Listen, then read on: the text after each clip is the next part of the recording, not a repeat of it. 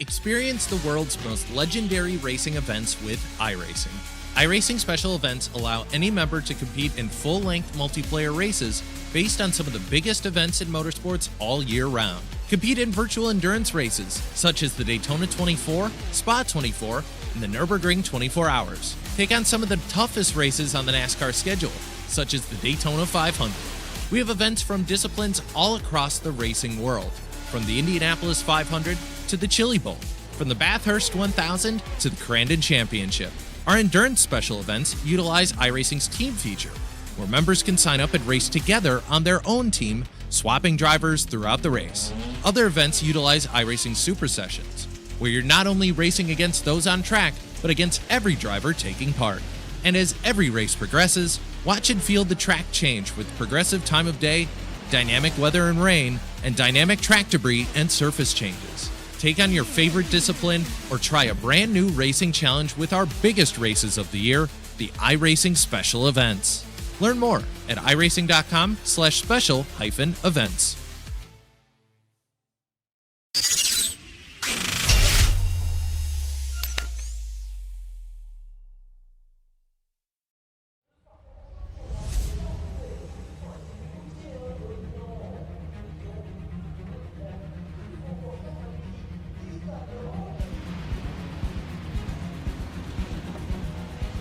We are here for 24 hours of racing in the Ardennes region of Belgium. It is, of course, the iRacing Spa 24 presented by Falken. I hope you're all doing well here today. These drivers, they will face an ultimate challenge of GT3 racing around this magnificent venue for 24 hours. It's Paul Smith and Craig King here today to start off this broadcast. And Craig, good afternoon, and it's a great event, this one, isn't it? Yeah, good afternoon, Paul. This is one of the oldest, if not the oldest, team event here on iRacing. I think we look back at it, 2014 was the first time Racespot was here and iRacing was here as well. But for GT3 only, you've got to look all the way back to 2016, and a lot has changed on this track since those 10 years. It certainly has, but one thing that hasn't changed is the intensity of the racing around this one. Well, the special events calendar looks like this. We're into July now with the Spa 24 Hours. We've got the Brickyard 400 coming up next with the 6 Hours of Road America at the end of the month. Then into August, it's Knoxville, it's Portimao, and it's Crandon. Crandon is one to really watch and pay attention to. That's a fantastic special event. And we go all the way through to the end of the year, December, the Production Car Challenge at VIR. It's a relatively new event, but it's one that provides great excitement and entertainment for us over the Christmas and New Year period. Well, let's have a look at this particular event then. So we are racing for 24 hours. We're just starting qualifying right now. We've got dynamic weather, dynamic sky. The track will be evolving as we go along. We've got 59 cars entered into this particular top split. Drive through after 100 incidents, and then for every 20 incidents after that. One thing that's of note, Craig, though, of course, is the drivers, they get it a little bit easier nowadays with the instant points compared to, say, 5 years ago. Yeah, back in the day, Paul, that sounds weird saying back in the day, but back in our day, it was just quite a hard cap at disqualification. There wasn't the drive-through that you have nowadays. As now drivers do get that little bit of leeway, especially on a track like this. Really tough. Drivers love to extend it, especially in the real world. We've seen the drivers extend it as well, but now iRacing's brought back the disqualification cap a lot higher than what it used to be, though, so the drivers don't have to worry too much about that, but hopefully they're only going to be flirting with one drive-through in theory. Yeah, absolutely. So it's an interesting race. You've got to manage the pace of the car, the fuel, the tyres, and all of that. And, well, we've also got the balance performance adjustment that went into this week. There's no Acuras here. There is a few Aston Martins, 5 Aston Martins, 7 Audis, 4 BMWs, 18 Ferraris, 4 Fords, 19 Lamborghinis, and a Porsche. So no Mercedes, no McLaren, We've got no Corvette either, as well as that NSX. So it's still a diverse field. It's just not the full split. But crucially, we've got those power adjustments going on, and also the fuel adjustment along with weight. Although that Porsche, -3 weight, getting a little bit of weight taken off of it to try and make it a bit more competitive around here. People will say, Craig, that balanced performance, it's not fair, it favours particular cars. It depends on the track as to whether a car suits that track or not. So like the Porsche, as we said, there's one of them here today. That car doesn't necessarily suit this track, does it? No, if you're looking at a track with something probably a little bit more better, that it isn't just all straights and high speed, I think you'll be looking at the Porsche for somewhere else. But for a track like this, you need to utilize that speed. You need to also have the stability through the corners, because there's a lot of everything on this track. It's a track that, when I was learning how to be better in sim racing, one of the old driving coaches said, if you can drive around here, you can drive around anywhere. But the Porsches, over the years, just hasn't been able to catch up there. But like you say with Bob, each track, a different category for each car, because front engine, middle of the car, rear engine for the Porsche, all these weight balances. Just because we got the BOP doesn't mean that it makes everything on a level playing field, just because we've got so many different cars with different layouts and different designs. Yeah, it's all about trying to balance the lap time. It's just how you go about doing it. But naturally, you will always have some cars that are better for the lap time than others. You may be wondering why drivers are trying to avoid some of the curbs. Well, you just saw the reason there with the Verstappen sim racing car. It's kicking up puddles because about an hour before the race practice went live, it was raining. We came here with drying out conditions. It still is very lightly wet out there on track, so it's slick tyres, Craig. But you've got to avoid those puddles on the curbs. Yeah, and I think with that 30-minute practice beforehand, a lot of the drivers going out there to basically try and dry the track a little bit more, because look at the number 3 here for the BMW M Verstappen Sim Racing. 3 could be their lucky numbers. They could go 3 years in a row, these drivers here. But you can see these are curves that you want to attack. You're not even attacking the exit curve of campus there. And that's usually the go-to curve that you attack to around here. They have to be careful. I think the danger spot, though, will be that Lacombe Malmedy section, because the water's just holding there at the moment. There is nowhere for it to go. Yeah, certainly is. On board with Labigra then, through Blanchimont, easy flat for Florian, and then onto the brakes into the chicane. And this seems more like a preparation lap, to be honest, with that entry to the chicane there at the end of the lap. One more lap for him to get a lap time in, perhaps. You see the puddles getting kicked up there. Falken Sim Racing, they are provisionally on pole at the moment, with Scuderia Volpe by P1 Sim in second. Grid and Go Esports, third place for them, ahead of the Nova Loggia. In fact, forget that, because Falken Sim Racing, their other team, just got into second place with Josh Thompson. That's a name I've not seen for a couple of special events. Good to see him back, and he's in the Falken team. Yeah, that was one that we circled off right away, like, hello, Josh Thompson's back. We haven't seen Josh for a while, and hopefully he's going to be able to shake off some of that rust, if he's got any out there, as the man who hails from the Isle of Wight, or the Isle of Man, sorry, not the Isle of Wight, the Isle of Man. Sorry there, Josh. You'll be starting a bit of an argument there, Craig, with that one. Yeah, did it slip with the tongue there, because, yeah, but the Isle of Man definitely a home there. And you can see, I am also noticing, this is his third lap of 4, starting to take a little bit liberties there, attacking the curbs a bit more. I think the puddles are starting to just fade a little bit. One thing crucial, though, only 25 Celsius track temp, 77 Fahrenheit. So the air temp's going to be a little bit cooler than that. It's 20 Celsius. Just because the rain is gone, it's not hot enough really to start to evaporate this rain a little bit. They're going to have to clear the track here just by driving over it. And when you've got 92% humidity as well, the wind isn't particularly hard either at 16 kilometers an hour. So it will take just a little bit longer to clear these puddles than we would normally see. Grid and Go to the head of the standings. Dino Lombardi showing his credentials in that Grid and Go car. Marwa Racing Team up into 4th now. Daniel Fuente getting that lap time in for him. So times are coming in now thick and fast. Remember, the drivers in qualifying, they just get to go through, get their lap times in. Limited by laps as well, 4-lap qualifying, as Craig mentioned earlier.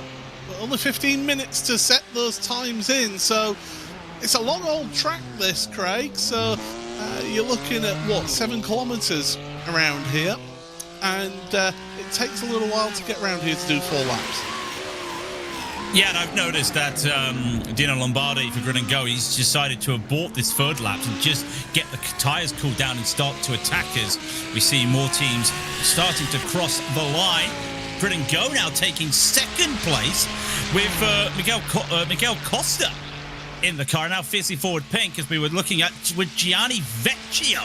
Now that's another name we haven't heard for a while, Paul. It almost feels like a little bit of a retro feel at the moment with some of these drivers. It's a shame we aren't getting some of the retro team names as well. The Pure Racing team, I always remember back in the early days of this event.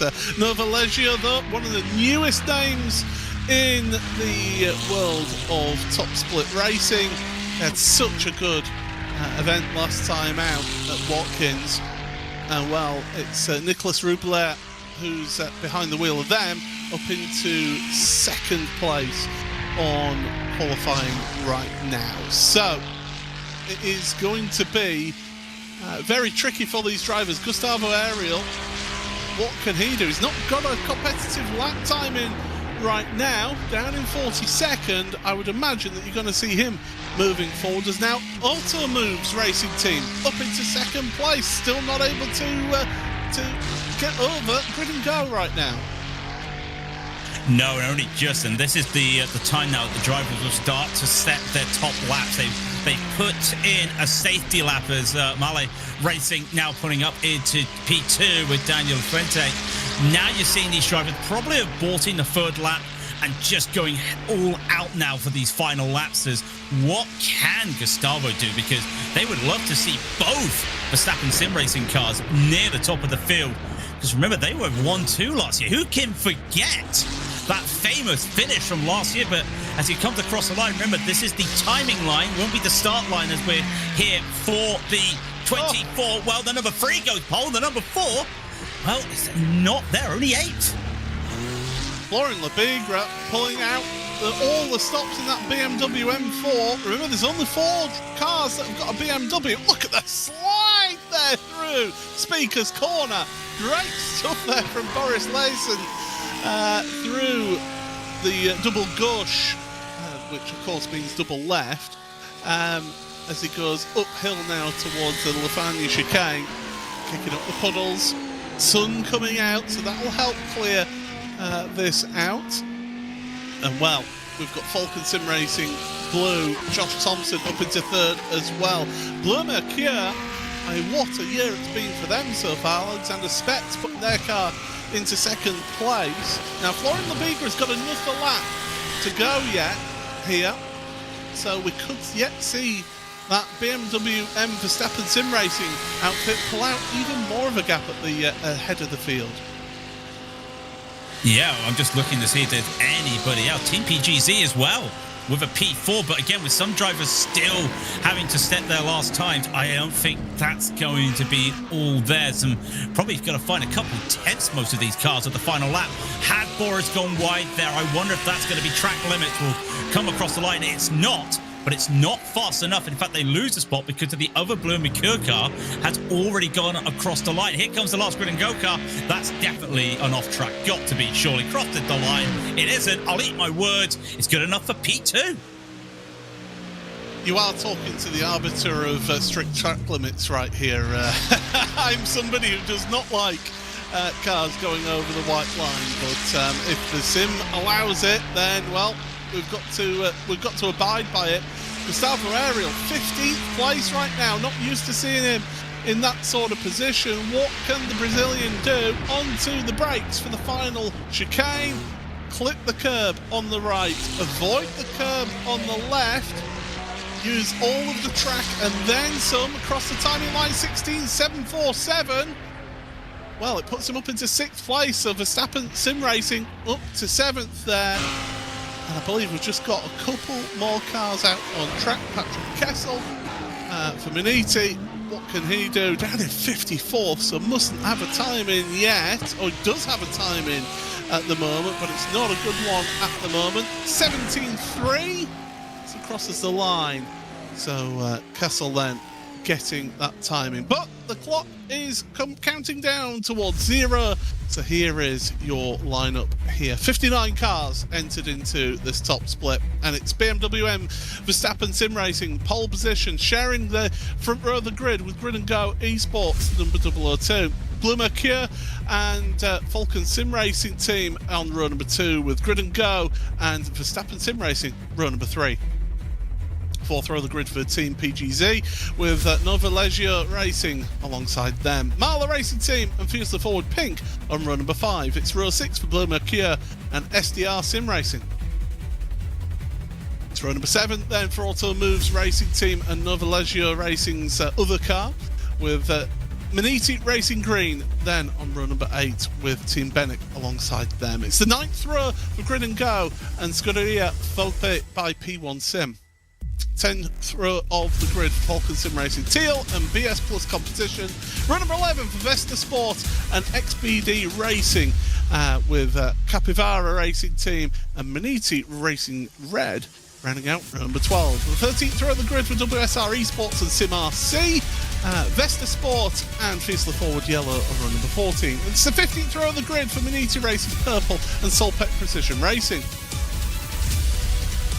Altitude 3M Esports and TC Esports round out row number 16 with the 17th row shared by RDV Competition Unity and Impulse Racing Team by Tamp Livery with RC Car Shop Esports and Auto Moves Racing Team on row number 18. It's the 19th row for Zech Esports with SDR Sim Racing alongside them. Row number 20 for BMW Team BS Plus Competition with WSR Esports alongside them. MattPerformance.com on row number 21 with Undercut Racing Team Black alongside them. Then it's the 07 Racing and GTEL Design alongside them is Grid and Go's 004. 07 Racing and Solpec Precision Racing then on row number 23 with row 24 of Mono Competition and WSR Esports. And still they keep coming. SDR Sim Racing and Maniti Racing Yellow share the 25th row of the grid with Pole Promotion Esports and Zenith Esports on row number 26. It's the 27th row of the grid for BS Plus Hybrid with Maniti Racing Black alongside them. Then it is Owned Esports and LMR Esports on row number 28. Row number 29 for Autism Awareness by Scuderia Corsa and Impulse Racing by Voldhards. And then finishing off our grid, and it is Core Racing by GV Controls. 59 cars, 30 rows of the grid. This should be an exciting race for us, Craig. Just very quickly then, you mentioned it before. It was previously Team Redline. It's now Verstappen Sim Racing. They got 1-2 the last 2 years. Can they make it 3 years in a row? Well, ask me that in 24 hours and I'll give you an answer, because we're going to have to find out. It's doable. It's doable if you control the pace here. If the track all goes your way, there is a risk of rain later into the night, I think into the morning. Anything could happen here. And remember, this is going to be a very crucial start. Remember, once like I said earlier, this is endurance layout. The start-finish line is after La Source. Captured a lot of people out here, and that gives Verstappen Sim Racing a very good chance to just control the pace a little bit more. And it shows how close the competition is around here. 47 cars of our 59 entries covered by 1 second in qualifying. It's incredibly close. Cold tyres, cold brakes, tyres not up to pressure, that's going to be a big thing here. So the iRacing.com safety car goes off into pit road. and we're now under the control of Florian Lebigra, the BMW team BMW Verstappen sim racing team, leading us away then through La Source. They will head. Just look at that huge grid heading down to La Source. We've got to wait and be patient for the green flag, but I would expect to see Lebigra get on the loud pedal out of the corner, which he does just that. Plunging downhill, we've got green flag racing here at Spa in the Ardennes Forest.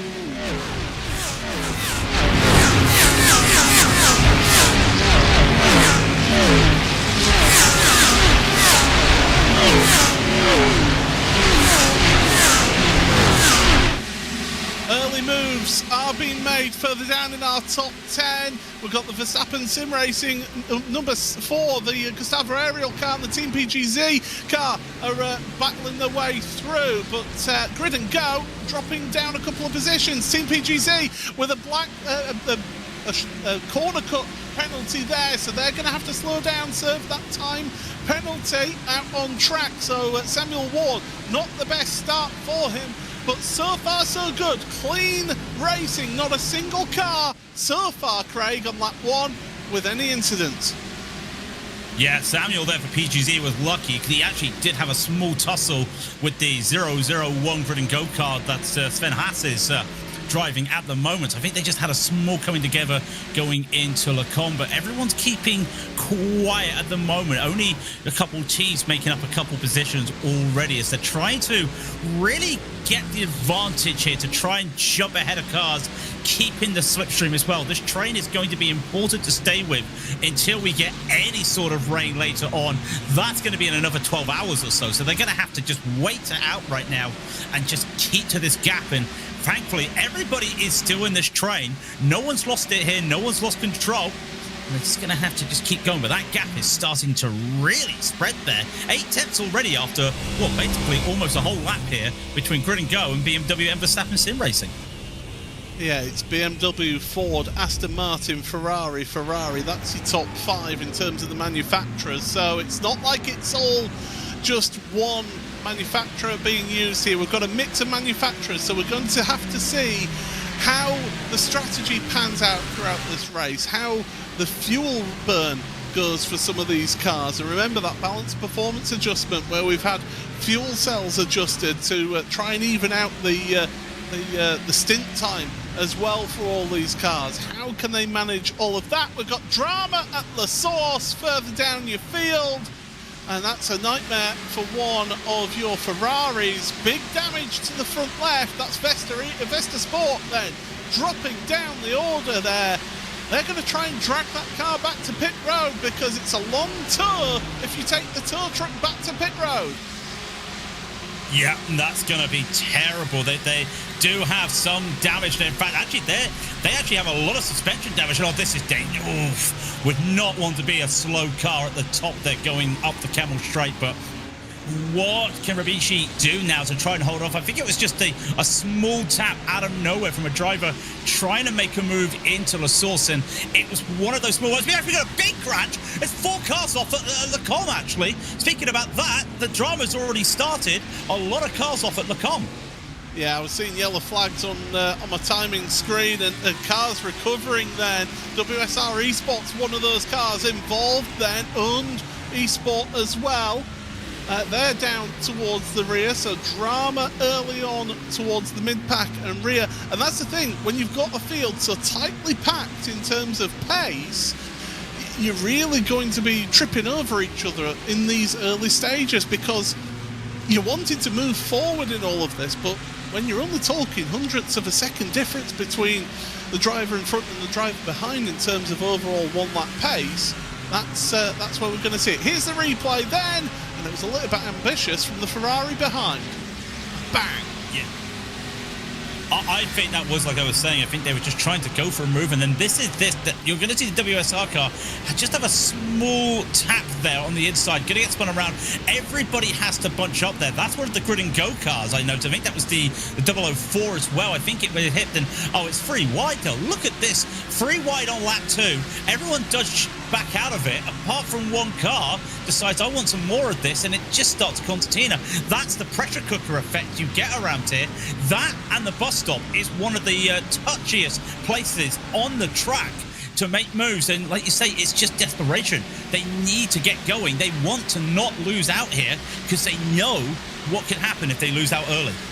I'm going to play a little bit of devil's advocate. The car that was on the inside of the WSR car did get onto the curb, and that's got puddles as that curb, and that will push the car wide. So I am going to give them a little bit of leeway. No malice in that, but certainly racing incident.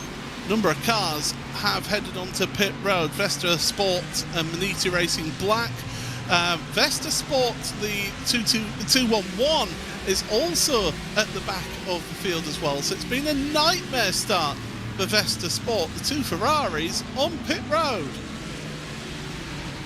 We don't know what damage they've got either, and thankfully, because it's a 2-minute track, if you get a case of a car needing like 4 minutes of repairs, that's not too bad. It only puts you a couple laps down, but it's a couple laps down, and that's why you want to make sure you don't take a tow here, because that would put you even another lap down as the drivers have to go on as we see them. I just want to pick up there, Paul. You were talking about the factors here.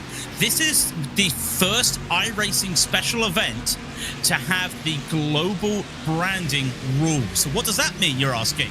We're going to get tires separate to fuel.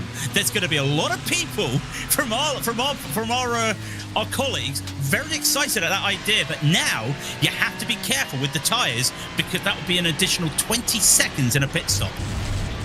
Oh, a little bit wide there, understeer from the BS Plus competition car, and well, you don't need to ask Capivara twice to take advantage of that. And give that a couple of years ago, that BS Plus competition car would have been fine, but since the changes that iRacing made to the grippiness and the effect that the gravel has on the cars out there, that just cost it a few kilometers an hour, and that Audi went backwards compared to the Capivara car. So change of position further down in your field there, but Florian Labigra, it's half a second at the front of your field. So Dino Lombardi for GridandGo.com esports hanging there with Florian. Le Mercure, Alexander Spetz is about a second back from them, and he's dropping back a little bit. So that Aston Martin, I don't think quite able to keep on pace with the 2 in front. And in fact, looking from Sven Hasser's car,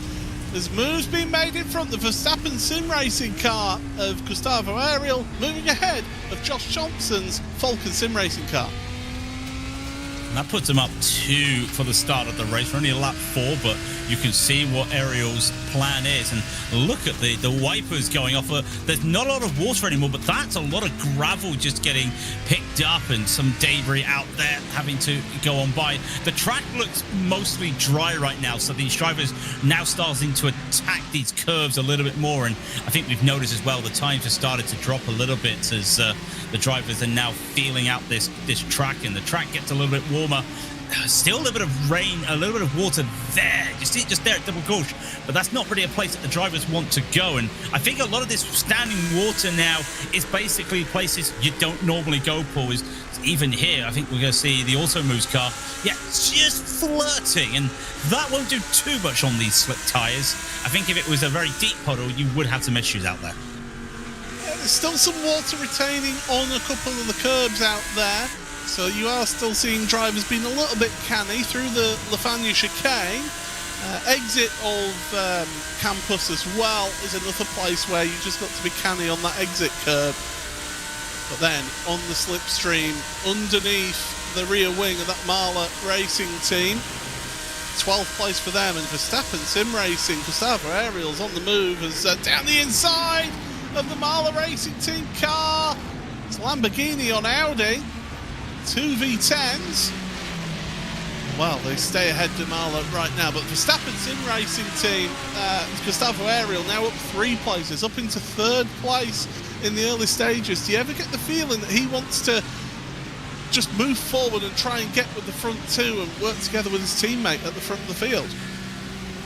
Well, that was basically the plan they had last year. Work with one another. Now, boys, it's early days. Let's not go too wide up Eau Rouge. And very smart there from Boris not to go too wide. But no, it is one of those things that if you're with a teammate, you can work together. And when we talk work together, we're talking saving the fuel. You can work with one another in the slipstream, work with one another to just clear the air, make some space, and then just work together till the end. We saw that last year. I think it was one of the best performances from a team in terms of strategy that we've seen for a while out there. I did not realize a little bit of damage on that Audi there. Just a small bit of damage to the front of that Audi. Shouldn't be too much of an impact there, but it's just having that small moment, especially on these straight pull, a little bit of damage can really affect that aero. Well, when you think this track, it's very much 3 sectors, but 2 of them high-speed sectors of that. So very much from the start of the lap at La Source, you're pretty much full throttle. In fact, you will be full throttle from La Source all the way to the Le Combe chicane.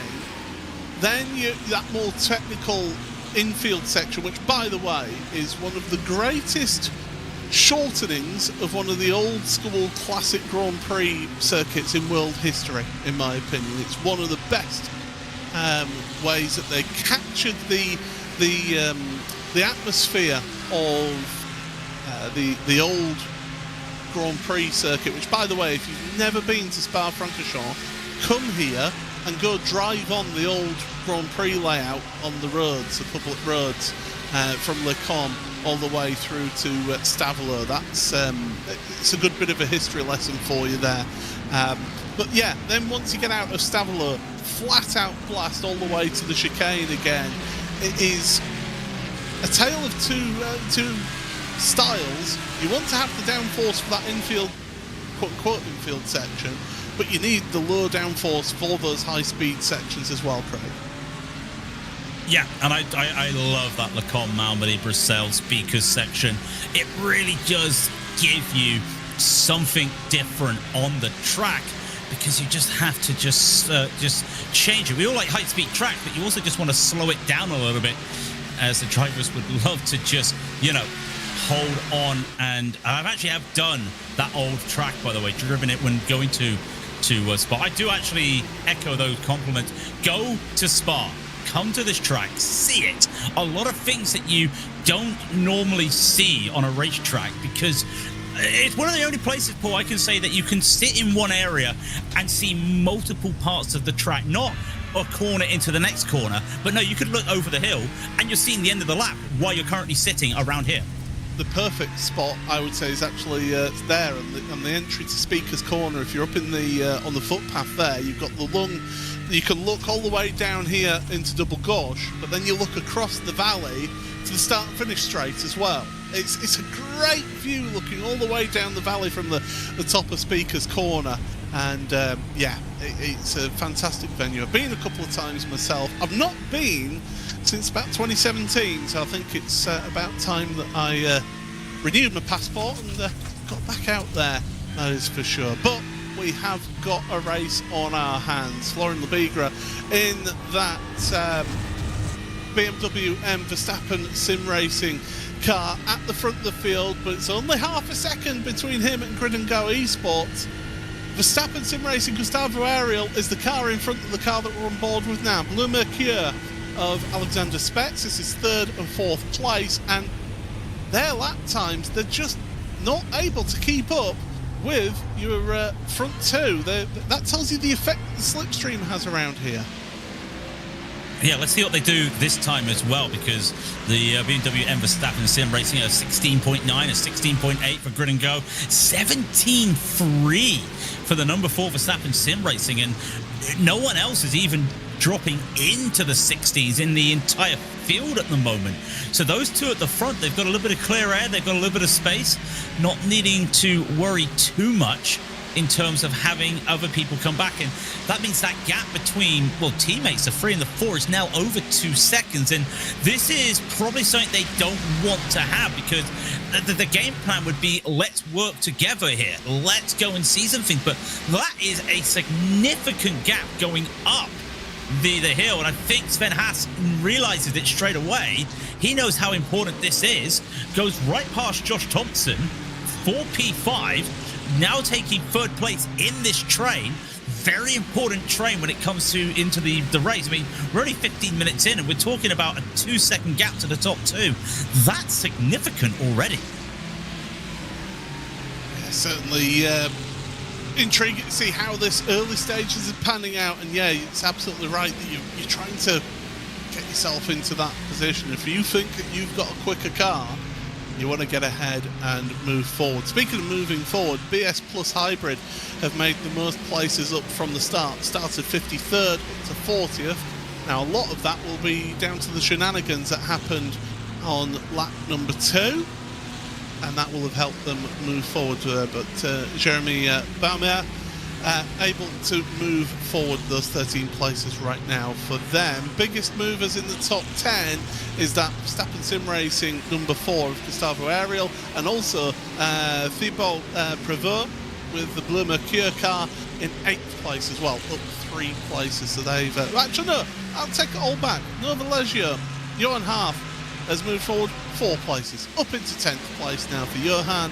So again, that team, brand new team in terms of being involved in these top split races. They had such a good time at Watkins Glen, they really do. But 9th and 10th right now for that outfit, brand new outfit. Yeah, brand new outfit. And but when you think about the complexion of teams in the iRacing sphere from the start of the year, you know, we lost our Drago Racing, for example. We don't have a Williams here. Like, when was the last time we had to say that? No Williams, not even a Williams F1, a Williams eSport. That, you know, a lot of things have happened over the year. And I think just like with Bleu Mercure, remember they came in, Sebring dominated first time out. Nova Leggio, same thing. They're just teams that are getting together with old drivers. Like, do you still want to do this? Let's do it then. Let's just all group up here. Let's not worry. And they are basically their own outfit, their own people. They're not having to, I wouldn't say conform to what people say they have to do, but they're just their own outfit, knowing that their goal is just to race here. And it is great that we're still seeing in this day and age that these people coming together and making these teams to basically stay together. Otherwise, you know, we could be looking at some random, no offense, Paul, some random Joe like us in a race all of a sudden against some of the top. I'll have you know, I've raced in top split of a special event, thank you very much. Finished on the podium in class, so there you go. The one and only time I've been in top split as well was that. I've only mentioned it about 17 times this year on broadcast. But yeah, it's certainly when you see a team like that, I mean, talk about a bad year for Kevin Ellis Jr. and for Johan Half. They're involved with Apex Racing Team, who of course decided that they were finishing their esports side of the company and focusing more on their centre out there in Corby in Northamptonshire. And yeah, they've decided to focus on that. Then those drivers moved over to Drago Racing, and of course Drago Racing, we see them, it was the Nürburgring, wasn't it, the last event that they were in? And the very next day, Drago Racing, it's closed. Talk about a bad year so far for Half and for Kevin Ellis Jr. But that's where, starting up their own outfit, they can control what they can control then. Along with others as well. It's not just Johan and Kevin that have set up that outfit. No, I know. Technically, Drago Racing's last race was actually Ira. Literally the week after it all happened, that they still decided, well, we can still win a championship, so let's just run. And they won that. But yeah, the Nürburgring, we all remember the drama of the last few laps of the Nürburgring, and it was a shame to see Drago end on such a low point like that as well. And it was just such a it made shockwaves around sim racing, not just on here, but on other platforms as well. Made a lot of shockwaves that Drago Racing's gone. Like, that was such a shame. But even still, when you look at teams that are still going though, we're looking at Maniti. You've got the red and green battling right now. SimRC, WSR Esports. Those are teams that have stayed around for quite a while. Not at the top echelons, but they've always been around in these top splits. Maniti Racing, WSR as well. Always been around, and they've been able to keep going for such a long time here, even after rebrands. I think the one that you want to mention is this car right here, SimRC. They are a team that has lasted pretty much all my commentary career in sim racing, and they've just been thereabouts throughout the time. 2020, they actually finished in the top 4 of this race, did SimRC. So yeah, they've got longevity. I can remember them going back to Neo Endurance series and series like that back in 2015 and times like that. So yeah, it's when you see longevity of outfits where they've never really pushed and gone, let's spend some big dollars, let's get quite a few professional drivers, but they're able to consistently be in these top split races. I think that shows good longevity. Yeah, you want the success of a Verstappen Sim Racing or a Coanda or Grid and Go. You know, these teams like that have got these superstars in the world of sim racing for them. Yes, you want that success, but there's something said about the longevity of having a team outfit still going and still keeping there in the top split. They may not be as competitive as they were back in 2020, but certainly they're still out there competing. As Verstappen Sim Racing, Gustavo Ariel down to 4th place now, so switch of position in your top 5. And Grid and Go making moves forward. Sven Haas has decided enough is enough. I'm moving forward.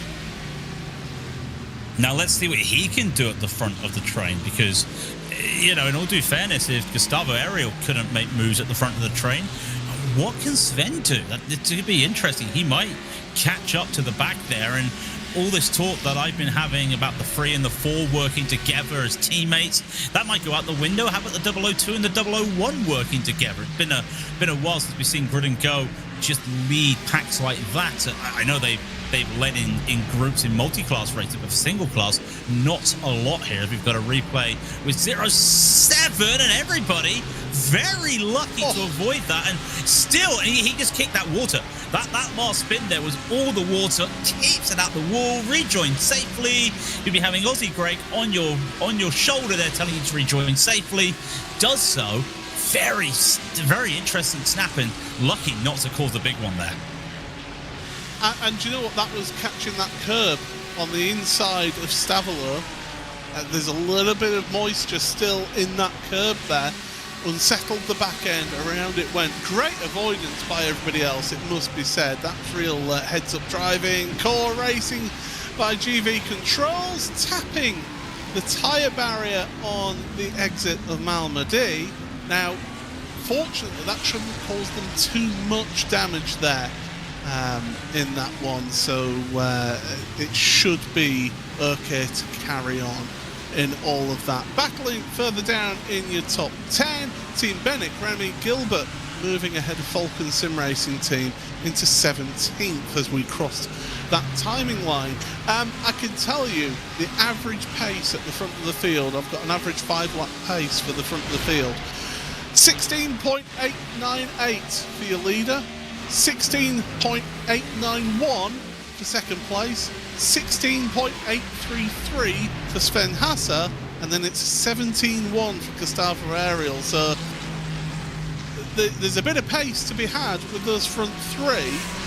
Ariel, I think now is more of maybe managing fuel and reaching a figure. Could be managing fuel, could also, like, as crazy as it sounds, managing the tyres. Yeah, that's another factor we have to play in here. Could also just be doing some tyre management out there, hopefully looking to go through. But Spets hasn't been able to catch. Well, it's been a lap. Let's give him credit. It's only been a lap. He's not going to be all of a sudden 3/10 faster on a half a tank of fuel and with that. But he is only really matching the leaders. So that's one good thing.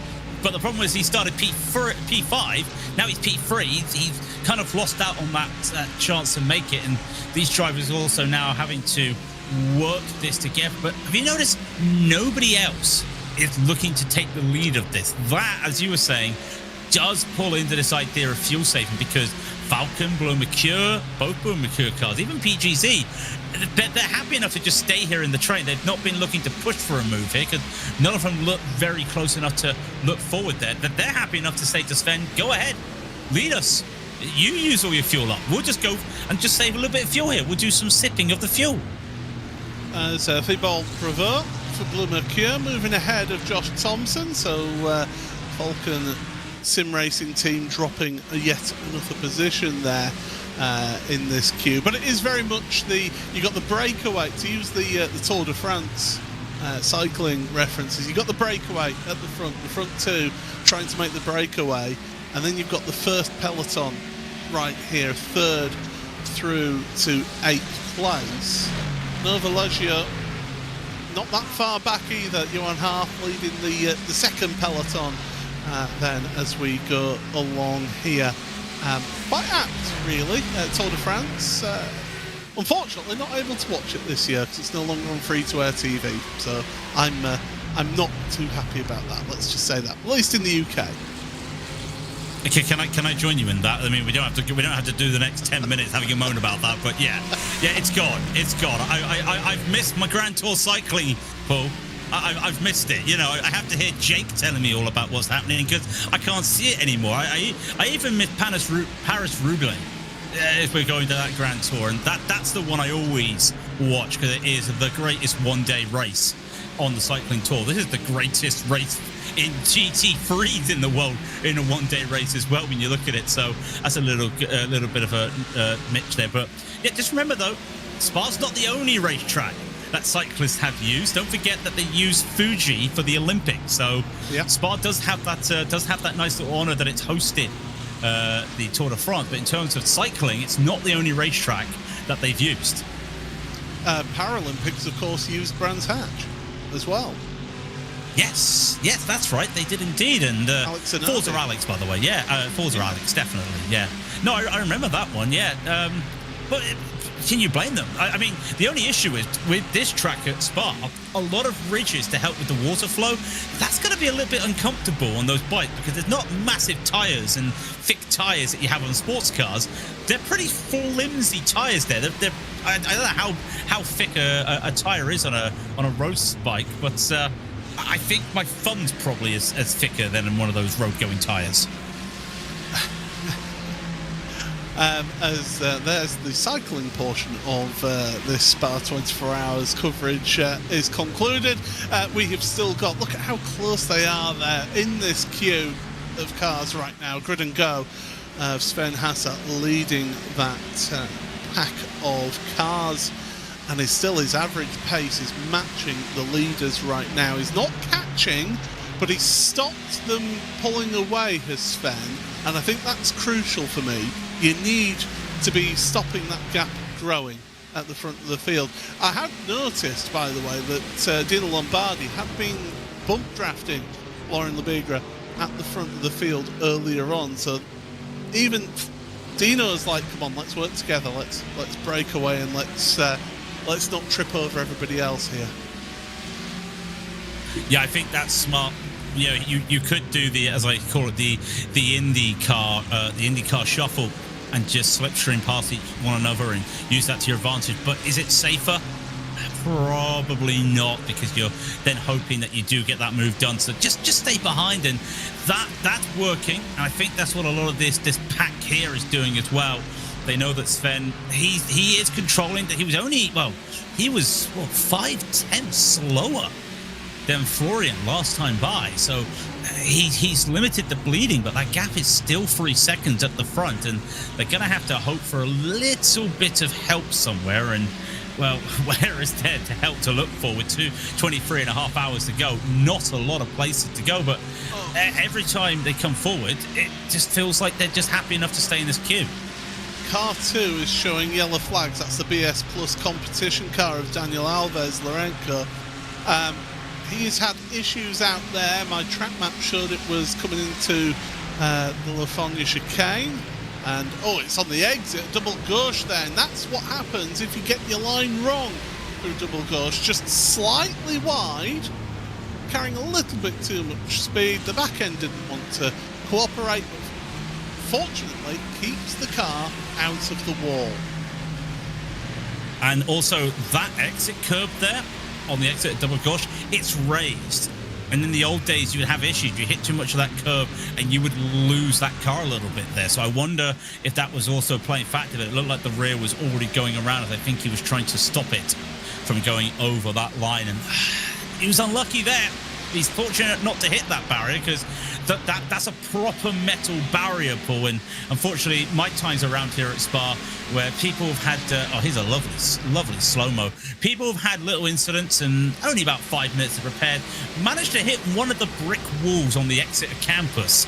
20 minutes in the pit. So that's an old school barrier, so it wouldn't have been too much damage, but look at it, locking it down, heating up the tires as well, kept it under control, and then got to keep on rolling again.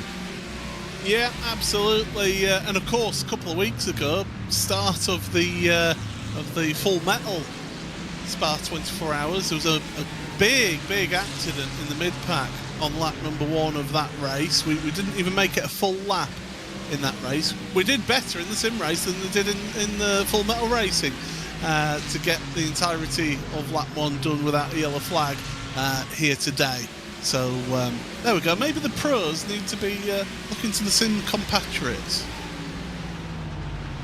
I mean, we have a couple real-world drivers who... technically, can we say that Lolum's the only man to win Spa and Spa? Because he's now done it in... Granted, it was his own category, but he did win the bronze category last year, so he's technically the only person that I think's done the double in sim and IRL. I mean, for me, if you get a class win, it's still a win. I mean, you look at where you've got different categories. You're still going to take that winner's trophy. That's a W in your statistics at the end of your career. Yeah, no, I'll go with you. I know some people, they like to say it's got to be an overall win. No, if you won your class, you've won your class. I do agree with you there, and I would also be in that camp of, you've earned it there. So, yeah, let's just say Lolum is, unless someone's done it elsewhere, he is the only driver that's won both. So he's not here this year. Max isn't here either, and he won it a couple of years ago in that number 3 car. As we're on board one of the Lamborghinis, it is crazy how many Lamborghinis and Ferraris we have, and then you think that the Lamborghini's just like the brother of an Audi, and we don't have many Audis out there. It's a different beast in terms of aero, though, isn't it, the Lamborghini compared to the Audi? The Audi, okay, we've got the evolution of the Audi now, but it's still a bit of an older car now in the world of GT3s. I've been fortunate enough to get up close and personal with the Audi, with the Ferrari, the BMWs, and they're magnificent machines. And it's certainly something that you look at the details. It's all about the details. Everyone can see like the front aero and the big rear wing and that, but it's all the detail in the diffuser and the little winglets that are on it, or how the arms are for the wing mirrors, how they're all just channeling air to the different parts of the bodywork and of the car. They are works of engineering art, in my opinion, these cars. I was lucky enough to get into the Ford garage for Le Mans a couple of years ago, and just seeing 3 Fords, and one of them was completely stripped apart. One just came back from Hyperpole, and just seeing these magnificent beasts, and of course that was also the first year with the Mustang, and just seeing them just like that, when you get up close and personal, you realize, and especially with World Endurance Championship, you go to Spa, you go to any race at World Endurance Championship, you pay a little bit of money to do a pit walk, and you're right there in front of the cars. You really get a chance to just see all these beasts that they are, really, because they are really beasts. They're fantastic pieces of machinery. You get to see every nook and cranny, and it's just so different. That's a very good catch there for the Nova Legio car. As you say about the Audi, it's an older car. I was doing some Thailand Super Series last weekend, Paul.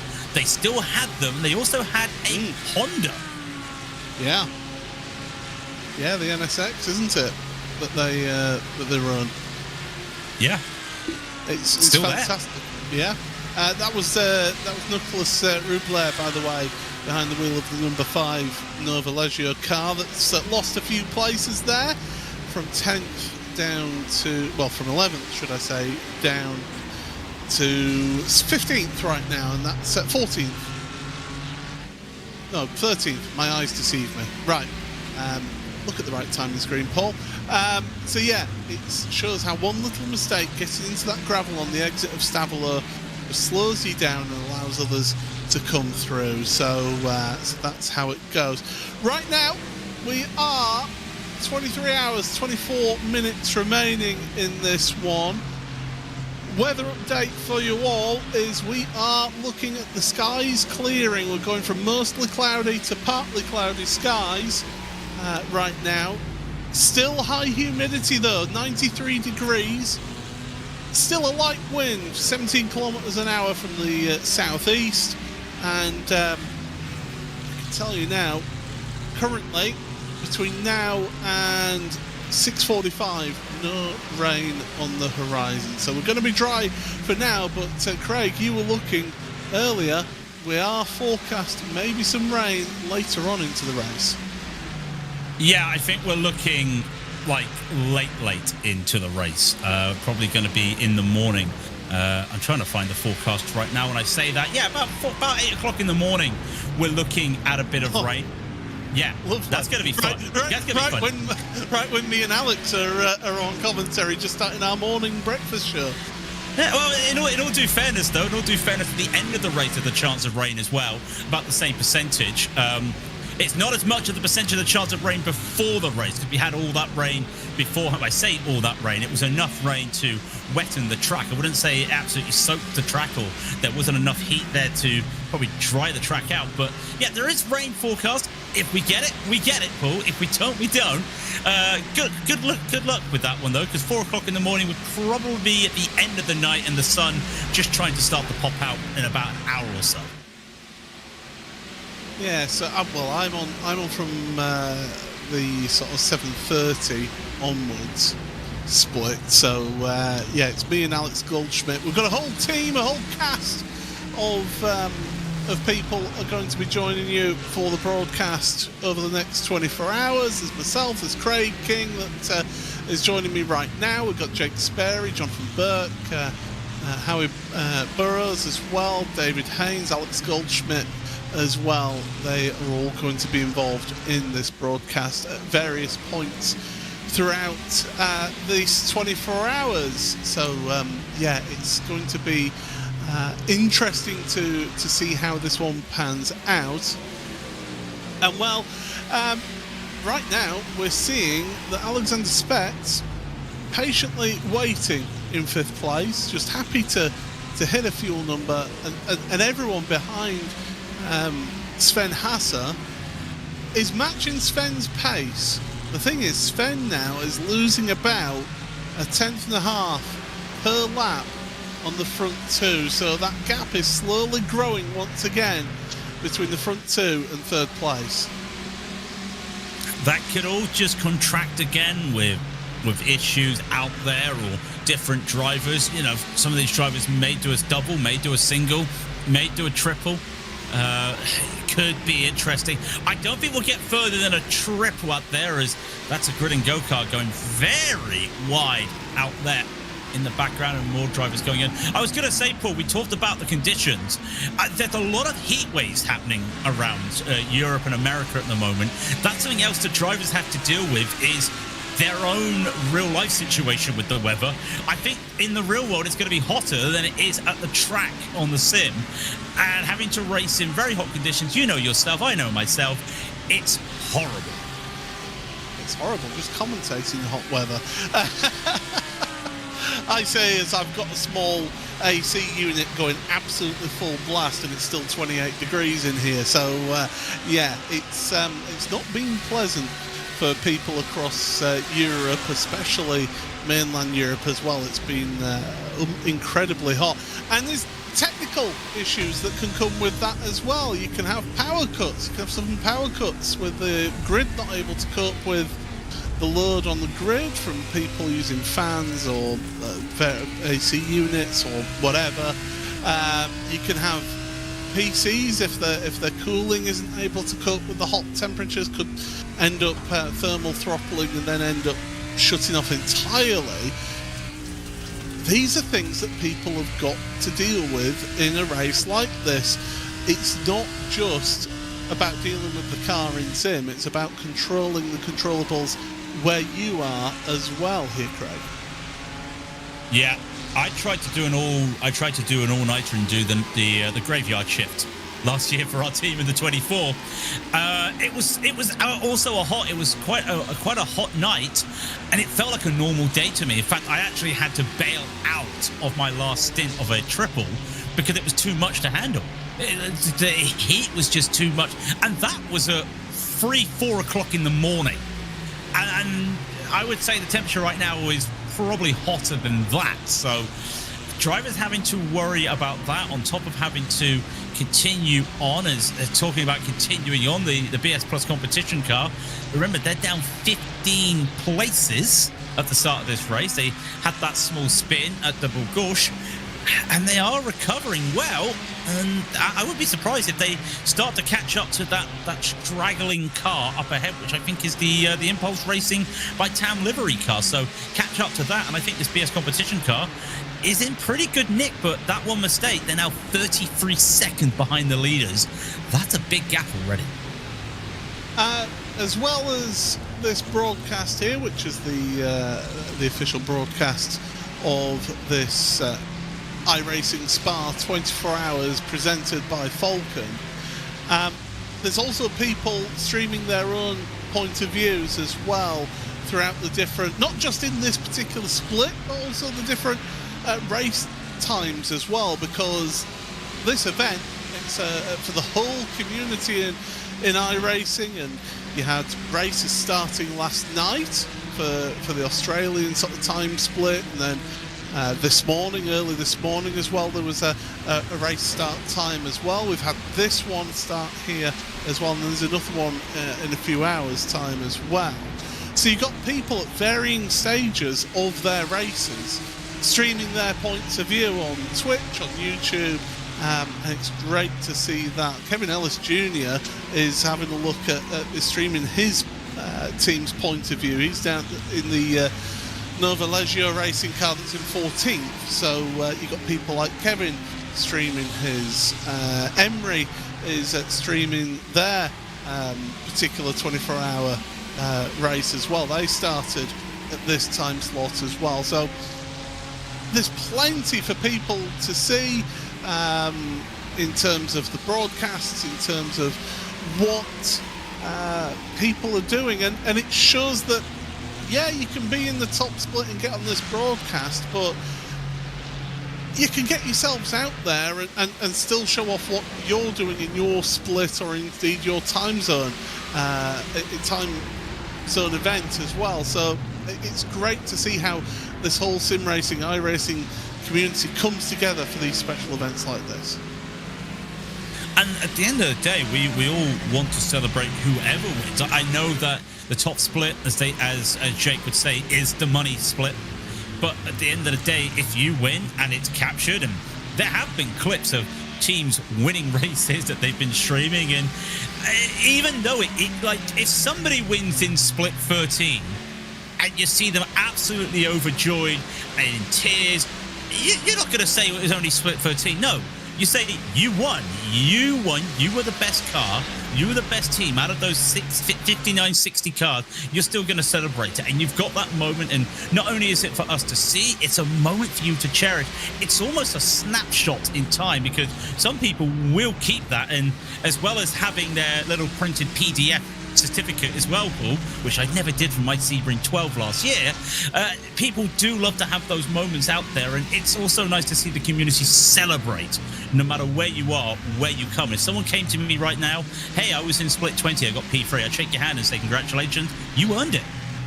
Yeah, at the end of the day, you've still competed in a race, a 24-hour race, at this venue, and you were able to get whatever result you get. I mean, I remember going back to, it would have been 2016, I think it was. It was before the Porsches. We were driving in, get this, we were in the roof C-Spec, and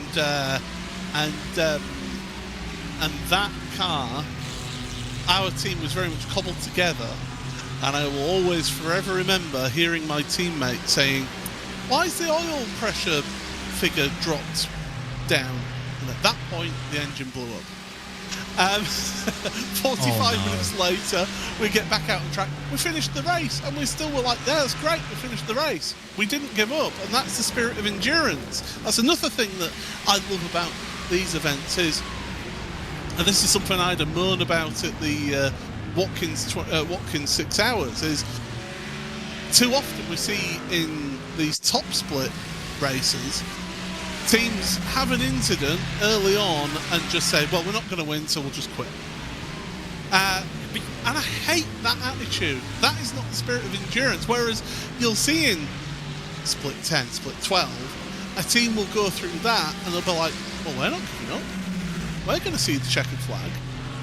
And they keep going, and they keep fighting, they keep pushing, and yeah, they may end up finishing way down the order and no chance of winning, but it's endurance racing to me. Get to the end of the race.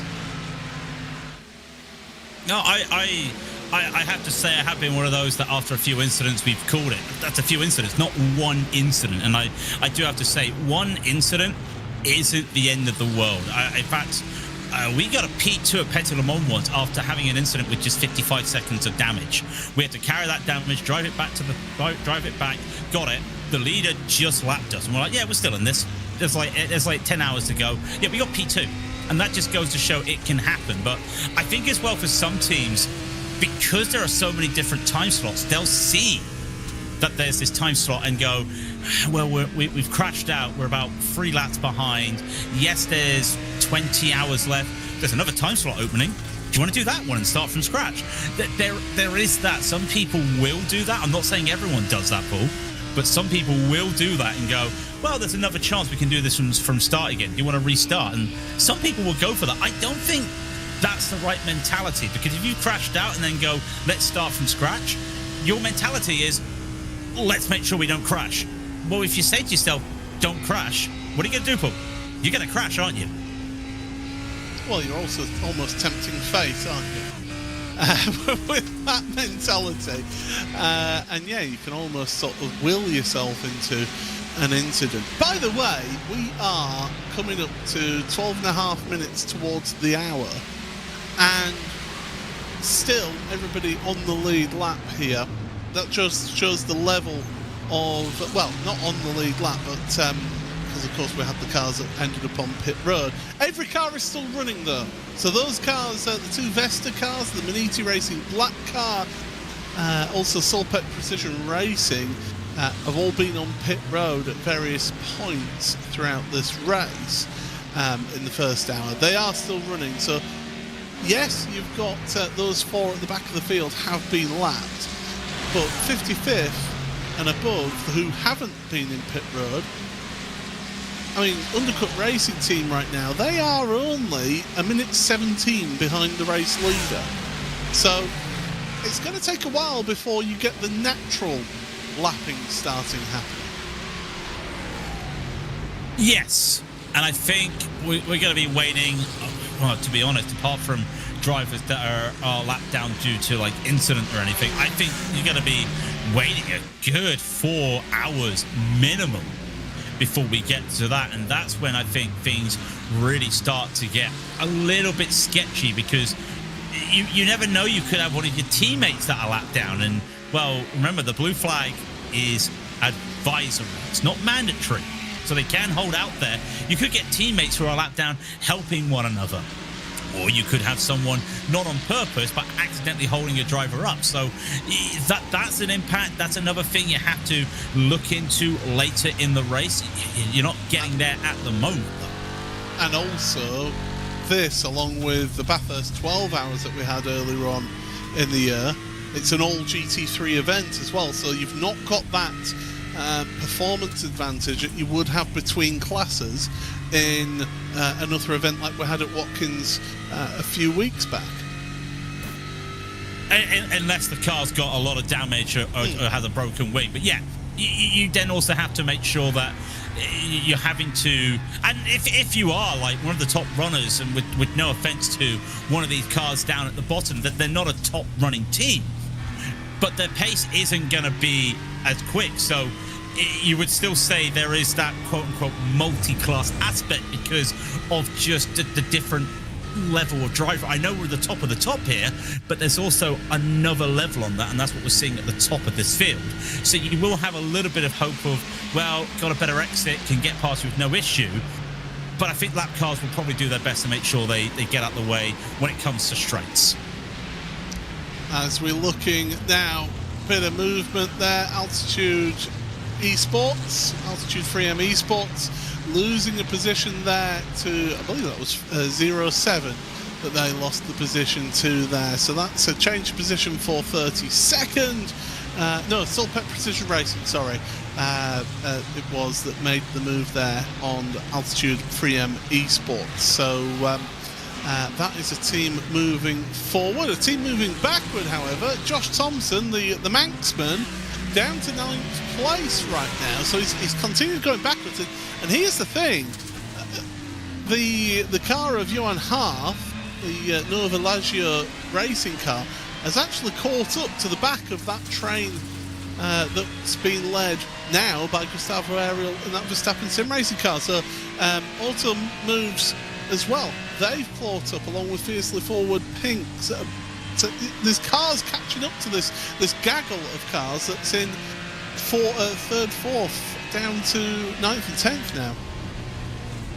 Tanks are starting to get a little bit lower. They're starting to near the end of the tank, and it's interesting to see that number 4 Verstappen car just set the fastest lap of the race in early doors already with a 2:16 flat there or thereabouts. So I wonder if it was the Ferraris having a little bit of an advantage with these lower fuel, but Thompson, he was unlucky though. I was looking back at why he went down the order, and it was just the fact of Sammy Ward and that PGZ 114 made the overtake, and Johan in front was also like, well, if he's going to make the overtake, you're going to leave the door open at Lecon.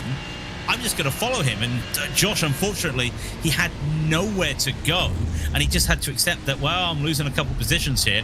Keeping is still with the pack, but the last thing you want is this track position. You want to be ahead there, because I've just seen a little bit of a gap there between the PGZ car and that Blue Mercure 33.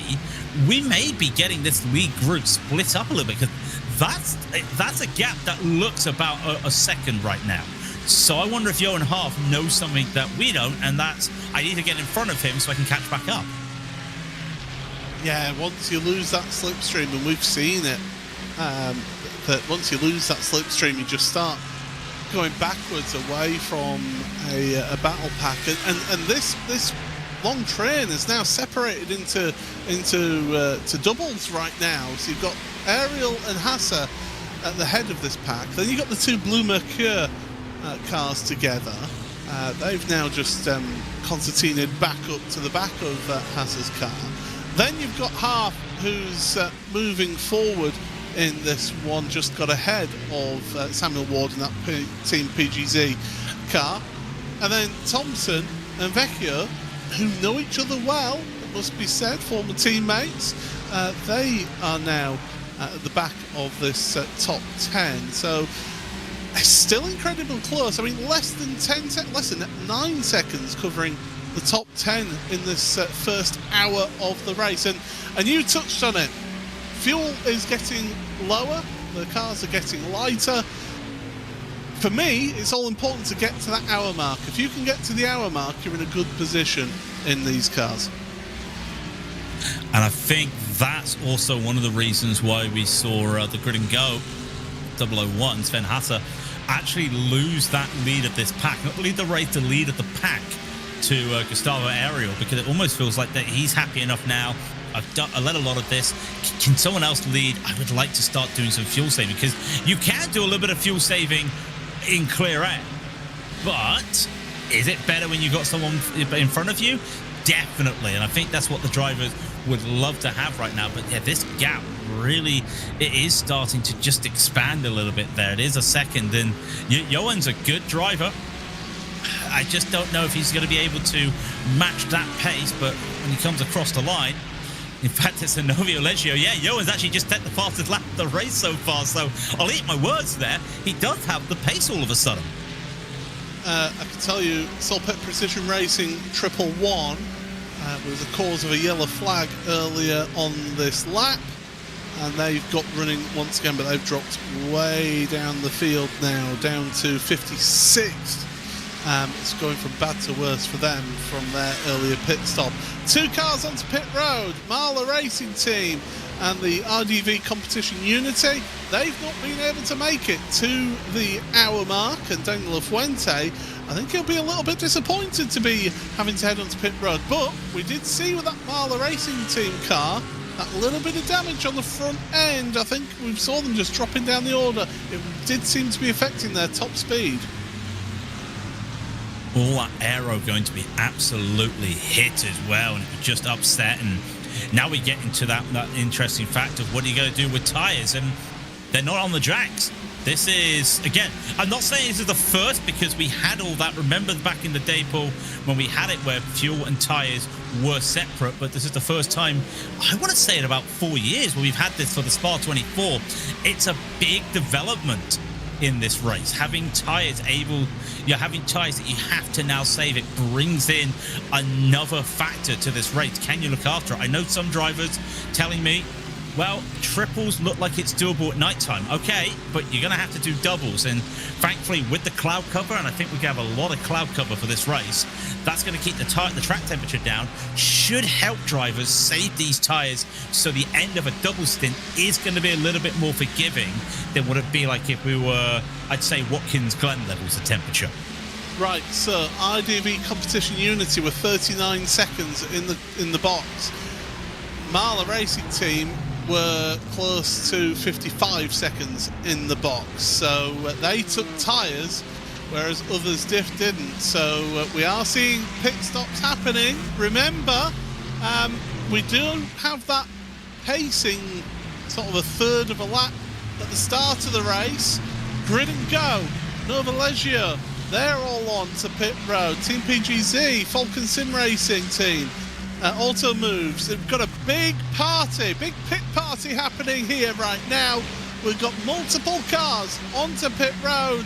They've not been able to make it to the hour. I would imagine that the top 7 will be onto pit road this time by, and that will take them to just short of the hour.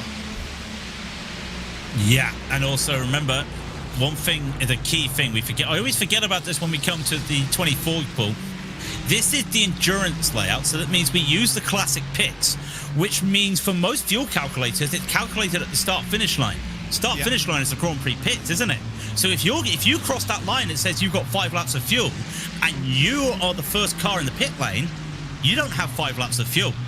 You have 4.7 laps of fuel. Oh, give you a rough idea.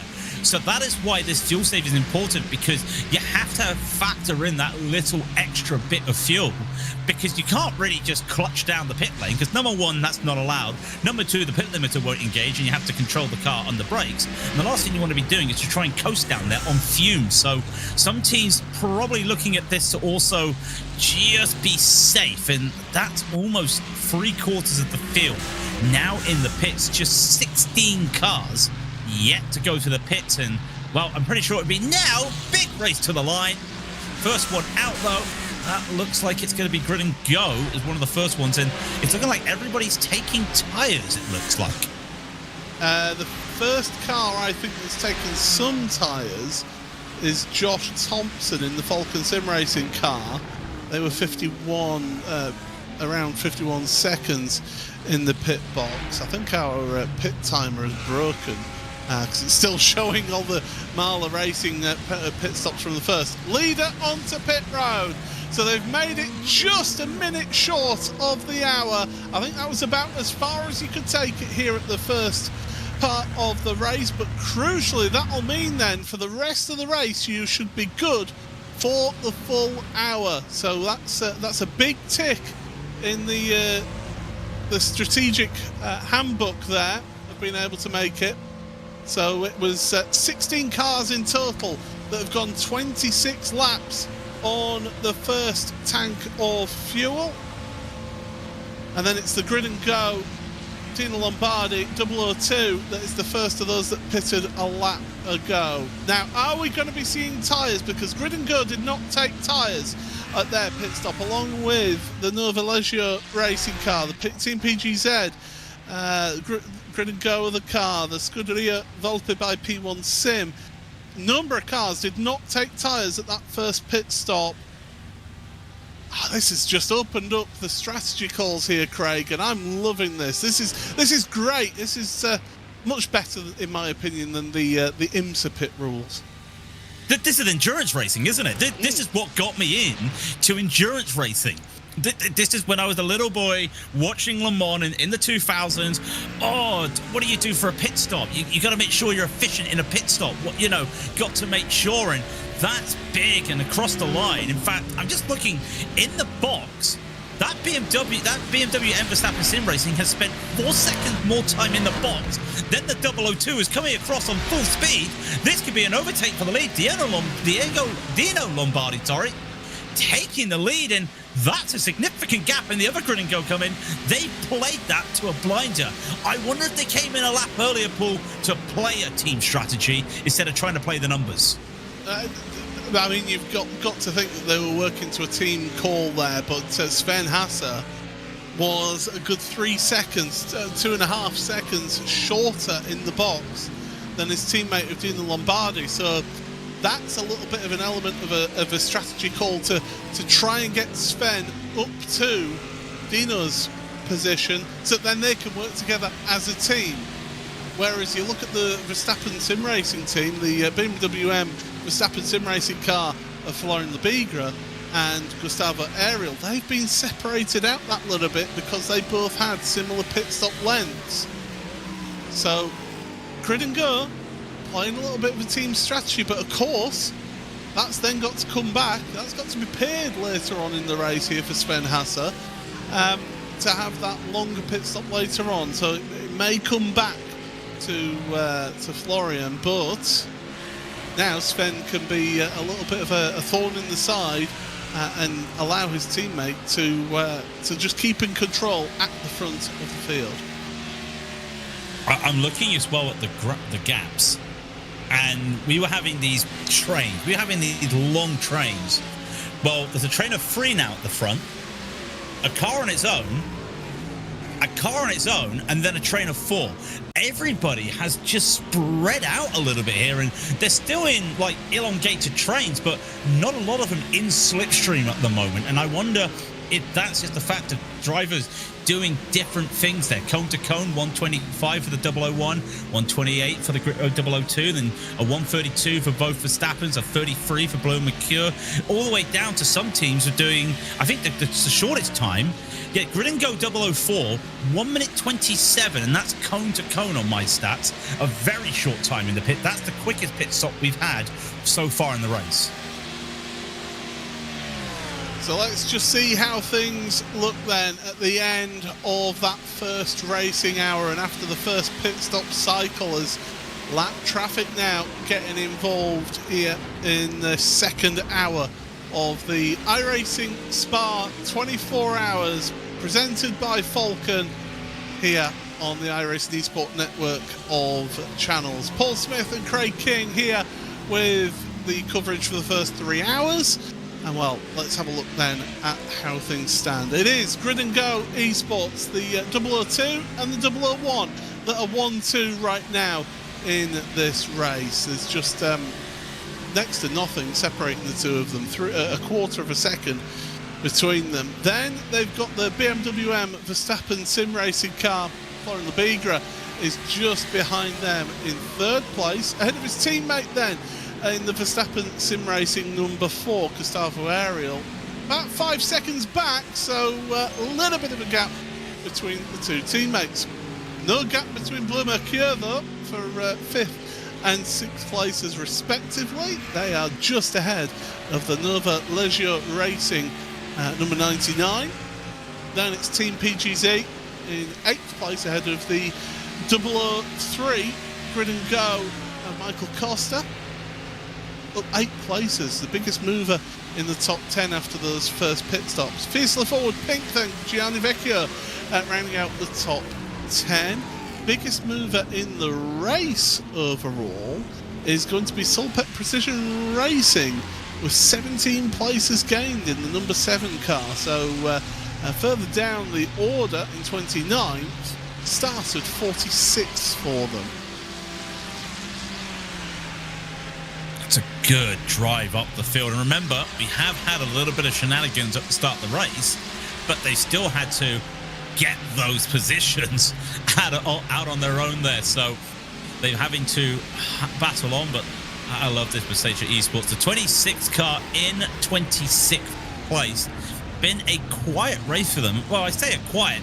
They're only up 11 places. There's about half a dozen cars right now in double digits already. And when you look at how much time they've had to fight to get up to the front or get up the order, and yeah, they've got up the order, but like I was saying, a lot of these cars quite far back from the lead pack there. But even still, just the top 38 cars separated by a minute.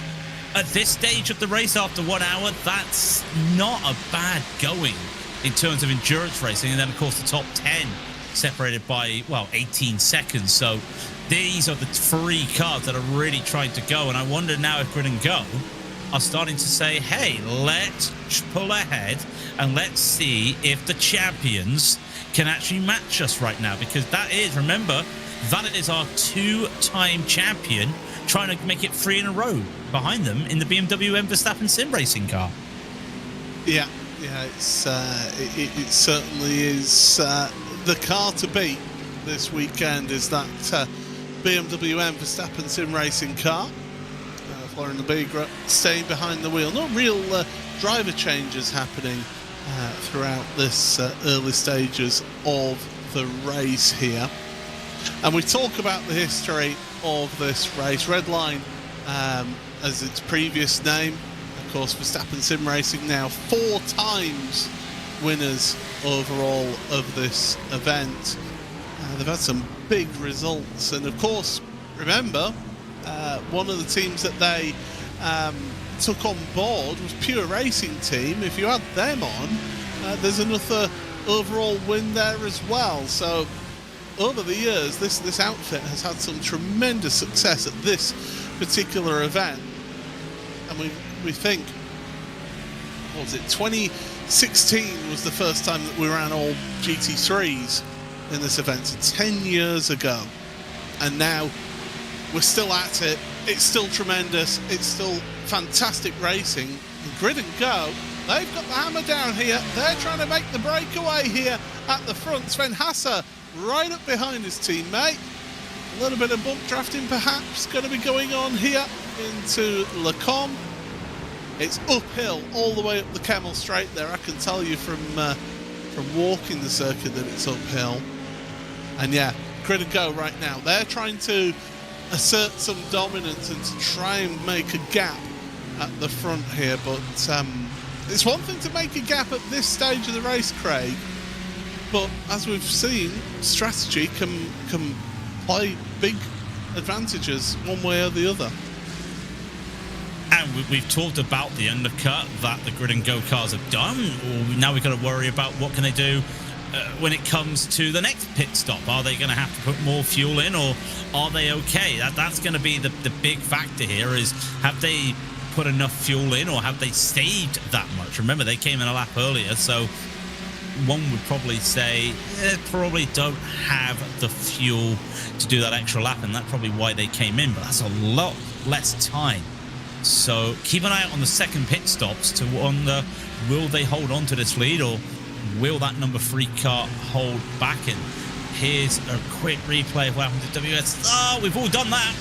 We've all hit that inside, trying to carry too much speed into Speaker's Corner.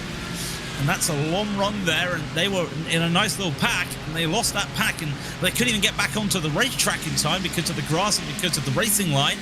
Lost even more. In fact, I wonder if they've got some heavy damage there as well. Yeah, they've just pulled up to the side. They've taken the tour back to pit road. Daniel Ferguson, not a good day in the office for WSR Esports, and in fact, they were getting lapped there. And that was the race for 4th place that came flying by them. So to do that right in front of some of the leading cars, I would have made some of those cars maybe a little bit nervous to suddenly see a car with damage semi in control down the grass there. That can just make you be like, I'm going to give you a bit more room there. Just in case you have a big moment. If you are new to our coverage, by the way, first of all, welcome. Good to have you along here. We've got the timing tower on the left-hand side of the screen, which holds the top 12 in place, and then we circle through the rest of the field below that. And at the bottom of the screen, we'll give you some information about the race. We've got the teams and drivers who's involved in those cars scrolling across the bottom of the screen as well. So way to keep you all up to date as we are here throughout these broadcasts in these 24-hour races here on the iRacing Esport network of channels. Plus coverage by RaceSpotTV here today. And we've had an exciting start. It's now just calmed down here, Craig. People are just nicely into a rhythm here and wanting to just pump out the laps, keep the lap times high or low, should I say, and really just get to their fuel figures, get to the next pit call, the next strategy call. You said that triple stinting might be possible overnight when it does cool off. It's not going to be that much cooler overnight, is it? Because we're currently at 25.5 degrees Celsius track temperature, so it's not that much difference in track temp right now. We're going to have to wait and see. Until we see the forecast properly, we don't know when it's going to be. I have seen, when I was looking at the forecast, the cloud coverage is going to go away going into the night. So it's going to be a clear sky as well. Now, if we go by the laws of physics, a clear sky at night is colder in theory, but with this air temperature already warm, that could be quite a difference out there for these drivers. So, yeah, it's going to be quite... They do say that, that's probably going to be where you do it. We'll wait and see, because these drivers still have to get through this tense moment here. And one of the things I like to say right now, Paul, when it comes to this part of an endurance race is, well, you've now gone over the length of a normal sprint race on the sim. Usually sprint races are about 40 minutes long, 45 minutes long. So now you're into the uncharted territory that you don't get from sprint racing. This is no longer a 24-hour sprint race. This is now a 24-hour go to the end, hit your marks, and stay safe race. That was Zesha making moves, and the Auto Moves car as well, working the way through past Maniti Racing Green. Down there, 25th, of course, the 59 car started this race. Currently got 58 rotating because the WSR Esports black car that we saw going into the tyre barrier at Speaker's Corner, they're on pit road getting repairs done right now as Auto Moves making moves on Zesha and moving forward in this one. So Craig, interesting news from inside the sim. So Mr. Chris Lulham has connected. Yeah, he's been connected. He's been trying to connect a few times. It's going to be interesting to see him. Just wondering who that car we just saw hit the barrier as well, coming out of Speaker's Corner, just as we were saying about that as well. So we'll catch that one in a minute. It's a 780. Thank you. Oh, that was Maniti. That was one of the Maniti racing cars. And I think they were right with one of their teammates as well. So a little bit of an issue there. But no, Lulham's connected. Here it is, actually. Is it on their own? Too much curve. Too much curve. And frankly, the car goes exit stage left because his teammate was right behind. But that's unfortunate. As I was saying, though, Lulham, I don't know if he's racing or not, but I think he may have some interest to see what's going to happen at the front of this field. Yeah, I mean, that's certainly, he'll have an interest in what's going to be going on here. I mean, when you consider that that Verstappen sim racing outfit, they've got some incredible lineups. He's not racing here today. The two Verstappen cars, you've got the BMW M Verstappen sim racing team. So in their official entries on in the sim, doesn't always necessarily mean that all of them will actually drive, but you've got Florian Lebiga, who's currently in the car, Luke McEwen, Sebastian Job, Diogo Pinto. So, I mean, Job and Pinto, two PESC champions right there in that team. Luke McEwen, of course, a champion himself elsewhere in terms of different formula of cars. The other Verstappen car, we've got Gustavo Ariel, we've got Eduardo Leo, got Cooper Webster, PESC champion, and Sam Kiter. So those two cars are incredibly stacked. And when you think of the talent that's not participating, and we mentioned him, Chris Lulham is one of those, the strength and depth for the Verstappen sim racing outfit is just absolutely incredible. And yeah, it's one of the super teams, isn't it? Along with Coanda and Grid and Go are really making a push for that sort of super team as well, aren't they? I was going to bring up Coanda. I thought if you didn't bring up Coanda, I was going to bring up Coanda. You think they've got 4 teams out there now? I know when it came to Watkins, they had about 100 teams because, you know, 6 hours, you only need two drivers in a car. A little bit different when it comes to an endurance race, but we have seen drivers two-man these 24-hour races before. I don't know how. There's a reason why they banned it for Le Mans nowadays, but yeah, I would now say Grid and Go's up there in terms of that, like, upper echelons, because they've got 14. I think there are more Grid and Go cards here than any other team. I think Maniti might have them tied. I mean, we talk about Maniti's not really a powerhouse, but they're able to have such a strong depth of drivers. But in terms of up the top, Grid and Go right now, where else do you look? You look at Verstappen sim racing, and that's about it, really. And also, you talk about PESC, an interesting development. Remember, Paul, some of these drivers probably will have to do PESC during this race, and they'll have to mix up their little their schedule here, and also mix up their elements. They're going to have to go out this car and go and do some sprint racing in a Porsche Cup car. Well, this week it's the Americas qualification and the Middle East and Africa qualifications this week. So right now, that's what those drivers are going to be focusing on. So maybe Gustavo Ariel is going to be one of those drivers who, in fact, I can't remember if he's actually in the qualification.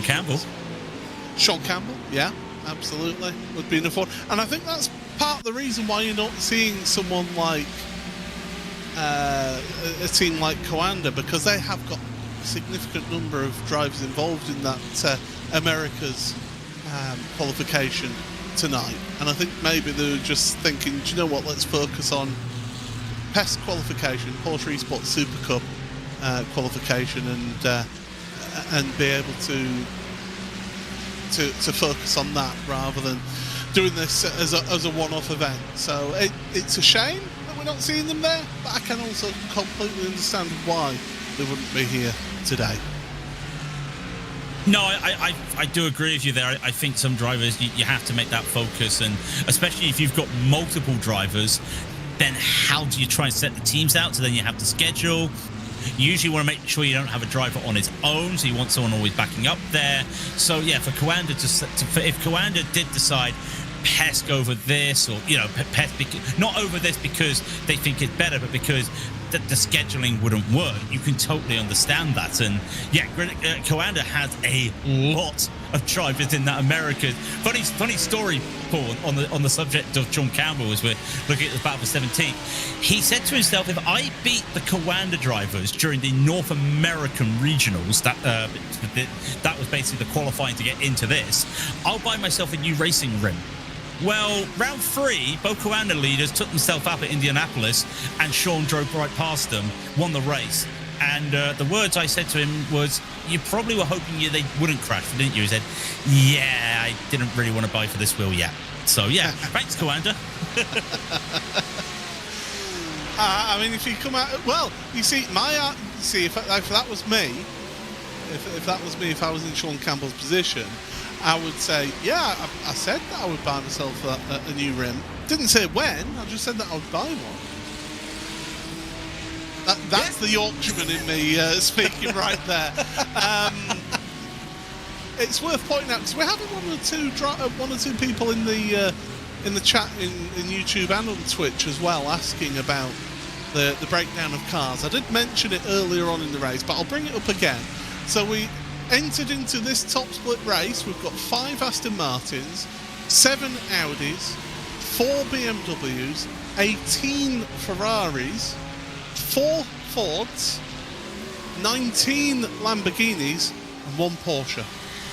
That's the breakdown of how the different cars are in this top split race. So just in case people were wondering, and when you look at it, in the top 5, we've got a Ford leading the Lamborghini, that's leading the BMW, that's leading the Ferrari, that's leading an Aston Martin. We've got 5 different makes there in the top 5. Oh, and we've got an Audi in 6th place as well. Yeah, and then you've got a Ford and a couple of Ferraris, and I think sometimes drivers pick for stability over pace. In the top split, they're definitely looking for pace, of course, so some drivers will look for that. And I think the funny thing is, like Verstappen Sim Racing, BMW and Verstappen Sim Racing, teammates not running the same car. Grid and Go not running the same car. And I look at the drivers in those cars and I go, yeah, I totally expect those drivers to be in said car, because that's what they feel more comfortable with. And that's probably why you're seeing as well some of these Verstappen drivers in a Ferrari. Ariel is in a Ferrari, the other car, the BMW. This is also just them being happy.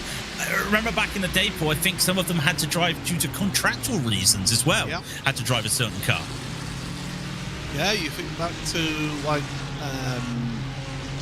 a couple of the teams like Williams and Apex Racing Team back in the day having to run Mercedes, as there was a move for Bleu Mercure up into 6th place. Little mistake, a little twitch of the car from Nova Liegio in 7th place. The number 99 of Johan Harp dropping down to 7th place there in this queue. Sean Campbell, by the way, has said that yes, he did do it, and to be fair, I did want the wheel. He showed me the photo a second time. He forgot that he showed me it, but yeah, it is a nice wheel. I do say spend responsibly though, I must admit, but this is the guy that also showed me where he was staying when he was on a track day at VIR, and I was very jealous. And this is the man that has sat at Arnage for Le Mans and basically everywhere at Spa, and here's this guy in a hotel room overlooking VIR, and I'm like, yeah, I've seen some nice sights. That's pretty nice. The the hotels where they were for Top Gear. Yeah, he was in that hotel room at VIR. Yeah, so I mean, it's not bad.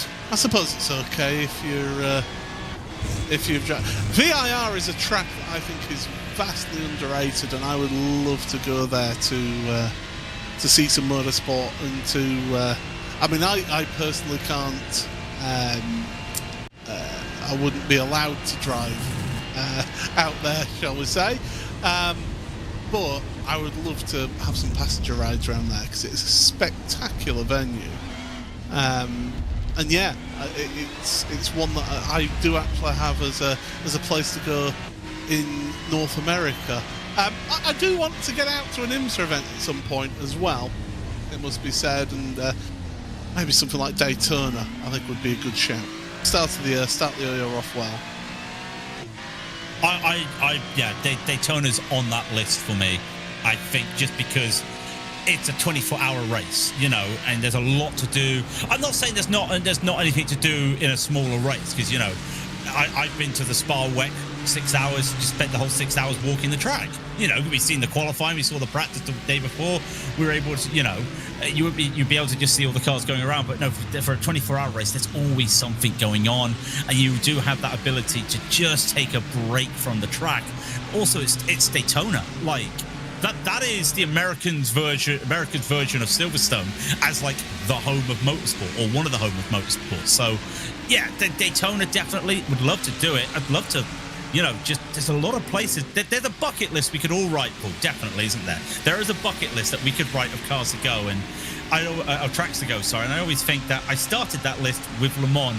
I think the only way is downhill for me. I'm not sure about you, but I think for me the only way is downhill now. I think we all know that top of everybody's bucket list should be Alton Park, but that's just my opinion. As we carry on, I mean, it's a great question for those in the chat. You know, if you've got a three track bucket list, I'm limiting you to 3 tracks. By the way, those of you in the chat, both on Twitch, on the iRacing Twitch, and also on the iRacing YouTube as well. What would be the 3 tracks that you would want to visit the most?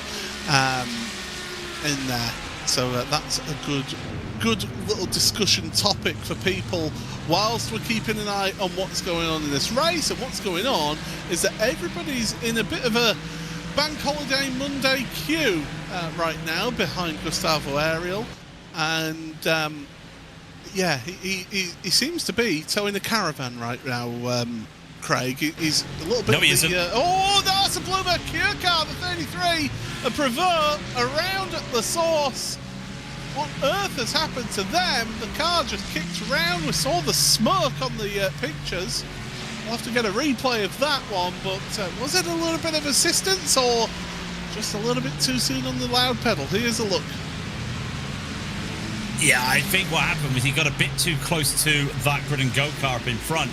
And I think Vecchio had no idea. Just watch this little moment. I looked at it and thought, he's gone a bit too deep. He's just caught the rear bumper. And just because he just lost that momentum, there was nowhere for Gianni Vecchio to go in that fiercely forward car. And he just caught the bumper and just spun him around. And that's a moment out there which they would not want to have, because they're no longer in a pack. They're no longer in that lead pack. They're on their own right now with a lapped car. Is the Blue Mercure there. So that's just unfortunate. In a great position. They've lost about 10 seconds. Here's a face forward pink view then. So and you see just how it checks up there, and the car was it was losing control on the exit. So he'd half caught it at Prevert, and then when he tried to get onto the throttle, the back end just didn't want to cooperate again. And when he got off the throttle a second time, the fiercely forward car had nowhere to go, into the back of the car in front, and around goes the Bleu Mercure car. Fortunately, still in the top 10 though for Thibaut Prevot in 10th place. And do you know what, Craig? We're getting quite a few people putting some circuits that they've got on a bucket list, top 3 bucket list for them, coming in on the YouTube chat. So we've got Spa, Nürburgring, Bathurst. We've got Le Mans, Bathurst, Daytona, Suzuka, Imola, Laguna Seca. What, the most overrated track in the whole of world motorsport? I don't think so. Spa, Monza, and then either Daytona or Monaco. I would say Monaco on a qualifying day. Not for the race, for qualifying.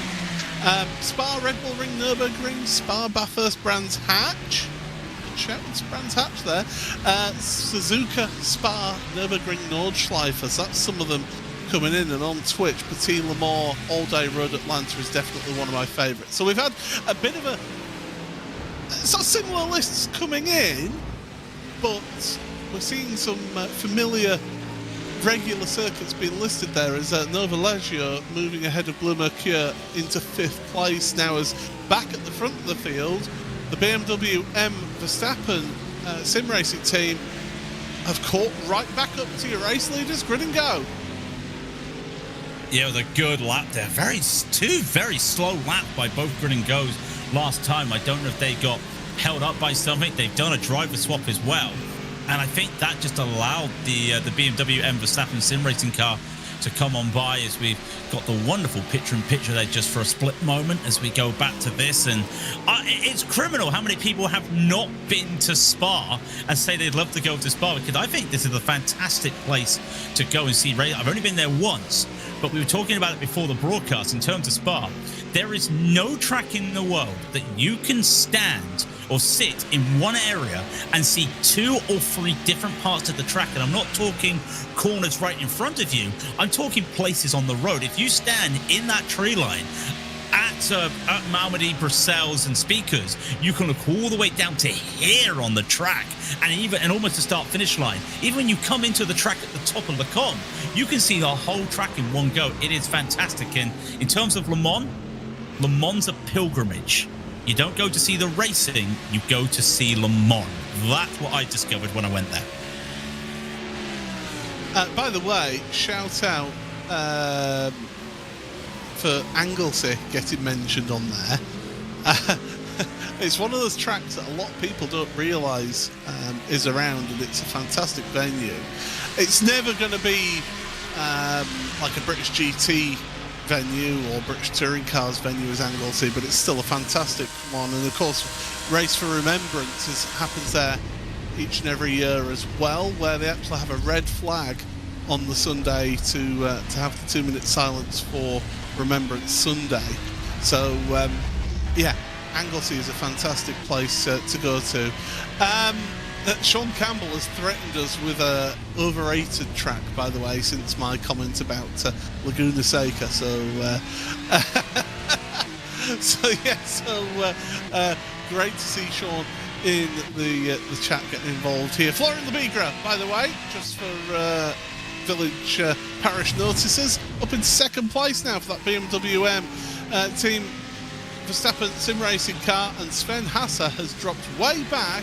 So something tells me that Sven either got a slowdown penalty or there's been some sort of issue out there. Well, it's lap traffic is the answer. Yeah, coming through here into Malmedy, and what's the lap car going to do? Is there still water there? Is there still a little bit of a puddle there? Yes. And I think that's what just caught him off there. He's lucky to get away with that. I'm having a look at the car. It looks clean. That's a big hit, though, and he's lucky to get away, because that, if he hit it any other way, it's big time. Yeah, just look at that. And, well, he tried to fight that car, and that curb is a bit raised, is a little bit dangerous, but you saw the twitch. He tried to save that, and that was unfortunate. Lost a lot of time, and whatever strategy Grid and Go had, they're going to have to find a new one now, because I think that strategy's just gone out the window. Yeah, it's. I think Sven will have given it, after getting back on track, a little bit of a wiggle of the steering wheel, just to see, okay, is it still pointing in the right direction? Is it doing what I want it to do? Appears that way, but yeah, he will have been just a little bit. It's a glancing blow on that tyre barrier, so it's not done what happened to Daniel Ferguson in the WSR Esports car, where it damaged the suspension because he went in a bit more corner first into the tyre barrier. That glancing blow, you can get away with that sort of contact with the tyre barrier around here.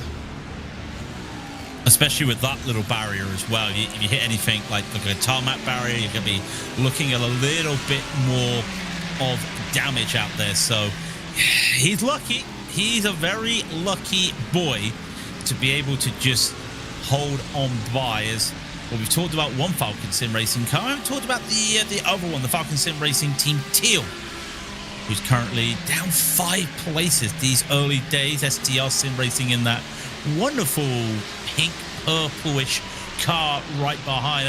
I don't know if we're calling that pink and purple or what, but there's definitely some really nice striking colors, and I always like a striking color livery, and that's what SDR Sim Racing is giving us. And they're up 13 places from the start of the day, so really good work there from Juan Balant to get that car up. But that just goes to show these are Ferraris, and well, one's struggling, one's doing pretty well out there. So it just goes to show that it doesn't matter what car you've got, it all comes down to that setup and also the driver.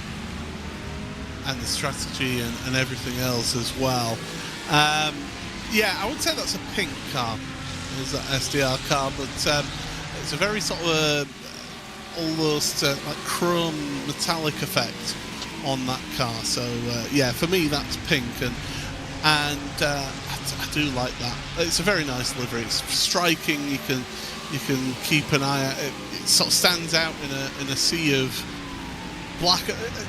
It seems to me that motorsport goes through phases in liveries, where you'll have we had the mid 2000s, which was very much the grey, red, and white liveries, wasn't it? Especially in the World Endurance Championship with Porsche and with Toyota and with Audi as well in the LMP1 era, all running similar sort of colour schemes of varying shades of grey, red, and black. So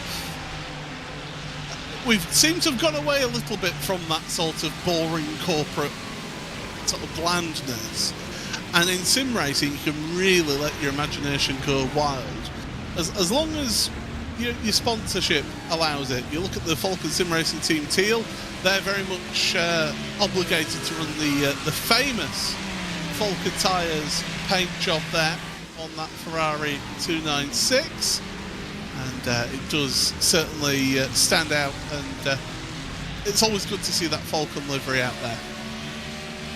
The day Falken changed that design, it's the day racing's gone. That's the end of the world, because that is, I can't think of any, not just the sim team but the real world team, I can't think of any team that has kept the same design for so long. In talking of designs that stay for so long, right behind them the Maniti car, that Maniti Racing Red, well, that's a livery that Maniti have basically kept, well, since I started in sim racing, as SDR decide I've got the run here and I'm going to take advantage, and these the Lambo, I was going to say the three Ferraris, but no, Maniti's in a Lamborghini, in a very tough Ferrari sandwich there. Ferrari, Lamborghini, Ferrari, all in this little pack right now. And yeah, you look at this, I love a striking livery because I want to see them. Look back to the TVR days. You look back as well to some of the old racing liveries. I'm going back to the old F1 days, Paul, when the sponsors that shouldn't be there and got banned were there. And you look how the colours were just so appealing to look at, and you can understand why they had to put the regulation to stop advertising, because those companies really made the cars stand out. Because you don't talk about a Ferrari red, no, you talk about the Marlboro Ferrari. Do you see what I mean? You talk about the Martini racing car, because it's just a striking livery because of what the sponsors have done. I'm going to say something controversial in a minute, but first I want to be a pedant with you, Craig. It's not a Ferrari sandwich, it's a Lamborghini sandwich. You don't call a bread sandwich it's whatever the filling is. Yeah, rookie mistake by me. Yeah, it's my. I can't say it's my first time. But I'm going to say something that's potentially controversial that'll get people talking, that's for sure. The Martini livery, does nothing for me. Absolutely nothing for me. I know it's an iconic livery and all of that, and I get that, but no, just not for me. I can understand that. I can understand it. I do see it. I think for a lot of these liveries nowadays, for me, I've grown a little bit bored of some of these. I think because of the fact that everyone tries to put everything on a car on iRacing.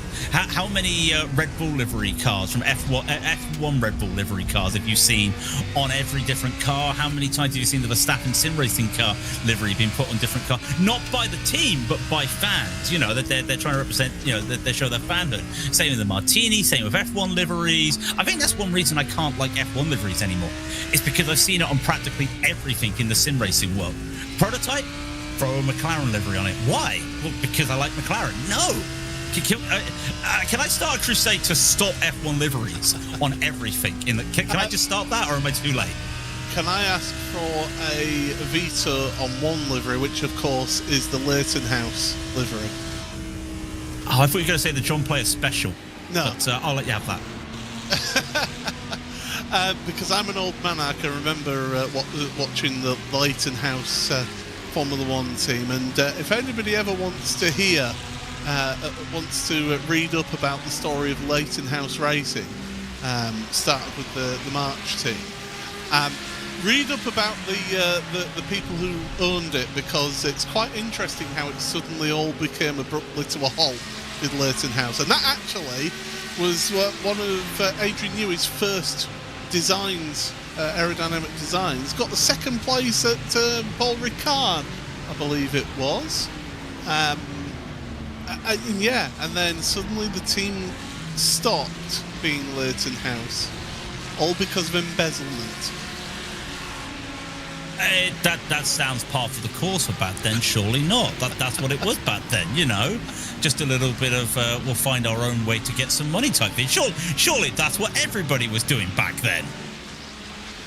But yeah, it was Leighton House, the company, was sponsoring the team, and the head of Leighton House was embezzling money from the company, and went to prison in Japan, actually. So the team very abruptly was ended. Was that? I mean, we could go back to 1990s British touring cars, Vic Lee Motorsport. That team, it was a miracle that BMW allowed them to finish the 1992 British Touring Car Championship, because Vic Lee had been arrested on drug trafficking charges, because he was taking the cars out to Holland every couple of weeks for testing purposes, and that's how he was funding the team. I recently heard of that story. Literally this week, I heard of that story, and that's not the why is the car heavy? Oh, lead. No, why is the car heavy? Yeah, just using this for a smuggling run. Yeah, that's. Why have I only just heard of that story and then you bring it up, and that's twice I've heard it this week? But those were the days, though, Paul. Those were the days. You had to find your money somewhere. Racing's an expensive game. I mean, it is expensive, but maybe not drug peddling. It's one of those ways of doing it. But yes,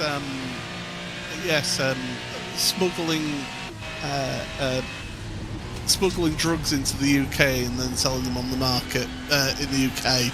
Yeah, that was one way of funding the team, that is for sure. Right, anyway, dodgy race team owners aside, let's look at what's happening here. And in 27th place right now, we're on board with Anu Mas, the XBD Racing GT3 SimLab team. 27th, currently behind the Maniti Racing Red, ahead of them. In front of them is the Zesha Esport team, SDR Sim Racing. Since all this little gaggle of cars that we've been keeping an eye on, speaking of SDR, they've just made a move. Nice move down the inside into the chicane, and so moving forward for them. It's certainly been an interesting first couple of hours here, and right through the field there are stories to be told. I can tell you the stories to be told in 4th place as well, because Nova Laggio have just made a move past the Verstappen Sim Racing team of Gustavo Ariel. So Johan Haaf moving ahead right now, and he's now trying to charge down that, what is that, about 8-second gap between them and Sven Hasse in the Grid and Go car in 3rd place. Give credit, that's been a fantastic drive up the order in the first hour and 43 minutes or so from Johan. Also, as well, you look at the Grid and Go car behind them as well, Miguel Costa.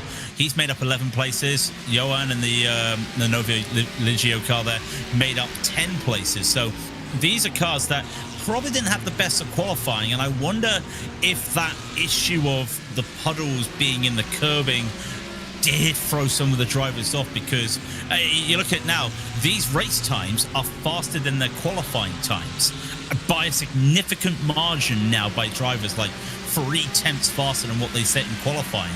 So the track's getting faster. The track's also getting drier. There are a few puddles around, but well, not in places you need to race on them. That we did see Sven have that moment at Malmedy, as I say that. So I wonder if this is just a case of now we're starting to see where people should be. And also just realized Miguel Costa, very early braking and probably a little bit of lift and coast there. Was that a bit of fuel saving that just bunched the whole field up? And hello, couldn't go in the pits. Yeah, so remember, Sven Hasse took a shorter fuel stop, that first pit stop, to get in with his teammate of Dino Lombardi. So that's now the penalty that he's got to pay. Taking that shorter pit stop then means that he's having to come onto pit road earlier. So that's only, what, 20 laps he was able to do.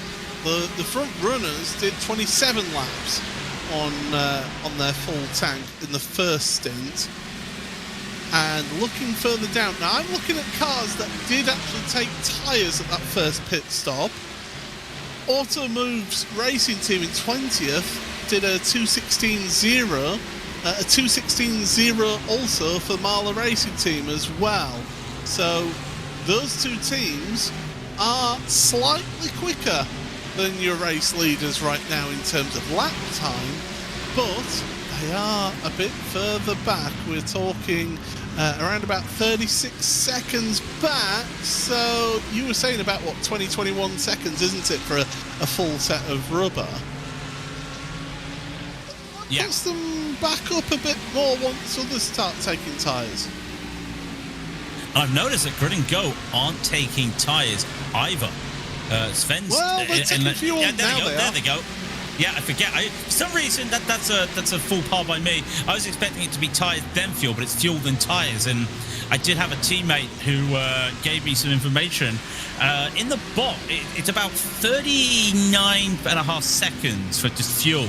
It's 60.8 altogether for fuels and tyres. So just over 20 seconds if you want to take tyres. There you go. So that just gives you an idea, a rundown of where it is. But that's put them quite down the order.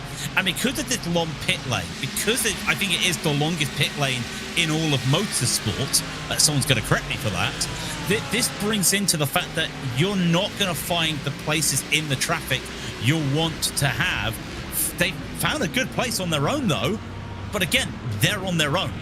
And that's the last thing they want to be, especially with cold tyres right now, is now there's cars catching up to the back of them. And that's another thing, Paul.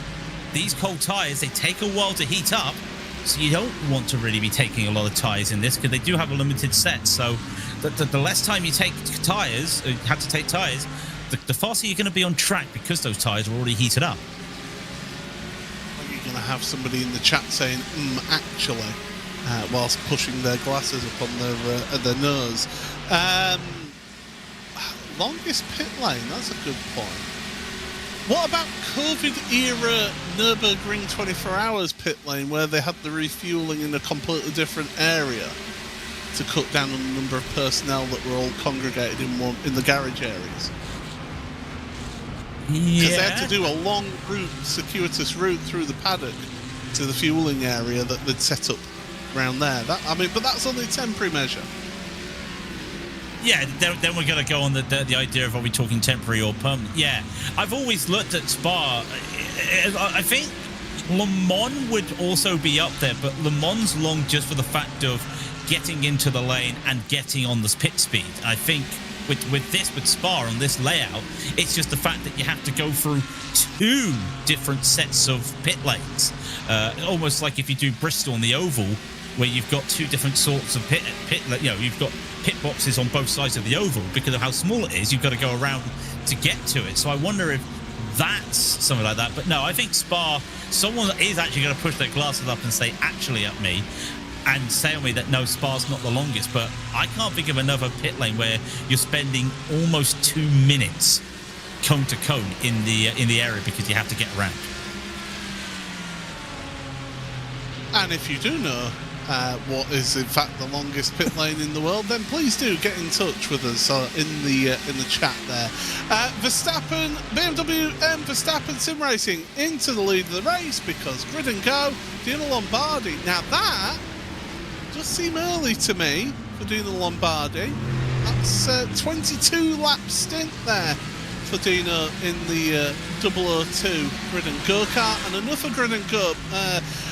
Miguel Costa in the 003, sorry, onto pit road as well. So Grid and Go, a little bit of a contra strategy going on here, going for a shorter stint. I'm surprised by that because Lombardi was near enough a full fuel tank first pit stop. And with the other Grid and Go kart, the number 3 car coming into the pits, let's just say, are we looking at them trying to do the buddy system again? But are they trying to do it now with the 002 and the 003? Or are they trying to help that back in there? Are they looking at this, trying to find the long game and thinking, let's work together here? Because it feels like a lot of the drivers, a lot of teams here, no one at the front of the field has been working with their teammates except for Grid and Go until Sven had that moment. So I wonder if this is the buddy system, Paul, because there's no system better than the buddy system, he says, putting a thumb up. Thank you very much, Craig. We're waiting to see that car pop up onto the jacks, and the answer is yes. So tyres full service, well, not quite full service because it's still Dino behind the wheel of the car. So a longer pit stop for them, and we'll be able to see where they will come out. Now, Sven Hasser, as we mentioned, 46th out there on track. So away goes Dino Lombardi, then 61.6 seconds in the pit box. Out and away. The other Grid and Go car doing a full service as well. Now that does actually put this car into a nice bit of clean air. So there's a little bit of thinking of getting a bit of clean air running right now for Dino Lombardi. But cold tyres, and there's a car right behind that is got warm tyres. So that's going to also be an issue, get those tyres warmed up. But also now plays into the hand of these drivers at the front of the field. I say at the front, they're 14 seconds behind the leader, but you see where I'm coming from right now. This puts Johan into a situation of what are we doing? And I wonder if there's teams also scratching their head right now, because this is 2 different undercuts happening from Grid and Go, and they're not following the norm. And I wonder if drivers are either they're puzzled or they might be having a chuckle thinking they can't make it to the end. What do Grid and Go know that we don't know? And I know Sean was telling me, would you like to know? And I'm like, I don't want to know. We don't want to. This is a magic trick. We don't want to know the secrets of the magician. We need to work it out ourselves right now. And I think this is what everyone's trying to do. You're telling me you don't like Penn and Teller? No, you've caught me out there. No, would you like the politician's answer, or just me go, sorry, you've caught me out there? Just put your hands up and say you caught me out there. Josh Thompson's moved ahead of Thibaut Prevost, so Falken moving ahead of Le Mercure into 7th place. We're on board with Lucas Bale then in the Scuderia Volpe by P1 Sim car.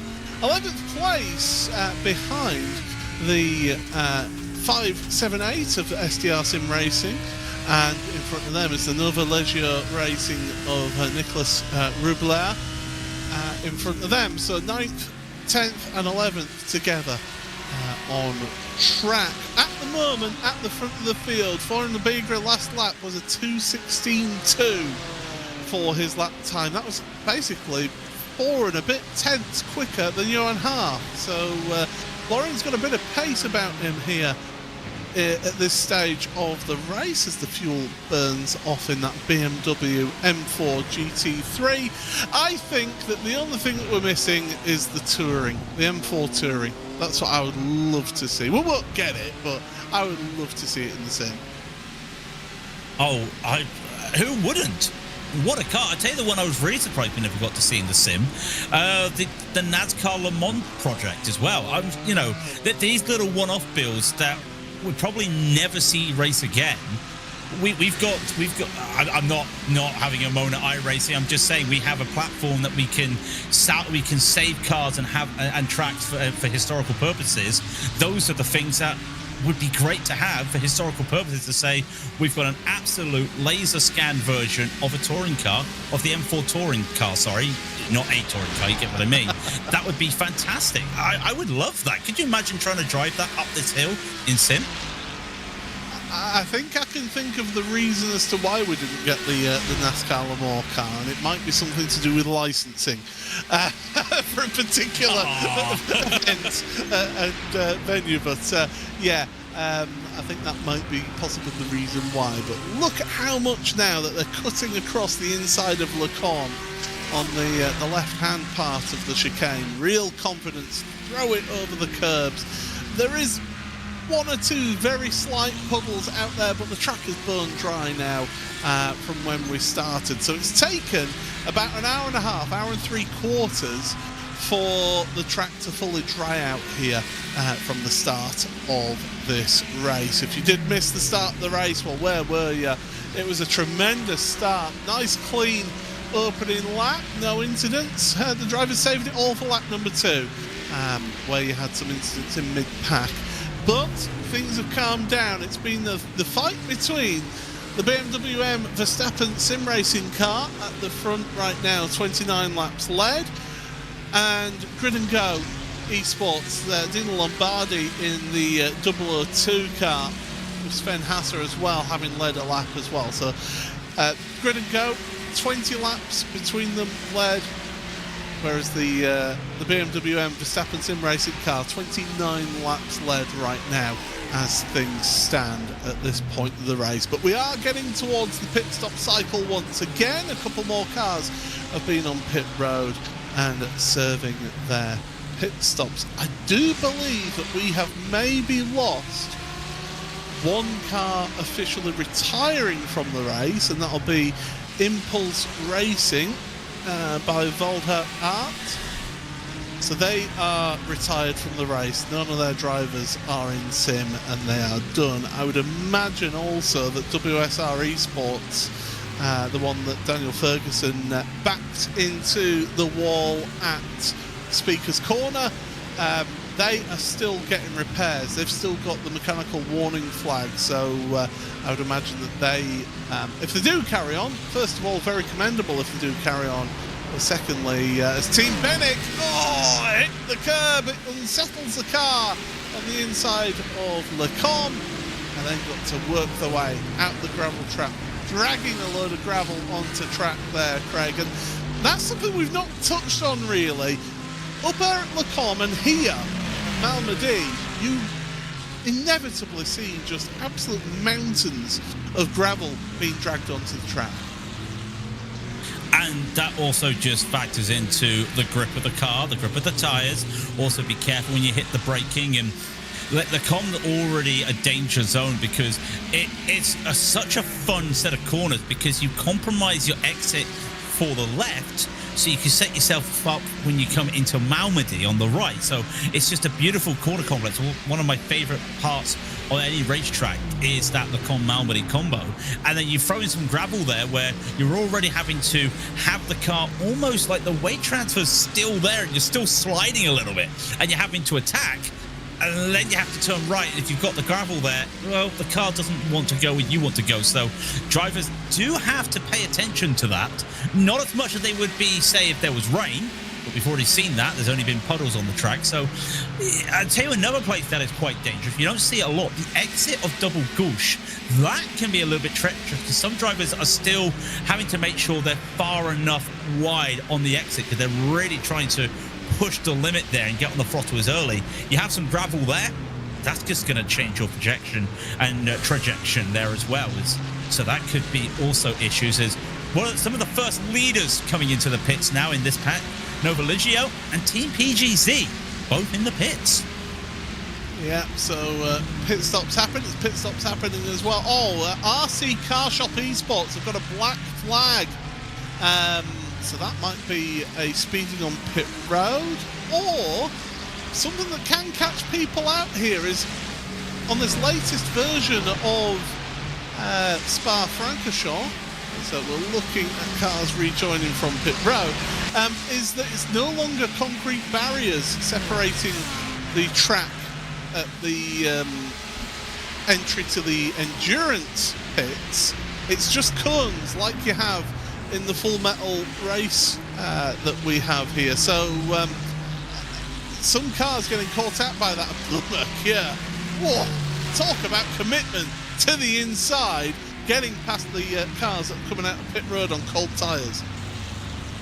And they had to do that as well. When you look who's around them, have to try and push on, because, well, that's Gianni Vecchio in the number 9 Fiercely Forward pit car in front of them, and they would love to be able to just try and pull ahead of these lap cars so they don't have that issue. Because if they lose that slipstream, well, Spets is going to have to try and catch up to Vecchio again. And, well, I'm not saying Spets can't. I'm not saying Vecchio can't gap him. But the last thing you want is to lose that train. And, in fact, these two are basically on their own right now, as the cars in front are just so far ahead. And I wonder what that's going to do when it comes to Grid and Go, because I'm now looking, when we talk about Grid and Go, the 002 is now a minute 39 behind the leaders, and we know a pit stop cone to cone about a minute 33. So they're going to be losing quite a bit of time here on this side. We're talking to the leaders; they're in the pits. Yeah, bang on cue. 26 laps on their stint, and onto pit road they come. So heading down the pit lane. Of course, this team started on pole position, so they go all the way to the very end of the endurance pits, and that's the cones that I'm on about.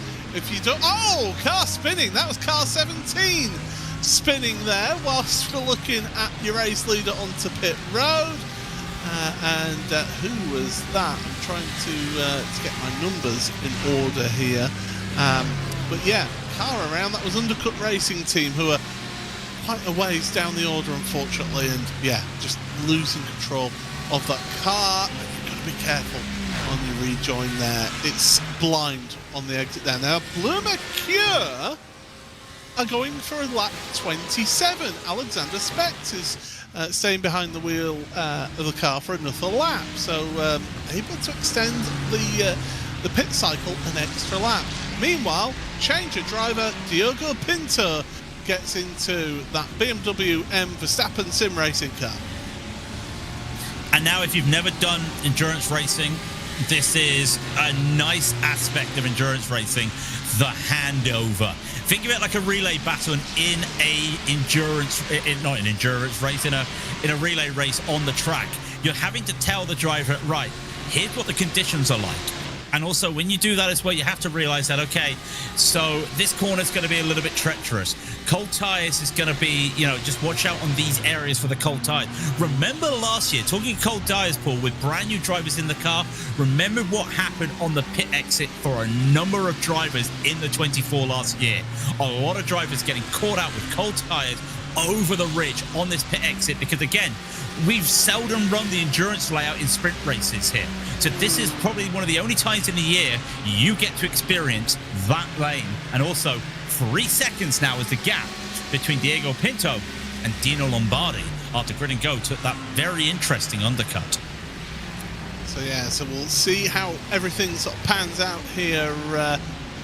We saw with that different strategy. So Diogo Pinto on his first lap has finally Alexander Specht onto pit road right now to get their pit stop for Blue Mercure Esports as your former race leader, currently in second place. Pinto is just coming through Speaker's Corner, heading down the hill. But you called it there, Craig.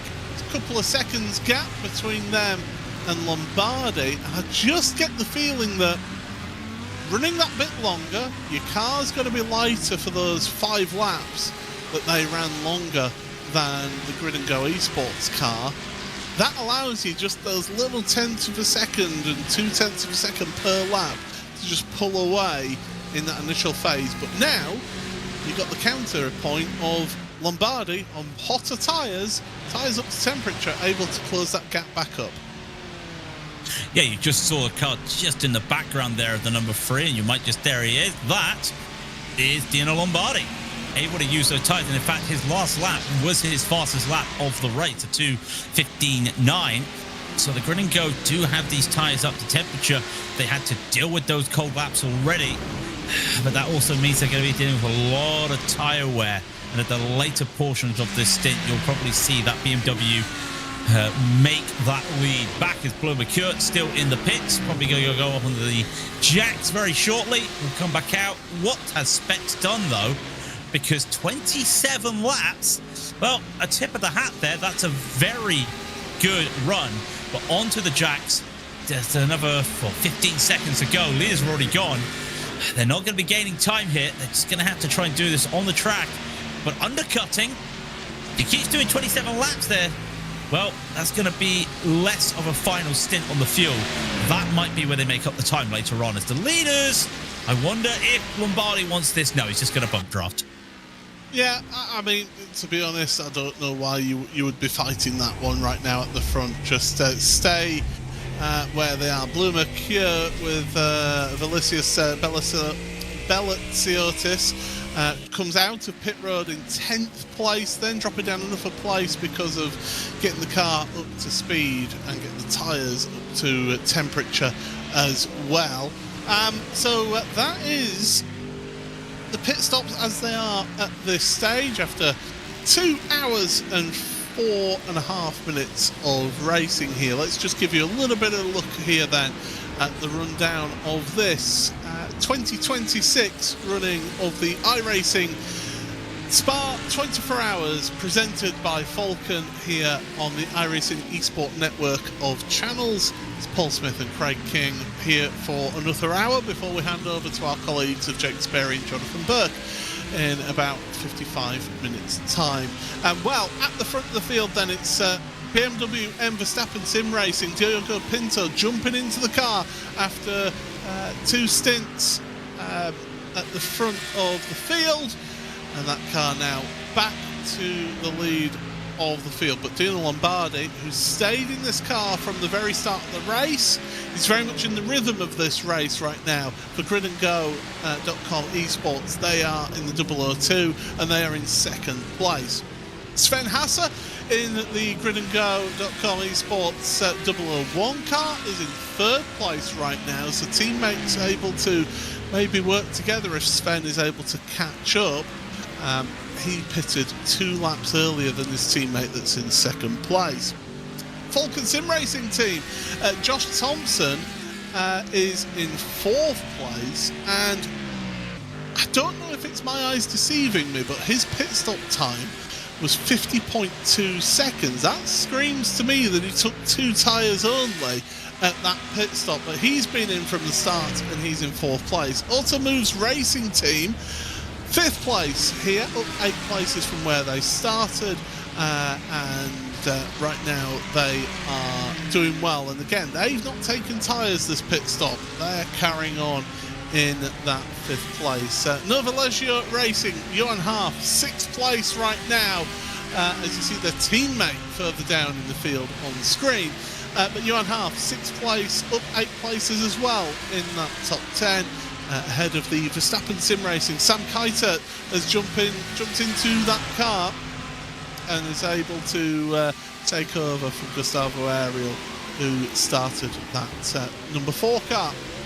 Marla Racing team, Daniel Fuente is in 8th. They didn't take tyres this time because they did take tyres at their first pit stop, so they're doing things a little bit differently at the Marla Racing team, and they're in 8th right now, a gain of 1 place in the race from where they started.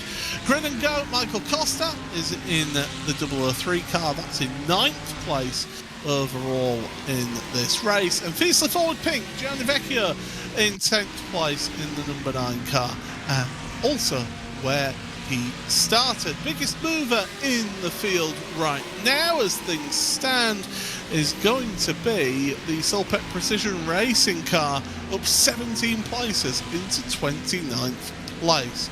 So yeah, that's how things stand after 2 hours and let's call it 2 hours and 8 minutes of racing here. And we're on board with Miguel Costa in that 003 Grid and Go car, looking to make a move on the Marla car. Fresher tyres, late braking into the chicane. And they're still side by side coming out of the chicane, but that Marla car will have that tyre disadvantage now, Craig.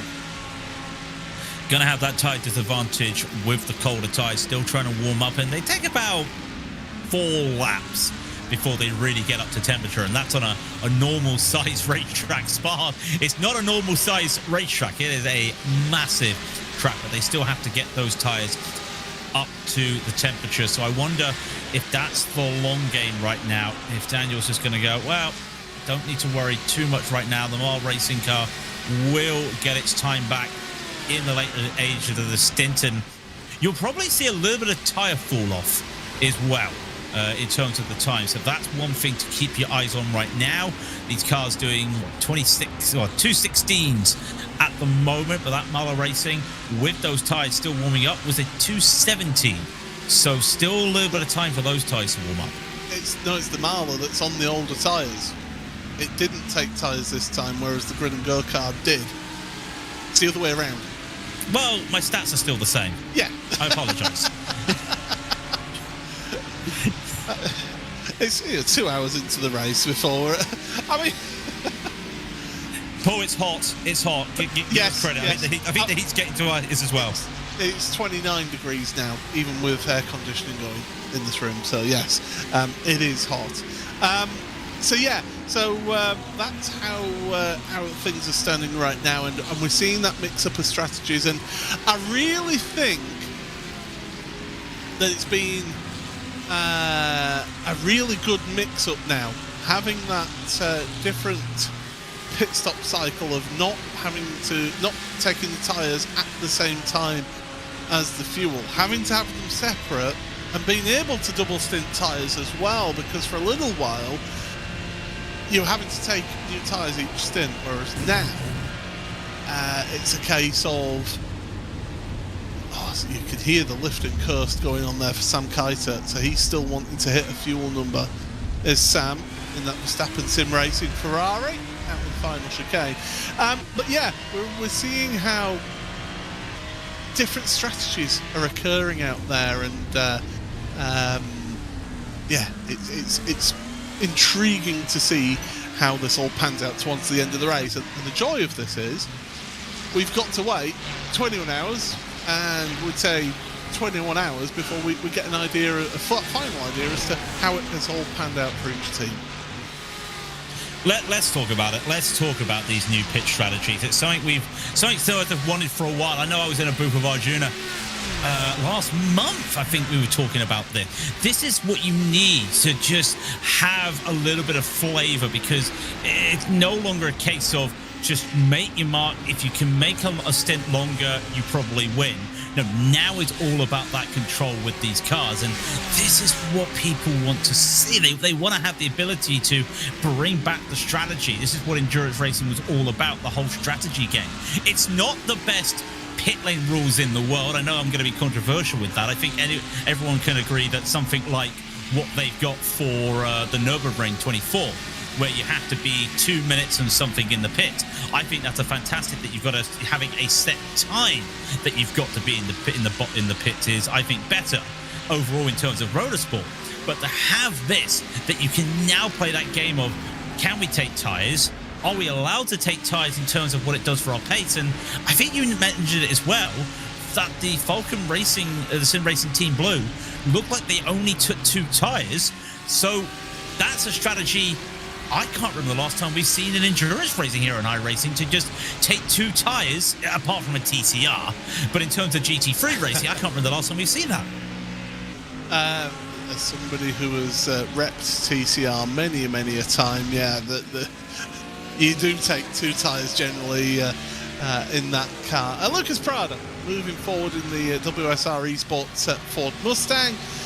That is up to 15th place now for Lucas, who's on fresher tyres. That Maniti Racing purple car that's behind him on older tyres now, and one stint old tyres. So that advantage, that tyre advantage showing between the two of them. It just means that you're able to get onto the brakes a little bit, just like a few meters later, get onto the power a little bit earlier and more aggressively on those newer tyres than you would do on the older tyres, and carrying just maybe a kilometre or two extra speed mid-corner really does show in the long run. It gives you, around here we were seeing a difference of about 2 or 3 tenths per second between old and new tyres. So we'll have a look at lap times, because Automove's racing team, they did not take tyres at their most recent pit stop in 5th place. They did a 2:16.7 on the last lap.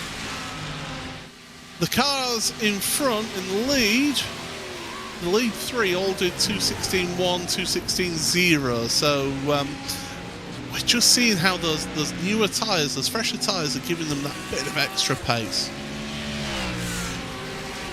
And then you look at Falken, who took 2, and I don't think it paid off for them, because they're basically running the same times that we're seeing with those auto moves that didn't take the tyres. Also, I know the track temp has dropped a little bit here at 23 Celsius because the cloud cover.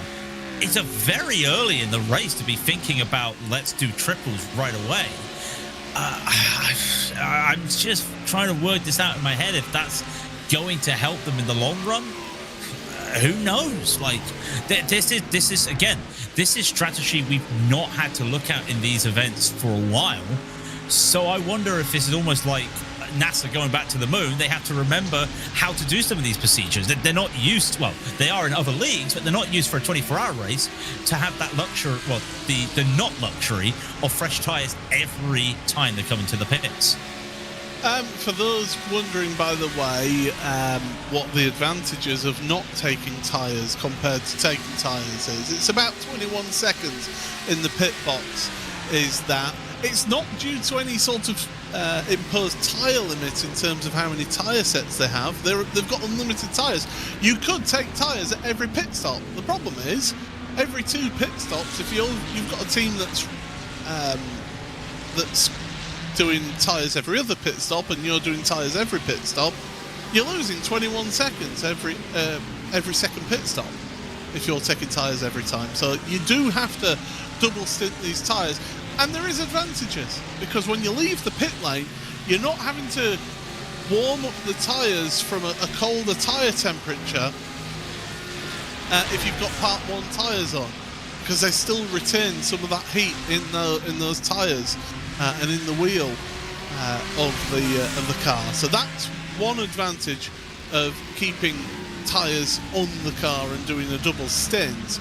And the time drop-off hasn't been the biggest, if you ask me, as well, in terms of the difference between fresh and old tyres. So I think what helps with this track is that you have got long straight sections where the tyres can sort of cool down a little bit, but then you've got the stress of going through Double Gauche or going through Stavelot, Blanchimont, real Rouge Radion, real sort of corners that put a lot of force through the tyre as well. So it is a compromise when you're looking at that strategy, but really you do need to be taking new tyres every other pit stop. And to be brutally honest, the tyre fall-off hasn't come as strong as I expected it to be. But at the same time, what are we calling a strong tyre drop-off? This isn't like open wheel tyre drop-off we were seeing, or a NASCAR drop-off. It's still just a few tenths, but in the grand scheme of the thing, those tenths are going to stack up at the end of the day. We've seen it already with how losing some time out here is losing the pace. In fact, the leaders, the only ones now, in fact, the Verstappen's, the BMW and Verstappen Sim Racing in the 19s, well, in the 15s, sorry, no one's in the 15s at the moment.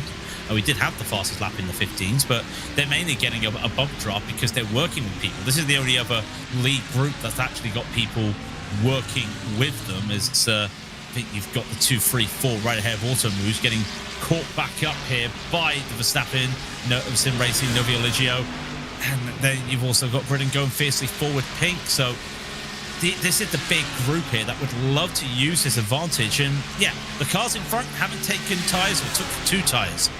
They're half a second slower. where do we call that in terms of gap? Because on a track that's 2 minutes 16, that's not a big gap. Overall, on a stint, though, losing half a second a lap, that's a big difference. Yeah, it is. I mean, when you're talking about a 26-lap stint, so you're losing 13 seconds across the stint if you're losing half a second a lap. So you look at that difference, it's still, it's worth being on the new tyres compared to the old tyres at this stage, but that's where you've got that offset of when people are getting those new tyres. And I think that's another thing we've got to look at is when, because we've already got teams trying to triple or trying to take two and trying to survive, and these cars at the front, just a little tap there, around goes the Maniti there. Was that just a car just losing? That was Rucci. I think that was just target fixation there, not realizing the driver in front was braking. That's a heavy hit into the tyre barrier. Let's have a look from above then. So the Maniti car a little bit slower off the corner, and they've taken different lines in, and it's almost as if the car behind as you say, almost got target fixation there. So focused on the back of that Maniti car and just not braked at the right time for Speaker's corner, and bang! Round goes the Maniti car. Now, what's happening with that Maniti car? Well, it's taken a tour back to pit road, so they're going to have some significant damage.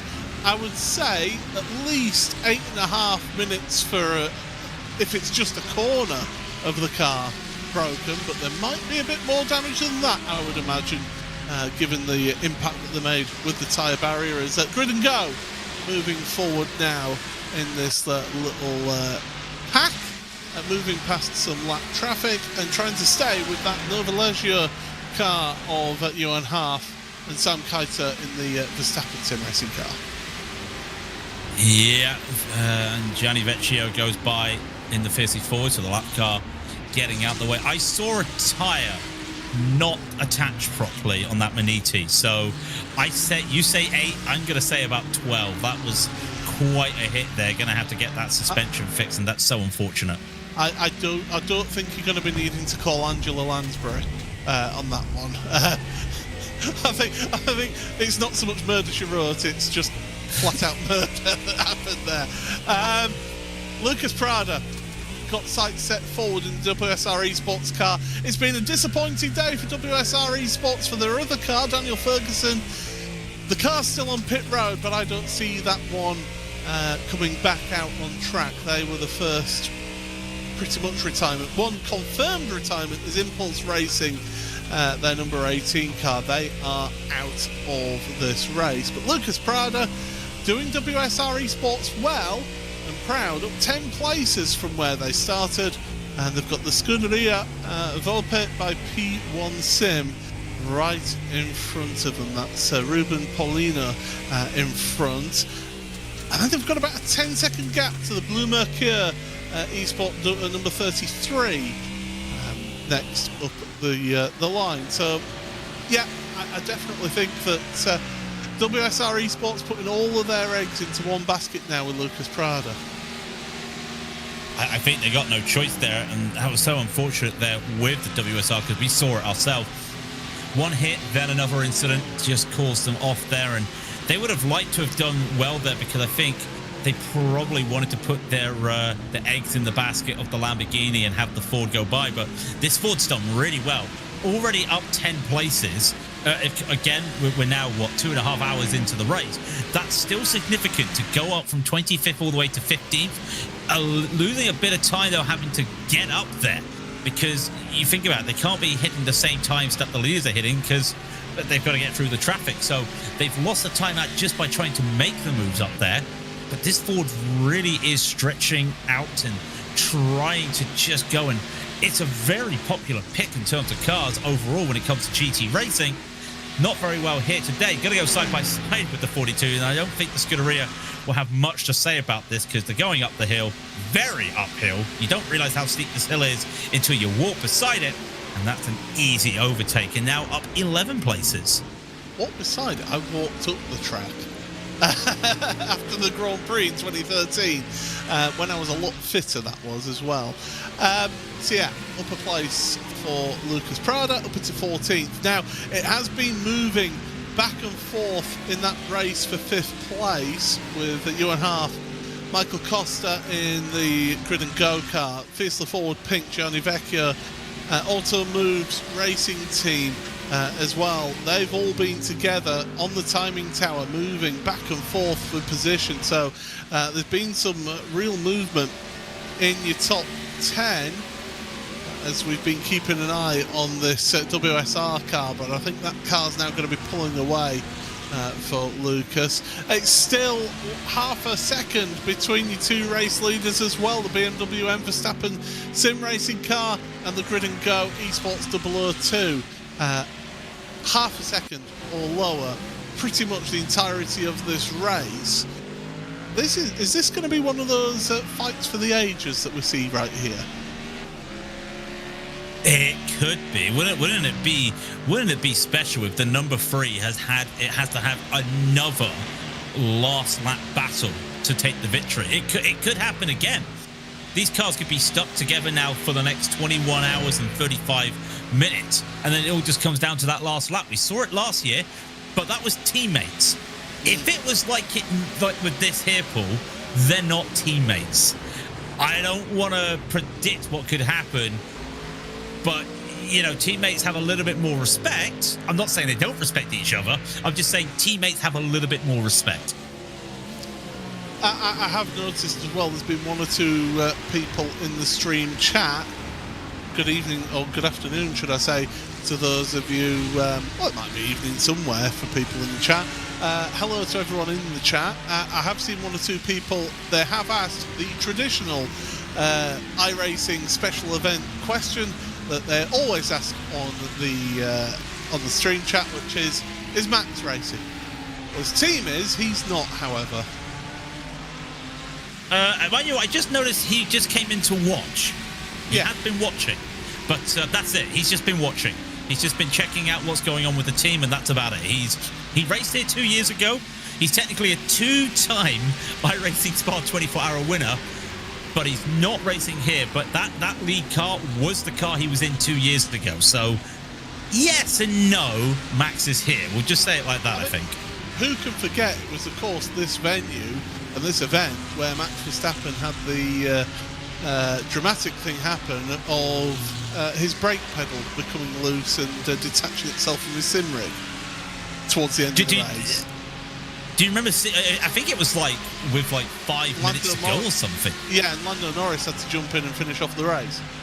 Yeah, because they all thought he was joking because they were just cruising so much that they, you know.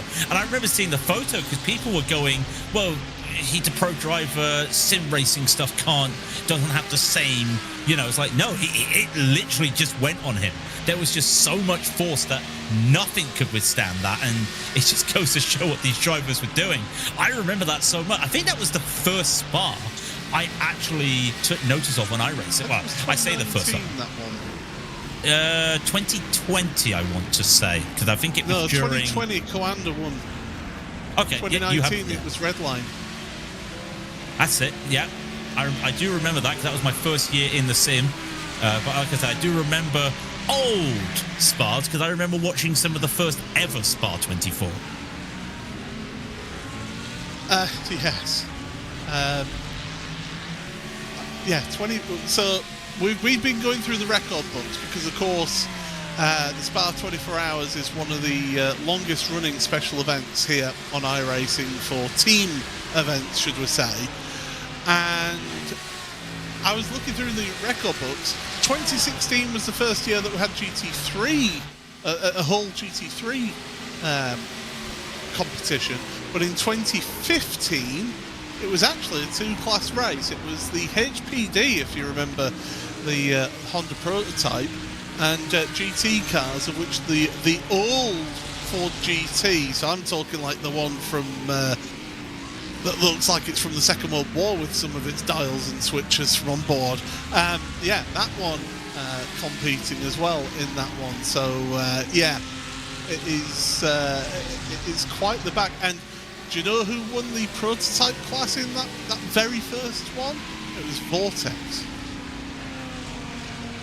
Now you're showing your age, Paul. I have to go, who's Vortex? now you really are showing your age. I remember some of the older teams. Third place was Radicals Online, which was one of those earlier sort of what you would call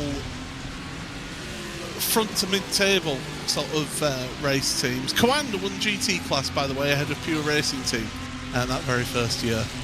But like I said, 2016 we moved to full GT3 race, and that was Heusinkveld Core Motorsports. I remember commentating on them in the VRS GT World Championship Series back in the day.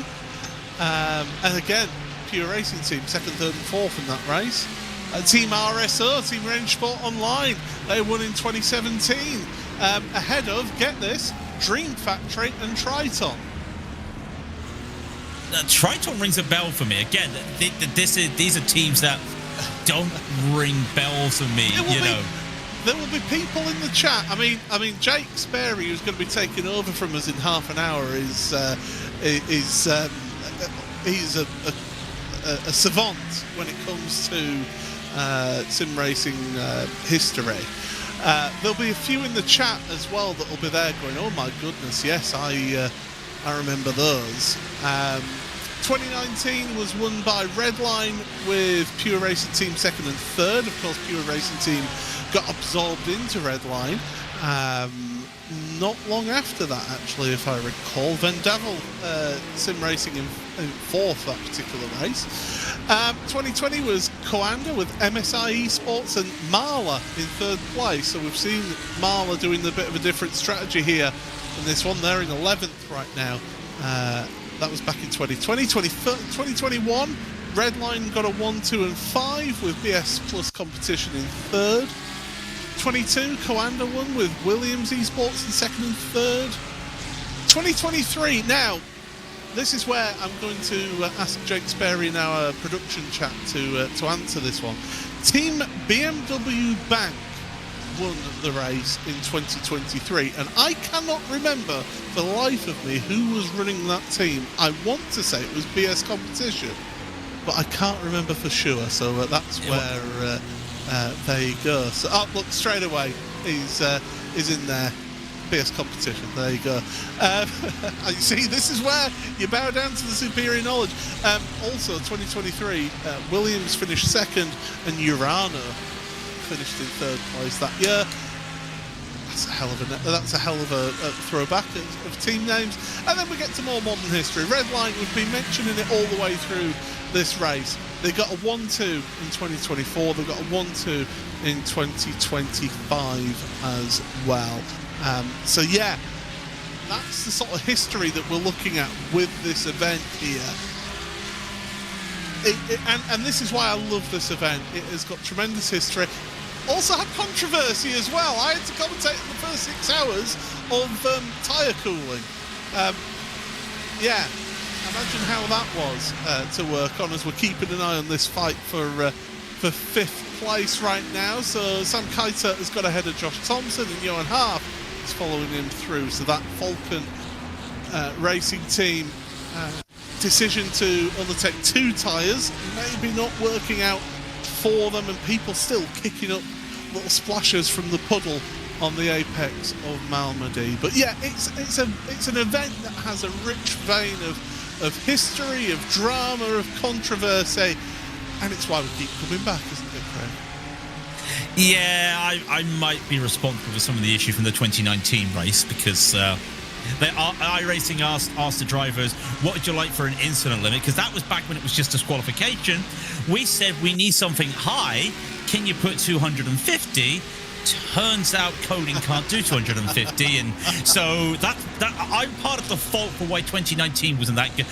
Tire dipping, not for me. By the way, Team BMW Bank, Rainier Talvar, Philip Deans, Felix Kronbach was in that car. It was BS competition. I know that Jake was loving that. He's getting ready to join us soon. He was loving that talk down memory lane, and I saw someone in chat talking about a team close to my heart. When we talk about the old days, Paul, someone was mentioning Glacier Racing. that is a name from the past, because not only is it a team that are still around, they just do historic racing nowadays and fun, they also help provide broadcasts on iRacing back in the day. And I mean back in the day. I want to say as far as about 2013 was when they were doing broadcasts. They were the first broadcasters of the iRacing World Championship Grand Prix series, if I remember correctly. Hugo Luis, our producer right now, will start reminiscing about the history of that. No, it was PSR-TV was the first one. I do apologise. But in place you were involved, yeah.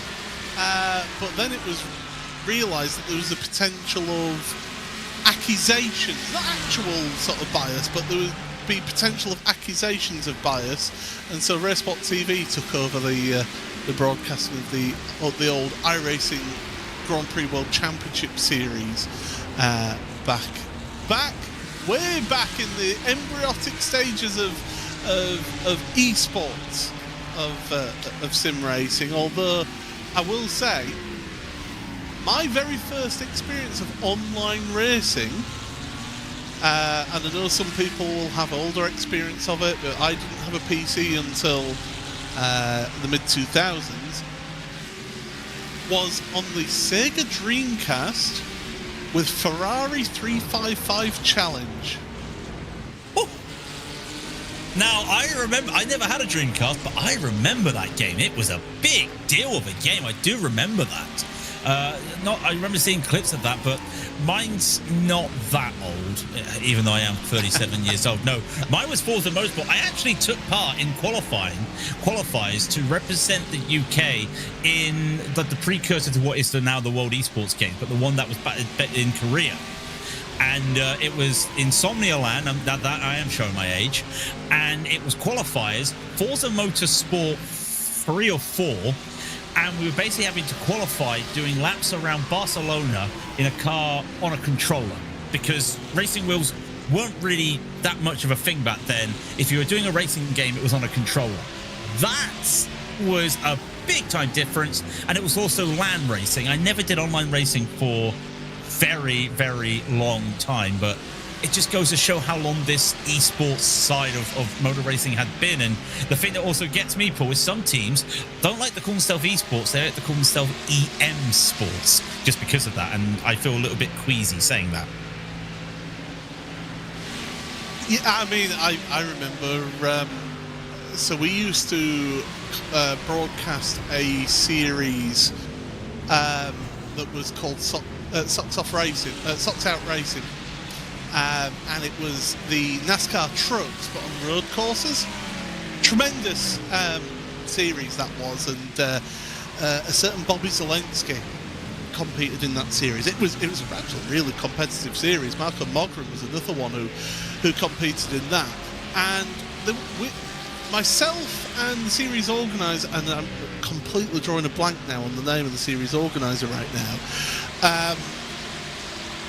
We had this big debate as to what you should call the whole world of online competitive racing. I was happy with either esports or sim racing, and he was like, "Well, no, it should be V Motorsports because it's virtual motorsports. You've got to," and I just couldn't. Me personally, I don't like that term. If I had a camera on, you would see my face there when you said that, because that did sound really. This is getting to the levels of where do you capitalise the E and the S in esports? It's getting to that level. Like it's sim racing. Esports, it should be capitalised on the E. Correct. Thank you very much, Paul Smith. I will shake your hand and we will agree we don't have to have any fights on that. That's one good thing to see. No, but I understand some people do that, and I'm going to get a lot of chat in the chat now about that. But yeah, no, I get people want to try and differentiate it, but it's still esports. At the end of the day, it's electronic sports. Even though it's sim racing, it is still electronic sports, and I will take that to my grave, even if it has to be put on my tombstone. And the thing that I particularly love about sim racing, in particular, is the fact that it is a form of esport that does have direct transferable skills. You know, you can't say take the world's best FC whatever 26 gamer and put them on a Premier League football pitch and say, right, go on, compete at their level. You can't take somebody from say CSGO or something like that, or Battlefield C or whatever. You can't take them from that with a keyboard and mouse and put them into say a competitive airsoft match or into competitive paintball and then say, right, go on, you're good in that, do that. You can, however, and we've seen it happen time and again, take people from the world of sim racing into full metal racing. We're seeing it this year in the Porsche Sprint Challenge GB with Josh Rogers. We've seen it with him. We've seen it with Chris Lullen. We're seeing it with like Jimmy Broadbent and Super GT, and there's all sorts of people who are involved in that are able to take their sim racing skills and apply it to full metal racing because they have got direct transferable skills. We are, by the way, having issues for the Marla Racing team. Daniel Lafuente has had a disconnect. He's disconnected from the server, so something's happened to their connection. That's a car that was, what, in 11th place when that happened? Yeah, and that was a big-time moment. I know some people have been having issues themselves, and just really a shame because they were running well. They're going to go down a lap at least because of that. And talking to a man going in for the pits, it's Sven Hasse into the pits. And I think this might be Sven done for the for the moment, because that's a triple. A quote-unquote triple pull, because this Grid and Go car has been doing so many different interesting things when it comes to strategy. You don't know if they're coming or going all of a sudden, so they'll be coming in. I wonder if that is Sven time done for the moment into the car, and will probably be time to put somebody else in that 001. So the last pit stop, they did a 22-lap stint because they short-fueled on the first pit stop.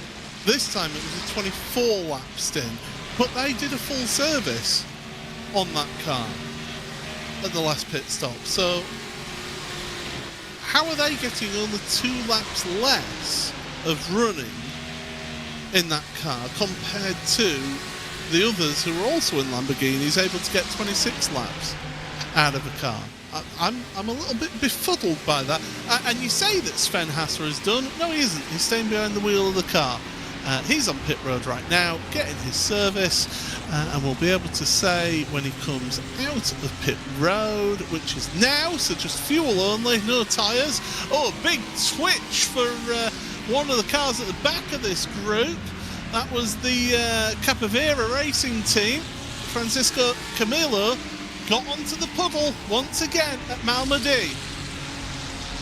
I think the car in front of them as well, I think that was the 86, the RDV Competition Unity car, also hit the curb and hit the puddle, but was able to keep the car more straightly pointed and was able to not have that snap there. So that's another car that we've caught having issues. And, well, this track is officially classed as dry.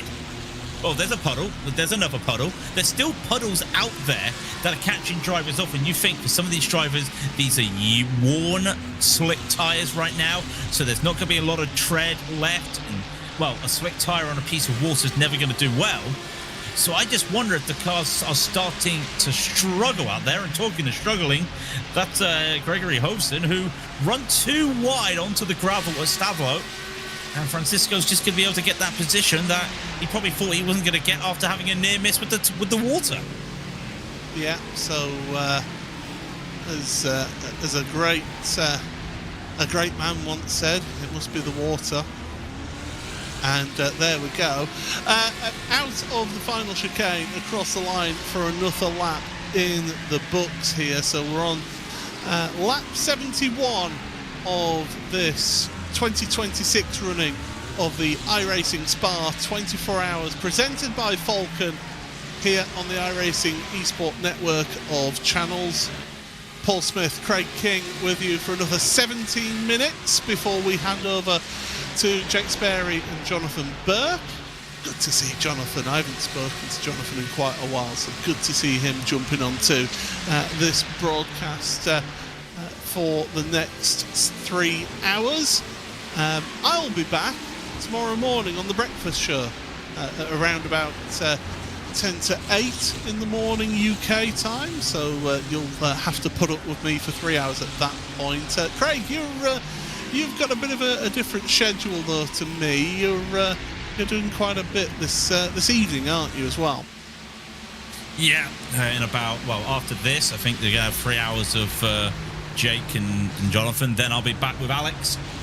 And Alex Goldsmith and myself will bring to what I call the sunset period. I think the sun will start to fall down there. And then I decide myself I'll have a bit of a rest. You can have the breakfast show. I've done that. I love the breakfast show. I think I'll have a bit of a rest, though, and I'll be back for the final 3 hours with myself and Jake.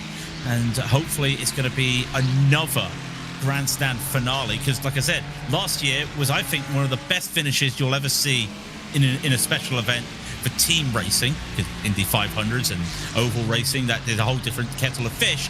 But I think we're going to have another great thing there. So I think me and Jake, we're going to be looking forward to some fun and some fireworks at the end tomorrow. But no, I will be waking up and enjoying you on the breakfast show, though. I will say that. Oh, James King, I've just seen in the YouTube chat, Socks Off Racing, my beloved. Yes, James King, I remember him beating Bobby Zelensky once, as he puts in there. And then, of course, Logan Clampett as well. That's a couple of names from that series in the past there. There's been some great... And this is the thing.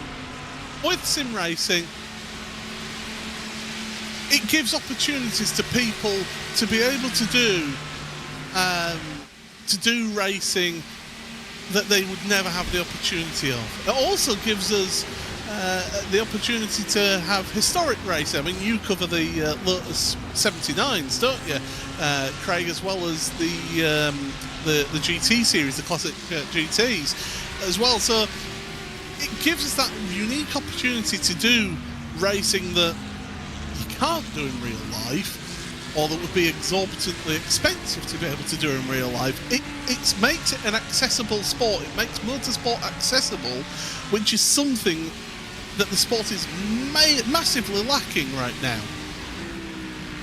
Yeah, it always has lacked as well. I think I remember talking to Joey Atterbury once and saying to him, "Oh, hey, you know, this lad's doing really well in the Mazda series at IRL. Surely he's going to get people looking at him." And it's like, well, how? Where's the money? If he's not bringing money, no team wants him. It's like, oh, and that's how it run. And we rewind back to when we were talking about the dodgy dealings of the 80s and 90s with some of the team owners, and you can understand why they had to do it sometimes. It is a rich man's game, or a rich woman's game. It is so tough to make the money there. And I think just having those leaps and bounds of having this ability to do this racing, especially with the classics, like you say, I do the classics, and I think you would look at it as almost like a revival series that you would see in the real world, where you get the ability to do this. Because if you had a crash in those things, you're done for the day, and you're probably done for the whole season, probably done forever, because you can't rebuild an old car. But you get that ability to do it on the sim because, well, you just press the button, you get a new car basically. So this is the accessibility that you get. And one thing I always say when it comes to the historics, and I say it well with this, it doesn't matter how you drive. Some people will do a single monitor, 3 monitors, a big ultra wide. Some people with VR, they'll have a round wheel, they'll have a Formula rim. Some drivers would probably like to have their own handbrake on the side or gear shifter on the side. It doesn't matter. It's just all accessible to everybody to do what they want on the sim. I'm just looking back through as we're keeping an eye on what's happening here with Johan Half and the Nova Leggio racing of Johan Half, Sam Keiter and Johan Half there. I'm just having a look back through my phone because I can remember a few years ago my dad was going through a lot of his old motorsport programs, and he had a program from Silverstone from it would be very early 70s. And there was an article in that I actually took a picture of. I'm hoping that I've still actually got it saved, that picture. But basically, it was saying, even back then, that something had to be done in the world of Formula One to deal with the exorbitant costs that were rising through the sport. And that was in the early 70s that they were talking about that. It's taken until, 3 or 4 years ago before they finally got a cost cap in Formula One. Oh, here we go. Right, so I've got it here. Today, modern Formula One and Formula 5000 racing has become almost prohibitively expensive, and the added sponsorship and financial supports from these various companies is most thoroughly welcome. Like so basically, they were basically saying about how it was exorbitant even then. And it's now 2026 and we're still talking about it. And if you're still talking about it, then there's a grand... Well, we could keep saying, oh, there's an issue. We could talk about how to fix it. But this is why I like what Verstappen's done, where he's basically just done, right, I'm taking over this team, and you're going to try and see if you can do this for the real world. And you go back to that whole thing with there's no other online sport that allows you to do that. No, there isn't. And this is the great thing. Yes, you could be a fantastic FC, whatever it is, on FIFA, on EA Sport, the football games. But you're not going to transfer that to be a football player. Maybe work for maybe work for a club. I've seen some friends who have done that after being top FIFA, old school FIFA players. But for racing, you can't. You don't have that ability. And again, I go back to it. That's why it's good for this car right now, the Verstappen team. That's why what Max is doing is fantastic, just for racing altogether. And because of what he's done, the Nürburgring's changed their rules on how to get a license, and I think Max has influenced that, not because it's Max Verstappen, but because he's shown what the sim racing can do. I would say that I think it's not just Max who's influenced that change. I would say with what the Falken Motorsports, isn't it, that run what was Bilstein. Oh, big switch! Sorry, coming out of pit road there. Big switch then for the Grid and Go Mustang. And that's the problem with that pit exit. It is quite a bit of a bumpy exit around the outside of the runoff of Radion. But yeah, it's. I don't think it's just purely Max that helped change those regulations. I think. With what as I say, the former Bilstein and now Fanatec supported Black Falken, that's it, Black Falken, have shown that they can take people who are sim racers, and also Misha, who basically knows the Nürburgring like the back of his hand. They were able to take those people, put them in those cars, put them up with one of their professional drivers, and put a really strong team together that could compete. Okay, they weren't racing in GT3 machines, but they'd moved up to the Cup car this year. Okay, they've written off the car at the 24, but they were competing in the Cup car, which is even faster on the straights than the GT3s at the Nürburgring. And can we just point out that Jimmy Broadbent was actually doing that with Eumonia as well? Yes, I think that's also something, and just showing that you can do it. It is doable. And there is the caveat that it was the Cup car, but it wasn't the Cup car class because they were using the alternative fuel. But even still, it's a Cup car. If it walks like a duck and it talks like a duck, it's a duck.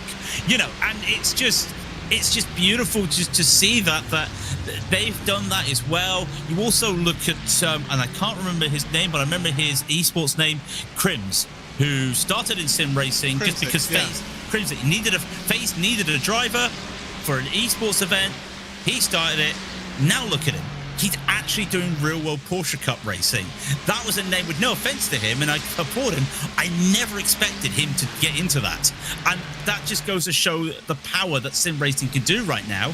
Some of these drivers probably won't see it, but some of these drivers would love to get onto the track, and I know there's also drivers doing real-world rallying now that have come from sim racing. Not the big time, but they still built a car and gone out to do racing. And if you've got the ability to get around a track on this, you should be able to get around a track in a rally track, surely. I mean, rallying is its own thing. I mean, you look at the longevity of Richard Burns Rally and what the team that have been running the mods behind keeping that going. It's a tremendous success story of that, and how there's other games now that have tried to compete with that in being a more sort of serious, hardcore rallying game. And I mean, I speaking to Peter Mackay, our colleague Peter Mackay, he and various drivers in the ERC, they will do events on Richard Burns Rally and compete on that, and some of those top drivers are really sure what they can do behind the wheel of a car. And by the way, if anybody's never seen the footage of Peter Mackay from when he rode shotgun in an ERC car, Rally 2 car, with a time that would have set 6th fastest in the qualifying stage of the ERC, I do suggest that you can find that somewhere on the ERC's coverage, because that was a ride and a half for Peter.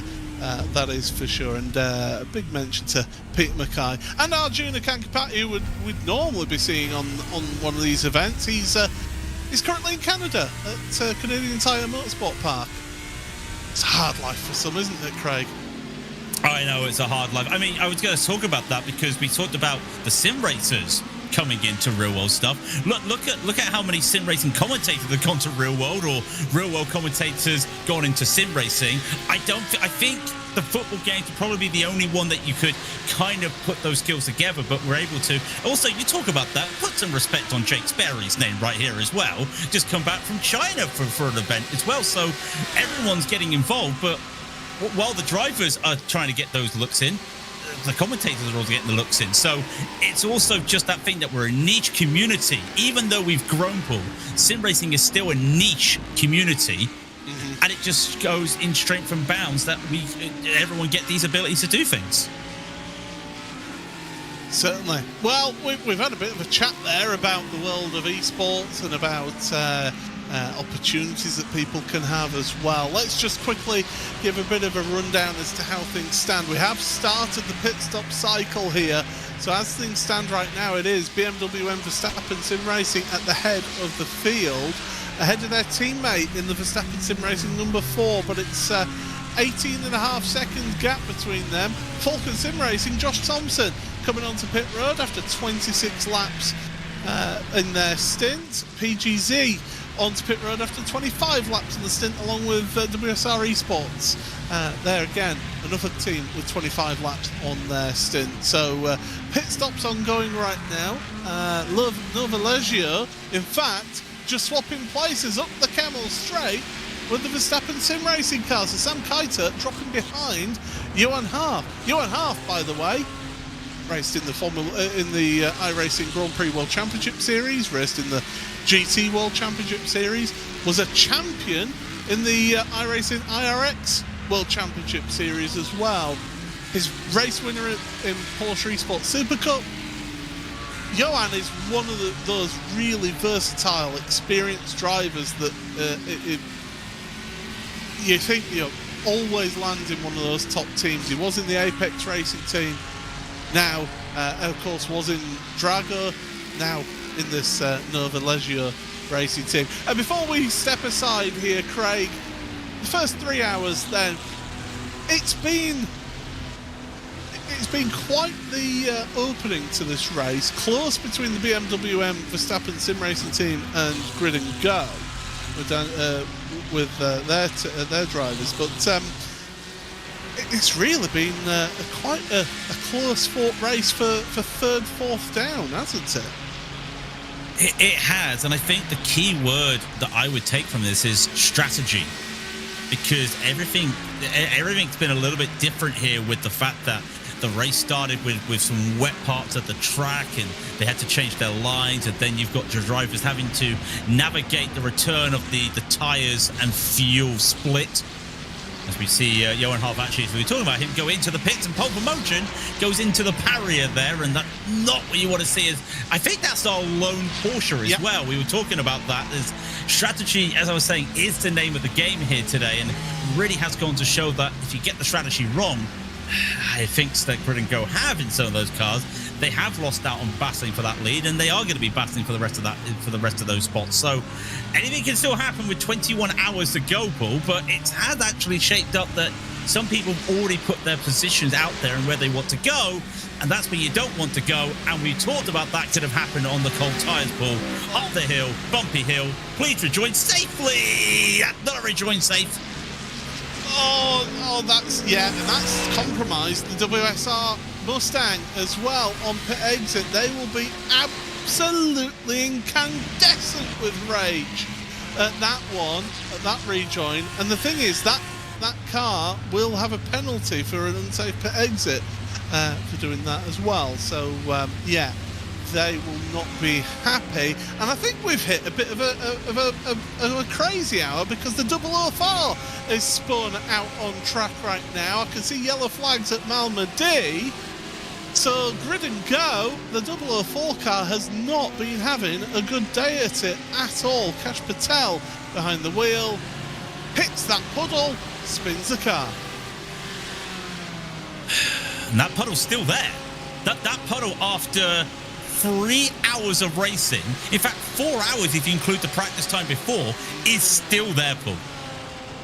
Well, that is going to be myself and Craig. That's the first 3 hours of the race done and dusted here in this 2026 iRacing Spa 24 Hours presented by Falken. But we'll hand over to our next commentary team and say hello to Jonathan Burt. But first, Jake Sperry. Well, thank you very much, Paul. And aren't we in for a treat as Diogo Pinto, on the hour, almost by clockwork, decides to put himself down into pits for the BMW M Verstappen Sim Racing number 3 and says, you know what?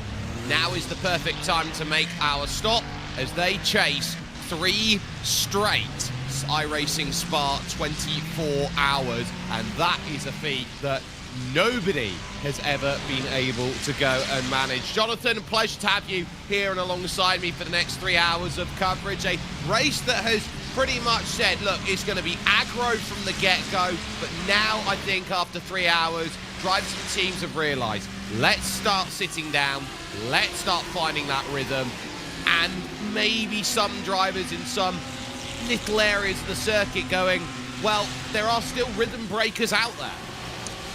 Yeah, we started with a partially wet track. We still have that puddle in Malmedy that apparently will never go away. And right now, you just really want to get into a rhythm, really want to get consistent. What I'm really interested in, now that we're right at the end of the pit cycle here, the Grid and Go esports cars, all 3 of them only took fuel. And it's going to be interesting to see if the BMW M Verstappen Racing team takes only fuel, or if they also are going to change tires. That's a big slide right there. Yeah, very high up on the curb, then into the water to aquaplane. Traction control settings aren't going to help bring that back around. Right-hand side tyres then spin slower than the left-hand side tyres, which then forces the inertia of the car to pivot over round to the right. And when you're in an Audi like that one here, Jonathan, which has the short wheelbase and is very prone to spinning like that, if you're giving yourself every tool in the world that says it's going to spin the car, how are you not? And you got to be really gentle with the throttle there. And also, like how many times have, we've already driven by that corner, 79 times, 78 times that you've pointed out where that puddle is and where that small issue is, and you're just going to get caught out by it every time. I mean, look at that big line of smoke. Yep. Spray comes up, and then really it's the job then of the Aston Martin behind that has got its job to try and avoid it. Very, very tough stuff out there, but it is still going to be very, very busy out on circuit as we focus with Nova Leggio Racing and Johan Harp up against Gianni Vecchio. Then for Fiercely Forward Pink, the number 9, out there and going, as here we go with takers into pit lane for the moment, and trundling down, this is Blue Mercure Esport and Vasilios Belletsiotis. Then the Greek driver from the race lead, then deciding, right, it's time to make that stop. Still only getting the 1 lap's worth of advantage out there in the number, well, 1 machine out there that they are running today, instead of the 32, which the team name still has attached to it. But very, very good debuts year for Blue Mercure. Debuted at Daytona, and they have really picked up some really strong drivers after Drago Racing went under. If you've got a team out there where you say, right, I want Alexander Spets and I want Ate Kalpanen as my drivers, you'd go, oh, Vasilios, you've got a world-class team with you. Yeah, world-class team, already putting in a lot of good laps here, hanging around in the top 10 all day so far. And then this is a good fight between the BMW and the Lamborghini right now in the second sector. I think BMW M Verstappen Racing is now cycled back to the lead. Looks like still has a nice little gap over Grid and Go Esports, who pitted a little bit earlier. Diego Fernandes then in the number 24 car from Cabo Verde, looking to try and get as much help as their World Cup team was. Aaron Vasquez trying to recover up for auto moves. Here's another driver who just runs aggressive, 13,000 I rating, and a lovely pass on Thibaut Courtois Esports down the inside. So there's your football reference. Thibaut Courtois owns the team. So that all good. That happening behind the world and also British sim racing F4 champion, FIA F4 champion in Henry Moore.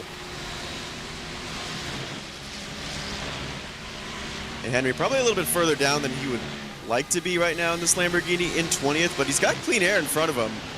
And now on a fresh cycle of stops, fresh tires, should be easy going to ease yourself into the run.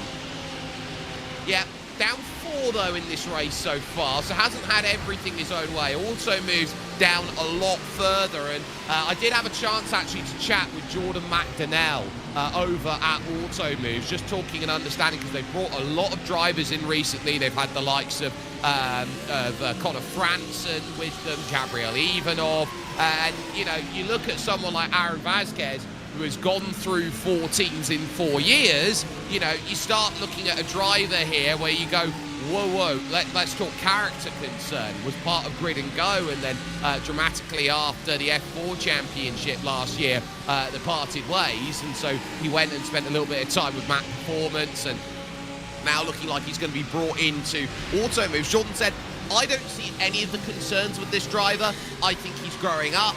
I think he's maturing. I think he reminds me a little bit of what I was like when I first got into sim racing. And he's going, well, if this guy can put it all together, this guy can be one of the best in the world. And you just have to look at what Aaron Vasquez was starting to do out there in the world of real-world racing when it comes to the Skip Barbers. I mean, I think also when you bounce around a lot, you get a lot of details and information from so many different places, and sometimes you just need a good fit of right, this is home, this is the team I want to build around. So I think it's a matter of like settling down too, because when you're bouncing from seat to seat to seat, from team to team, you're getting so much different information and stuff. Like, settling down is going to help you a lot. He's not going to be settling down when it comes to passing this 8 car though.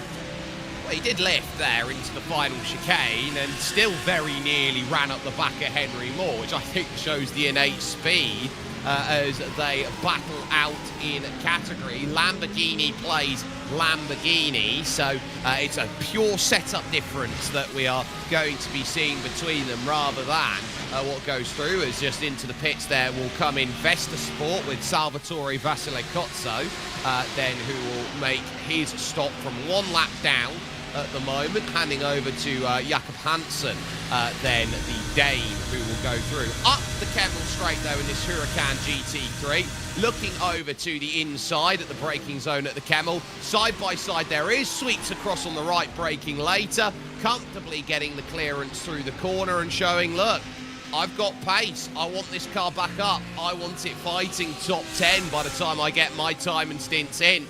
And this is what you start looking at here with a team like Auto Moves, who are now starting to become that next team in sim racing, like Fiercely Forward were 4 years ago, like Blue Mercure have been earlier on, like what Nova Leggio were at the last big event that we had out here in iRacing.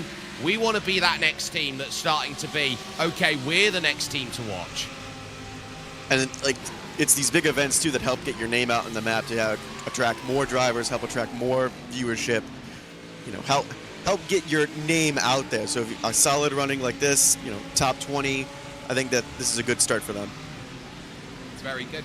We are keeping an eye out there on YouTube chat. Who is Diogo Pinto's team? Well, you're watching him. He's leading BMW M Verstappen Sim Racing on top at the moment over the 002 Grid and Go with a margin of 5.4 seconds after the stops have equalised out. So I take a look at a gap like that, and they have now got margin over, at least at this current moment, Grid and Go, Grid and Go, and Grid and Go. And there's only been one time in the world of this iRacing Spa 24 where we've had three teams, second, third, and fourth.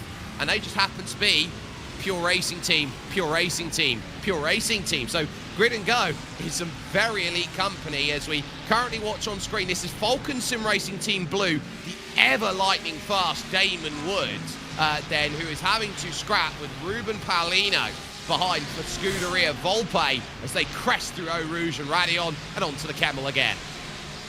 He's going to get a good run, I think, down into Malmedy, but I don't think he's going to be close enough right here. The Lamborghini, very good in the aero, very good in the draft, but I think he's going to be a little bit short on power here, unless he wants to be really brave on the brakes, which it's way too early to be considering that. Yeah, you're not going to go from a mile back. Not at this stage, and I think wisely so. These drivers know how their percentage moves are to go in, and especially as well, giving the understanding that race control, and it's not a live race control in the traditional sense, we're talking iRacing stewarding team, which is led by Nim Cross, have the sole discretion out there to administer penalties and disqualifications and the like in special events for various reasons out there of racing integrity. We saw it at Daytona with Scuderia Ferrari HPE Sports Team. We saw it at the Nürburgring last year with Verstappen Sim Racing, now formerly or nay Team Redline. So it is something where if you do get involved in an incident, you know, you're not absolved of blame. You can't go, oh, sorry, didn't mean to hit you, and just go on and say such is life. You're in a position now, I think, Jonathan, where I think you've got to be really, really careful about how the move's made. Yeah, and especially early on, if you get some sort of like drive-through penalty, if you get a stop-and-go penalty, any sort of penalty like that, that's going to set you back a lap. Like, it's easier to come back from early on, but it's going to be so difficult, especially since this is all the same class, it's all the same category. You know, there's no full course caution that can bring you back into play. You're going to have to do it all on pace. You certainly would. And for the moment, Damon Woods in the background has made his pass on Baptiste Jimenez then for position. That's RDV Competition Unity. They're the French-based outfit. They're the 86, the pass made on with Scuderia Volpe there. SDR Sim Racing with Marcos Saavedra at the moment. A bit of side-by-side as Miguel San Martin there in the background for SDR, the 578, looking at a way past lap traffic on the road. That is the 2-lap down Vesta Sport 211, and the Belgian Jeff de Kerstekker, who is there in behind the wheels. So the role of overtaking in endurance racing, you think, well, why is he making it so difficult to get by? Responsibility to the passing car to go and make the move. The responsibility of the car being overtaken and lapped. When they get alongside, don't make it difficult. Yeah, I think it was just unfortunate timing. You go through Radion and Eau Rouge, you can't really go side by side through there, so it's like, all right, you got to sit behind him for a little bit of time and maybe cost him a couple tenths in that first sector because he's chasing that gaggle of 3 cars ahead. And also, when you're 2 laps down, you just kind of want to get your head down and run your own race. You really don't want to be focused on all the different cars behind trying to overtake you, as he runs a little bit wide there in the double gauche. Yeah, You'll get an instant point for that. You've run a bit too deep, and they do add up over the course of this race. You have 100 to play with before penalty comes into play. Then it's every 20 after that. Now, we had a trip down memory lane, as we're going to have a lovely trip at the front of this field with two cars working hard. Andrea Bristow here for Blue Mercure at the 33. Vasilios Belletsiotis, the 32, just in front. So Blue Mercure can start working together at half a minute off of the race lead in their Aston Martins. We had a trip down memory lane earlier on with Paul and with Craig. I turn around and say 100 track instant point limits. It's still very difficult around this circuit, but by no means was it as difficult as what it used to be around here. It's gotten better, but like you can even, you know, on our time, you look at race control, and I see that at least every lap we have 10 off-track incidents. So it's definitely easier than it used to be, but I remember like qualifying in a lot of the lower end categories and just getting like at least like 3 off tracks. It's like, I don't even know what I did. I barely hit the rumble strip. Do you remember the time where Pure Racing Team had so many instant points in one of the races without a cap on instant point limit that they overflowed the iRacing website at 1,028 iRacing instant points? I mean, that's probably a record that no one's ever going to be able to break, but that's also the reason we have the caps. Oh, it absolutely is. And it's also the story where they went from, like, world-class license 4.99 to D-class license 4.5. Skip Barber Series strength of field had never seen it better the week after. I mean, that's a good way to help everyone else in the field, to get some world-class drivers to help negotiate you're learning, but then how long does it take them to get their licenses back up like that? Because that's a huge hit, and it takes so long, I think, especially in sports cars or something like that, where you can get a few incident points here or there just from, you know, being a little argy-bargy every now and then.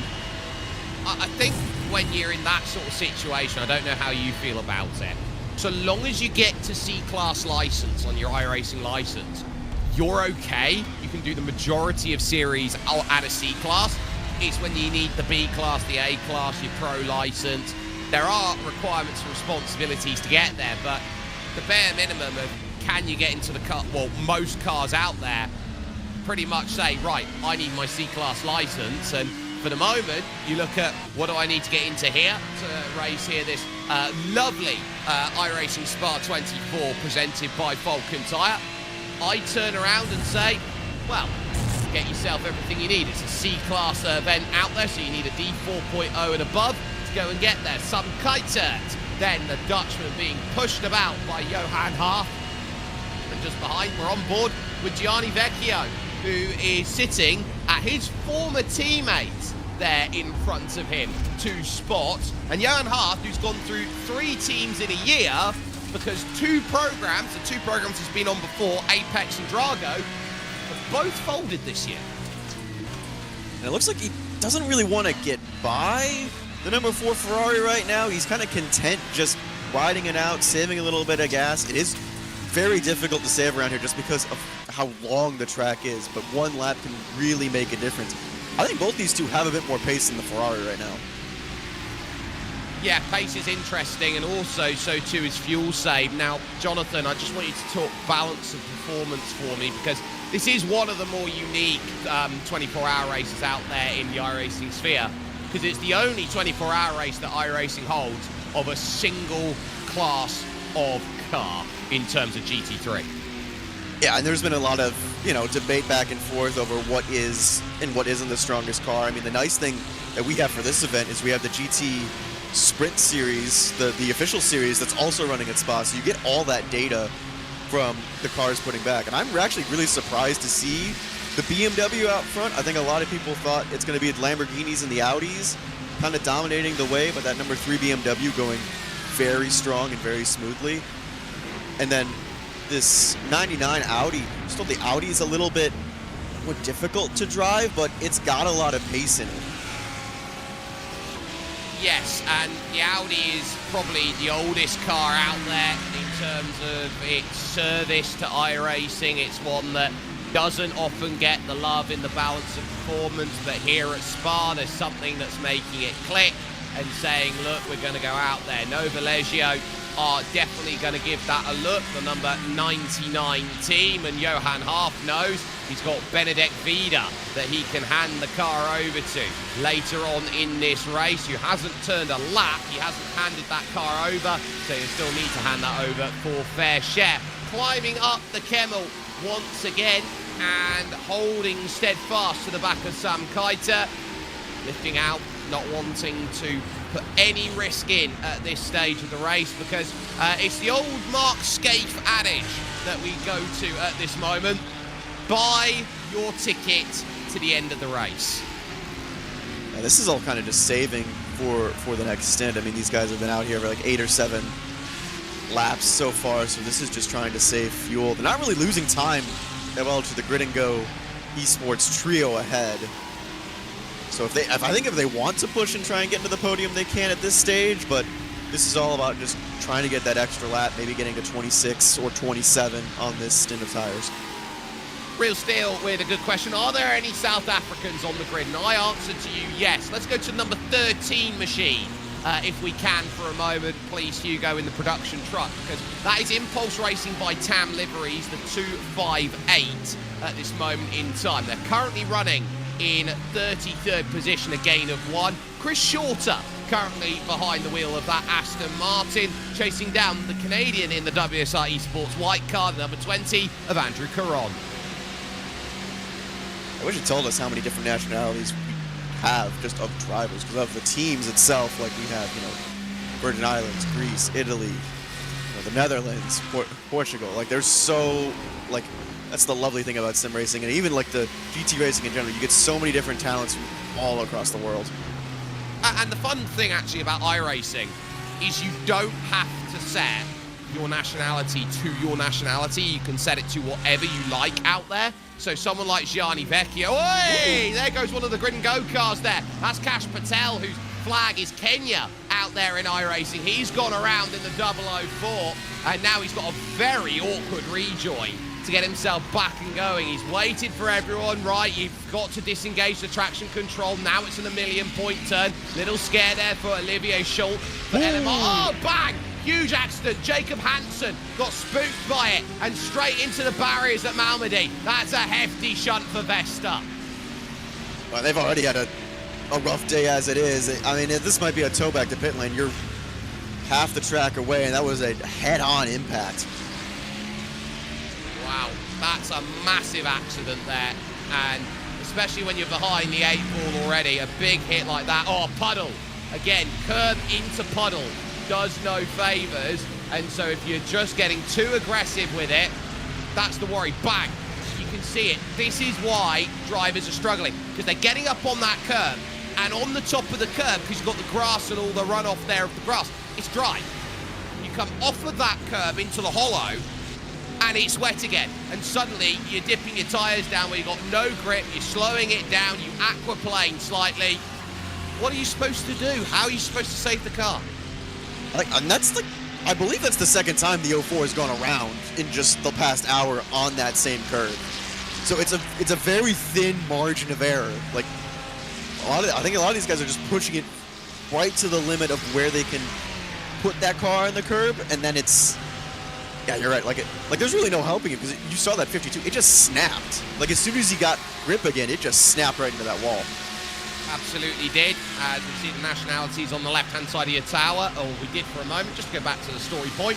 I know certain drivers who elect to be certain places out there. For example, I know a lot of people in the United Kingdom decide, I'm not going to run with a UK flag. I'm going to run with the Scotland flag, or the England flag, or the Wales flag. I'm going to represent my region more than anything else out there. And further to that, there was a team, believe it or not, in the Lotus 49 series that was running about that said, right, as flags come out, we are Team Sao Tome and Principe. That's, I guess, one of the more unique things. You can just identify where you want and be show your nationality, show your pride in a different way, as we are on board with the number 9 fiercely forward pink. It's kind of the 99, still drafting, still saving fuel. Boot. Talladega bump drafting. Well, can you imagine these with a Talladega spec rear wing or anything like that on like an Evo 3 kit or something? That is very aggressive there, the line of that Audi by Johan Hart. Oh, and caught the puddle and had to have a bit of a wiggle around it. Fast hands from the Frenchman. That's where those rallycross skills have come into play there. He's got an IRX championship here in iRacing, and so he had to get very, very quick and light on the steering wheel. Also, like, as the sun goes down, as the track temp goes down, I don't think that puddle's going to go away anytime soon. The track temp's only 71 degrees, and the air temp's only 67 Fahrenheit. I should say 22 Celsius, 20 Celsius in the air. So I don't know how long that puddle's going to stick around. Until morning, because let's think about it like this. We are in sim time 13 minutes past 8 in the evening. The sun's going down. The main evaporator factor is not there to help you. So if you're asking what's it going to take, you need a couple of things, and that will include having a hot track to help you. What's also not helping is the 93% humidity that is there right now. It's a pea super out there at the moment here at Spa. Now, imagine you dip your sponge in a bucket when you're going to clean your car, as we watch Luke de Vos here for Solpac Precision Racing, the number 7. Dip your sponge in the bucket, and you go and you wring out the sponge, and only 7% of the water comes out, and then you've got to try and, you know, get the sponge dry in that sense. Really, really tough. Yeah, it's just not going to go away anytime soon. At least it's, you know, at least it's virtual and not actual humidity, because I'm just imagining 93% humidity, and I was living in Virginia for a bit where it was constantly 90% humidity and it was 90 degrees. That's a that's hot and nothing evaporates. No, that's the sort of condition where you turn around and say, my, the air tastes of all my friends at the moment. It's not a very nice feeling out there, I'm sure it's not. But for the moment here, that number 7 car looking for a way to get into the top 25, having started the race back in 46th position, eyeing up Mate Mihailidej here for Caesar Esports, the Hungarian-based team that represents the University of Győr. It's our second biggest mover of the race, 19 positions. The only other one I can see is Zenith Esports up 21 places. Oh, and SDR Sim Racing up 22. So third biggest mover of the race so far. And I think that's a big key for them. Just move forward inch by inch, stint by stint, one position after another. You know, don't send it when you don't need to. No, there's no reason to go and risk at this moment. 20.5 hours to go in the iRacing Spa 24. I think that is a really important factor that is often stated in broadcasts like these, but can never be understated in broadcasts like these, as they all sit behind the one lap down car in what is currently P49 at the moment. This is RC Car Shop Esports that they are tucked in underneath, and a driver that I've been able to see on one occasion in the Ferrari, unfortunately the only place I've seen Nikolai Rogovu go out and battle was the iRacing Grand Prix Tour. He took one run in that, but the Swiss driver here, repping the number 15 machine, trying to get this team to rally on forward and find a good result. He will have the likes of Leon Gabriel Arndt, Adrian Ruhr and Adrian Kroll then to go to over the course of this one. So a couple of Adrians to go with, a team that is based in and around the Diach area then of Europe, of Germany, of Switzerland and of Austria. And 49th place is going to be a long race, but right now they're setting good pace. So the 2:16.7 last time by. That's faster than at least half the cars in front of them. So it's just going to be a matter of staying with it at this point and seeing how the stints fall in their favor. Obviously, you know, being one lap down this early it's easier to claw back than saying being a lap down with 3 hours to go. Yes, being a lap down with 3 hours to go, pretty much write off any hopes of getting that lap back. And you understand here that in these special events, it's a pure 24-hour sprint. There's no safety car that's going to make the difference. It's going to bunch this field back up. Any instant you have, you've got to go and deal with it out on circuit. And it's not just the drivers here that are having to deal with it right now, Jonathan. It's every single driver and team in every single split that is dealing with all of this slightly different. And here's the cool thing about it. We've got percentage chance of rain, right? Just because it's not raining in this split doesn't mean it's not raining in another. No, and I think a lot of guys have had to, prepare for that in the back of their head of like what happens when it does rain. I saw a lot of discussion in the forums over the course of the week of like, all right, what are we gonna do with the train? What is the rain plan? What are we thinking when we come in? Because also like Spa, it's so long that you can get caught out. If you go one lap too long, one lap too short, it could really hurt your race just right then and there. Absolutely can. We've seen it many a time before, and so I think that's going to be a critical part of what we see.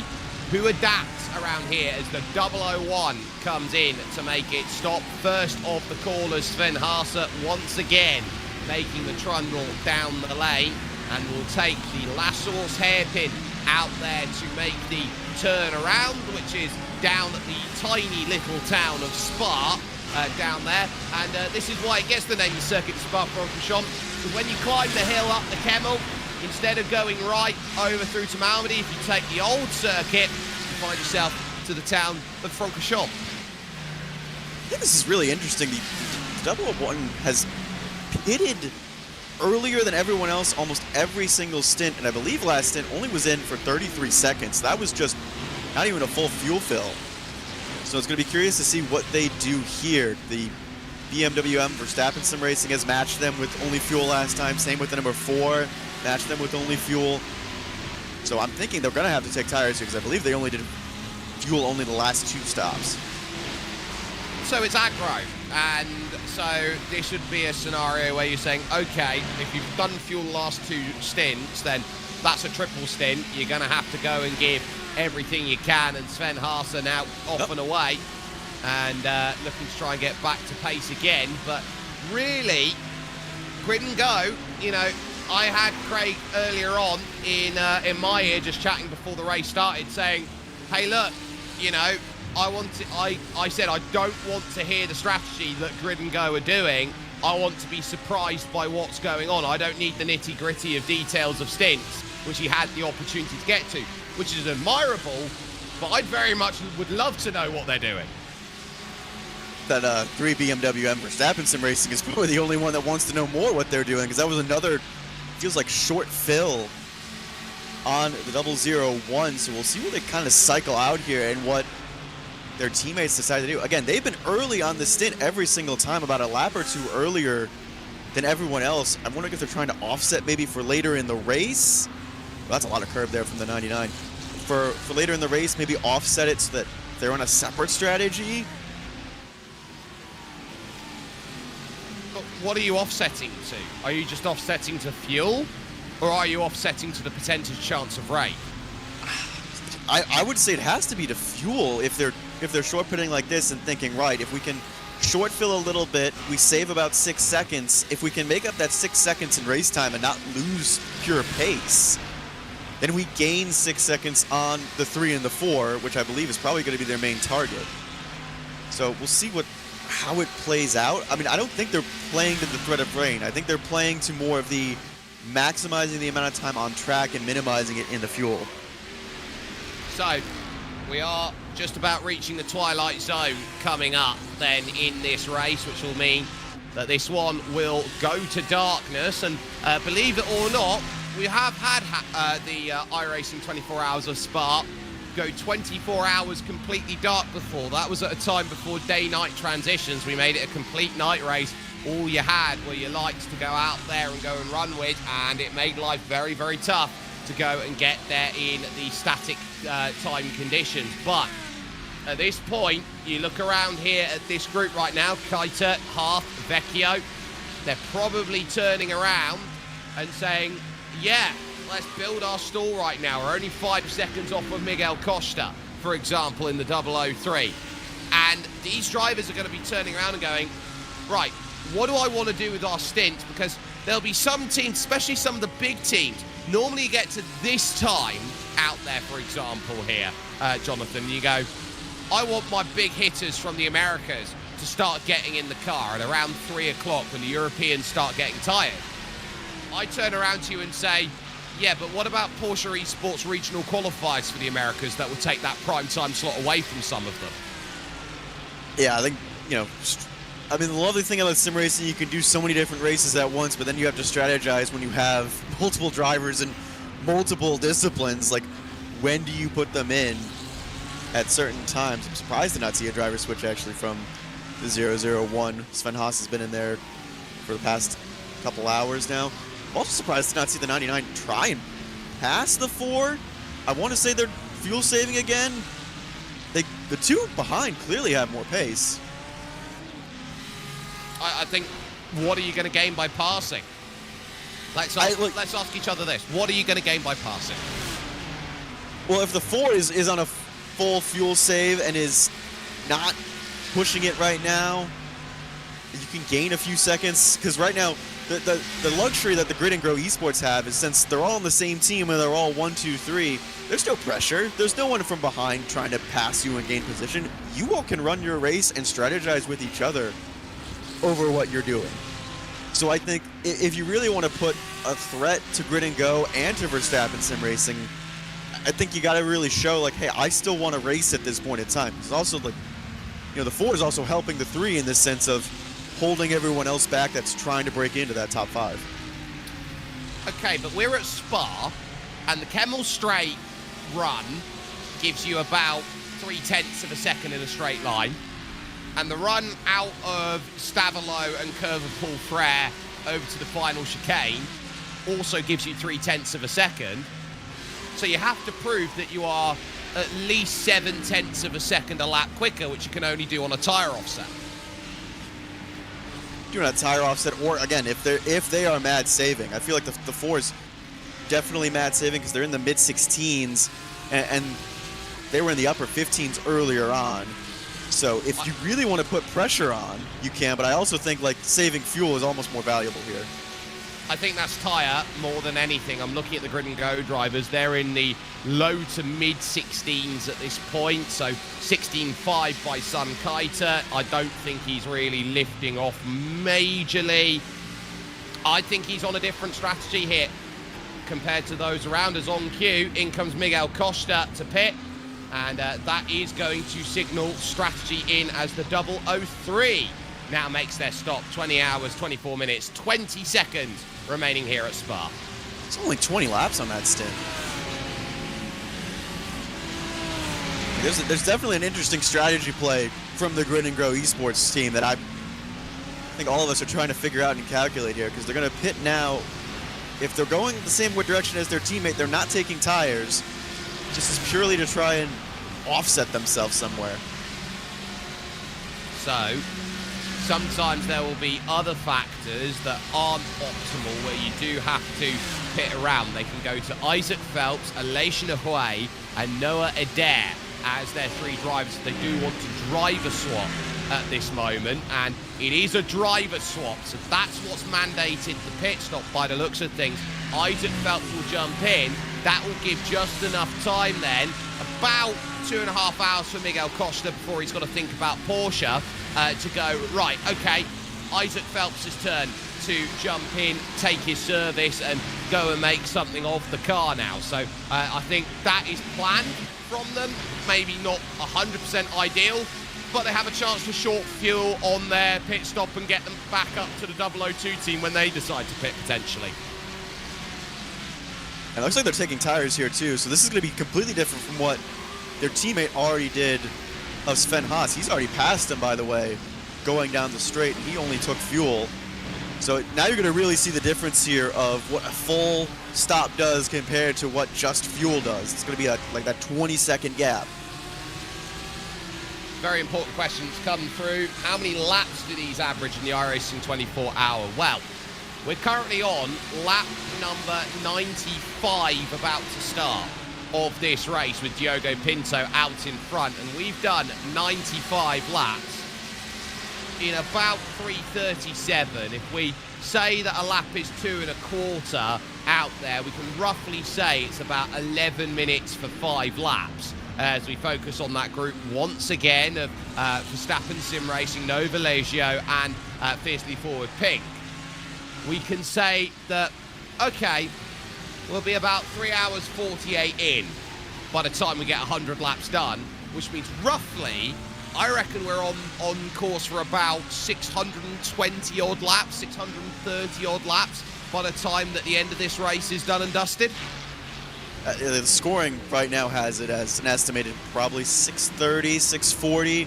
It depends, you know, if rain hits and the pace drops off significantly, like that's going to lower the lap count, obviously. But right now, I think everyone's running a solid pace in the 216s. So, yeah, I think that's a good estimate there. Aaron Vasquez has now found another car to go and pass, and it's Kevin Ellis Jr. here in the number 5, the second of the Nova Legio cars. Was saying at the start of the year was Kevin Ellis Jr., I don't have a drive. My team has dropped me. We're not going to get anything, and I couldn't get myself a ride basically in time. He's there with Nicholas Rubilar and Ricardo Rico, but at this moment in time, he's got no teammate backups to help him. Vasquez for auto moves to the right-hand side, and now left-hand side of screen. Once again makes the move. Kevin Ellis Jr. early to lift off. Going to give all of the space then to say, I don't want to fight with any overlap into Lei Koon. A wise decision. A space gone for the Audi. That Lamborghini's just ran a 2:15.8 last time by. He's the fastest one on track, is Aaron Vasquez right now. And we're coming up towards like the end of the stint, so really showing their pace and showing that they're going to want to fight. He's got a couple seconds up the road to get to the Capivara Racing Team 54. That will be his next target. Unsure if he's going to get there before everyone pulls into the pits. Question will be, what sort of times are we seeing here? So Vasquez, 15.8 on that last lap, 16.3 Kevin Ellis Jr., 16.5 from Francisco Camillo. So 0.7 of a second on that last lap. Not sure you're going to get there straight away, but there is going to be chance. There is going to be opportunity to start closing that gap. And I think Aaron Vasquez as a driver works better when he's got something to chase. When he's out there on his own, his mind can wander slightly. And so I think when he's out there, when he's got something to chase, he's got something to go and get to, a focused Aaron Vasquez is the most dangerous driver in this entire field. And he's got 3 things to chase right in front of him, too. So he could see all the cars in front of him. I'm sure he's getting that information that he is currently the fastest car on the track. I think the only one that got into the 15s last time by was Falken Sim Racing Team Blue in 9th. We'll see this time around 15.4. It's his best lap of the session.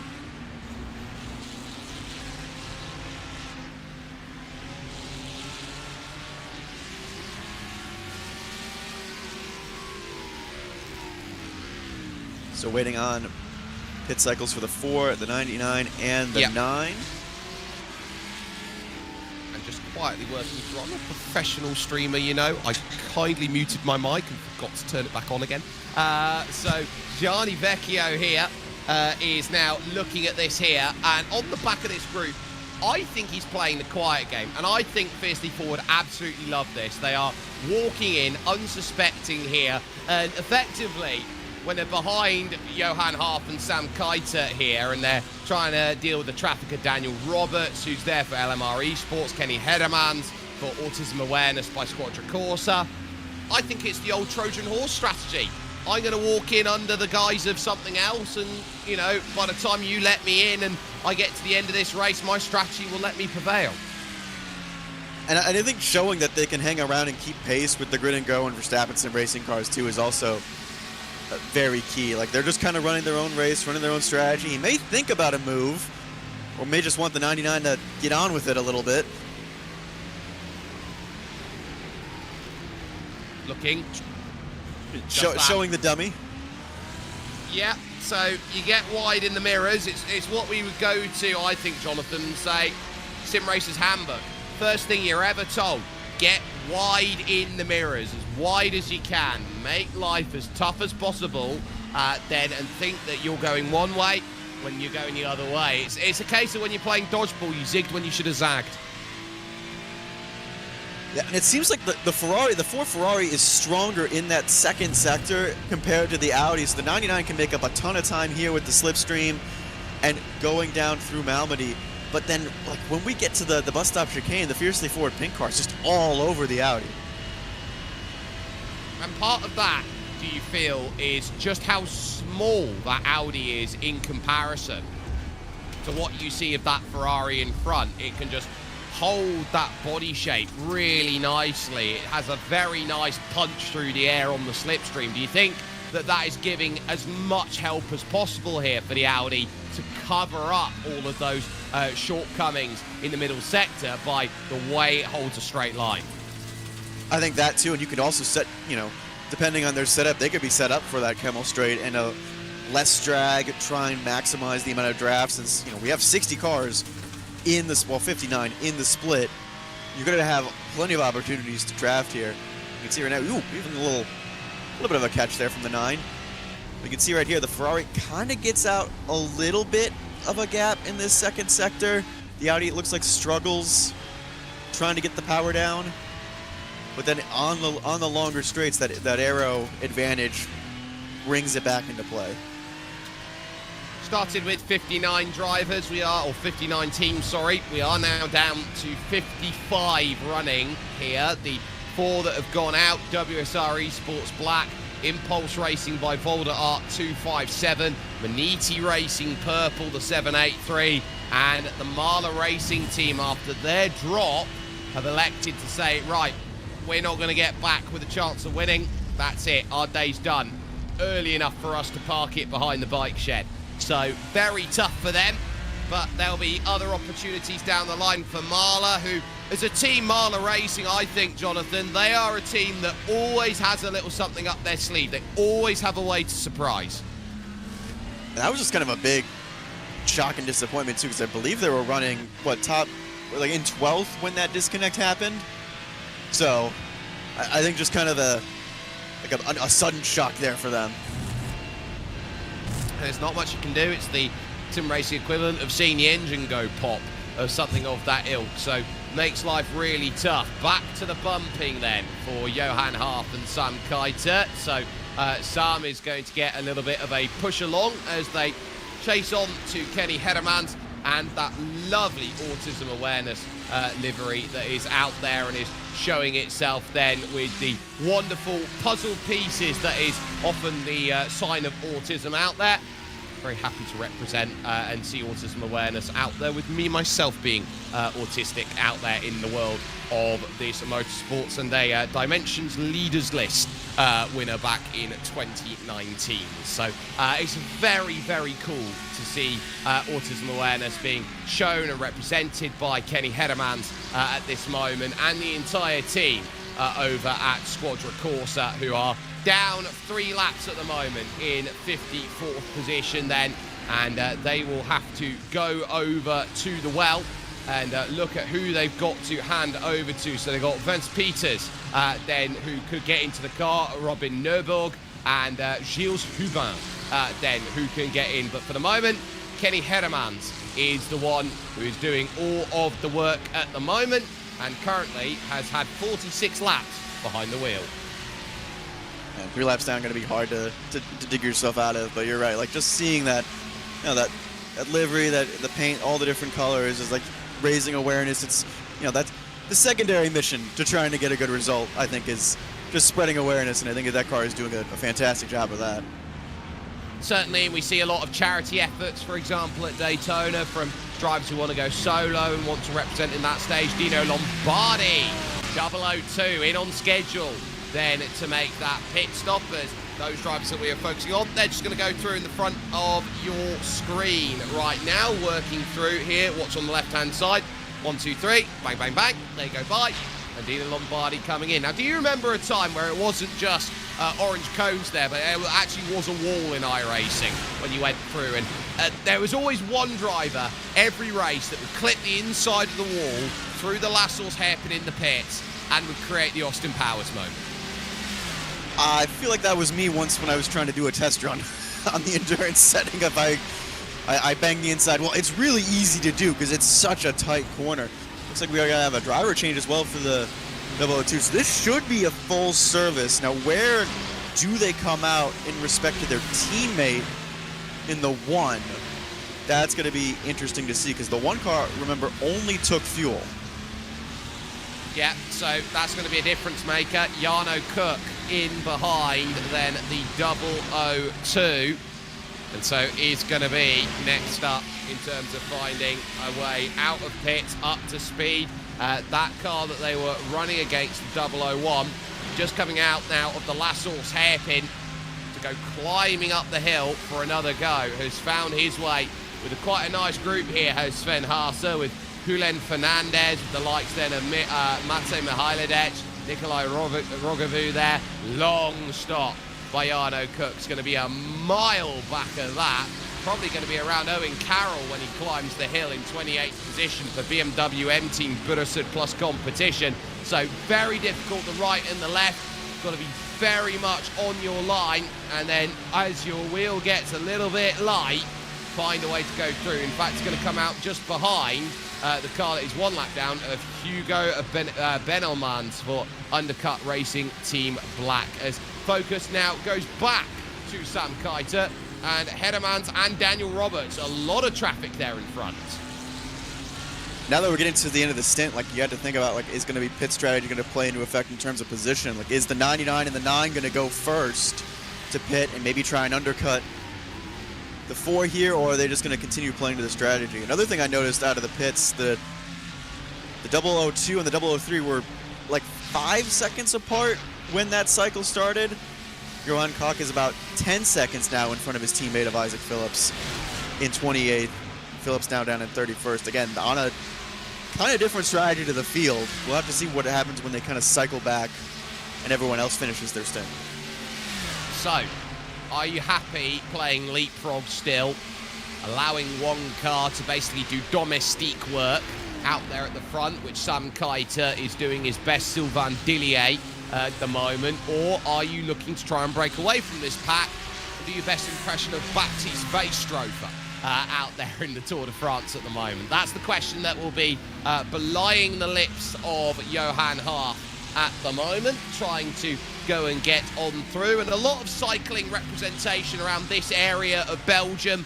Very important to note that Spa-Francorchamps does hold a history and the roads around it do.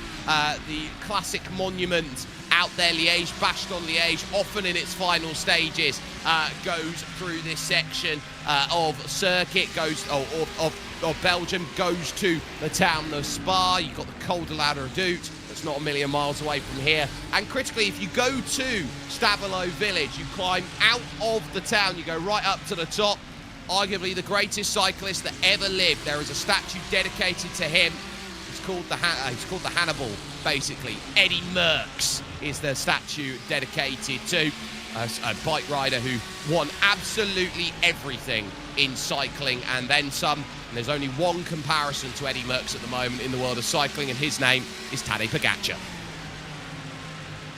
Imagine, I'm just trying to imagine just cycling up and down this circuit, like how much legwork that would be. Just going through a Rouge and Radeon, I think I'd be pretty out of gas, although I'm a little more out of shape, I think, than most professional cyclists. Yeah, I wouldn't. It's a horrible climb when you go through Eau Rouge and Radeon, but let's put it on the flip side when you're coming back down the hill. When you get to Malmedy, top of Malmedy, down to Speaker's Corner, is a drop of about 40 meters. And you can build up all that momentum. You don't have to pedal for like half of the second sector. You might, lose a bit of time if you're not really confident on the bike. As the 99 again just pushing the 4 down the Kemmel Straight. Now the interesting thing here is that there's 2 lap runners ahead that may cause a bit of trouble. That wasn't full position between Hedemans and Roberts, because Roberts for LMR Esports is 2 laps down. Kenny Hedemans is 3 laps down, so that's just to get cycled on through and clear. Now it's where it gets interesting and how much leeway is given and the responsibility of being predictable right now, Jonathan. Yeah, just kind of hold your own line. Again, I'm wondering if either the 99 or the 9, like, just pull it into the pits and try and get away from the 2 lap runners. I mean, they're all around the similar times. So it's not really hurting their times to stay behind these guys and just stay on schedule. No, it's not hurting them at all. And perfect time, actually, to make the message in chat. Is there a director on this broadcast that is out there at the moment? Absolutely, yes, we do. Hugo Luis Calmon is currently our director, and we're about to have a change in that regard in the next 20 minutes or so, where we will hand over the production duties then over to Ramiro Augustin Cisneros, who will be next on jumping in for the next phase of the race. But for the moment, they are working quite comfortably together, Gaita, Half and Vecchio, in what is now 2nd, 3rd and 4th, with the elongated strategy out there. No chance of a move to be offered down at the chicane, as in comes 07 Racing, number 77, and Norzwagi then 1 lap down, making that one. Here's a move for position. Tired of waiting. Johan Hart's going to use this as a pick. Hangs out some Kaita, then through La Source, and gets the pass done, which moves at the moment to 2nd in this race. Nova Legio are tired of waiting, and they think they can use the traffic here of Roberts and Hedemans as a way to go through, and they will clear Paul Joffroy. Oh, watch this for a rejoin here on the right-hand side. Then for Matt Emery of Team Bennett, they're going to have to really move. Rush Hour then has hit in Belgium, and critically, 1, 2, 3 all go by into Lake Coon. That was... That could be race ending right there, just running into the back of someone rejoining. But that was a really good move by Hart, seeing that, like, right, I can take advantage of the lap traffic, take advantage that the Ferrari is slower, and now try and stretch your legs a little bit, see if you can maintain this through the pit cycle. Because they're working lap 24, their stint, they're going to be in about 1 to 2. They are. We are on lap 102 here of this at the moment, so we are flying. Another look at this pass. I'd call this bread and butter basics. Straight to the inside. Not really an argument there. Got the clearance. Kaita knew, right, just let him have the space. Don't fight it. We're not in a position to fight it at the moment. Speaking of fighting it, up at the top side of the circuit then, you can see a big old scrap between Jeffrey Learmans, who is 1 lap down, Miguel San Martin, who is currently running around in 14th place, clearing the traffic. And then look at this now as it gets by Jürgen Frank, having to go the long way around Speaker's Corner, gets basically barged out the way by the traffic. Gregory Hoverson, then Falken Sim Racing Team Teal, looks at it, goes, have I got a pick? Answer is, oh yeah, I do. Look at my run out of double go Stefania, and scaring out of the way here as they work over on the brakes. And I tell you what, Jürgen Frank is going to be very upset that he's getting no help from Geoffrey Learmans. Yeah, how aggressive on the flasher button are going to be the Lamborghini and the Mustang after this. Like, that was a argy-bargy situation. Not what you want with lap traffic, and sometimes it pays to be kind, and that's a moment where, you know, you have to go to your LA Noire style of game out there, I think, Jonathan, and go, Jürgen Frank will remember this. I think the only group of people on the planet that remembers things better than elephants are race car drivers. Like, I will remember this. This is going to be slotted in the back of my head for a year down the line. I'm going to go, wait a minute, you did this in the 24 hours last year. Well, I'm not going to cut you any slack in the next year. Look, I'm going to put it to you like this. When a race car driver has been wrong, they have a memory like an elephant. When a race car driver wrongs someone else, they have the memory of a goldfish. That's a that's an adequate statement there. Like when you sometimes you own up to it, and sometimes you just shrug and go, I don't know what you're talking about. What do you mean it was me? And then you have someone like Sebastian Buemi walking down the paddock going, it was your fault, and it was your fault, and it was your fault, and you made a mistake with me, and here, this is some side-by-side with 07, Alessandro Sergio Biasi, then going out there and really having to have a good fight with it at the moment on the main straight here with Dan Voss for Solpec Precision Racing, the 111, and ultimately this is right behind Isaac Phelps and Wesley Caspers. Then as this one goes. So they are turning around and looking at that going, okay, how do we go and get to Caspers as our next port of call? So the 07 car making some pretty nice progress of things. Started 45th is +1. Solpec had it a little bit tougher in their Lamborghini. Minus now 14. I believe it's the 03 that is also in front of them that has made up a little bit of time on their teammate. Again, as this cycles through, we're going to see how this plays out. Hart and Vecchio both in. The 4 Ferrari continues on, so this is going to be really interesting to see when Sam Kirk comes in. Where does he come out in respect to these two, and what do these two do in the pits? Do they take tires now? Is it going to be a full driver switch, or is it just going to be fuel? So, with them in, also in is going to be Andrea Bristow for Blue Mercure Esport, the Italian. Also running down into the pit, also looking to try and take some service, take some time, and understand where this race is going to lie at the moment. So, service now will be in firm position. It's a case of you've got to make sure, am I going to change driver or am I not?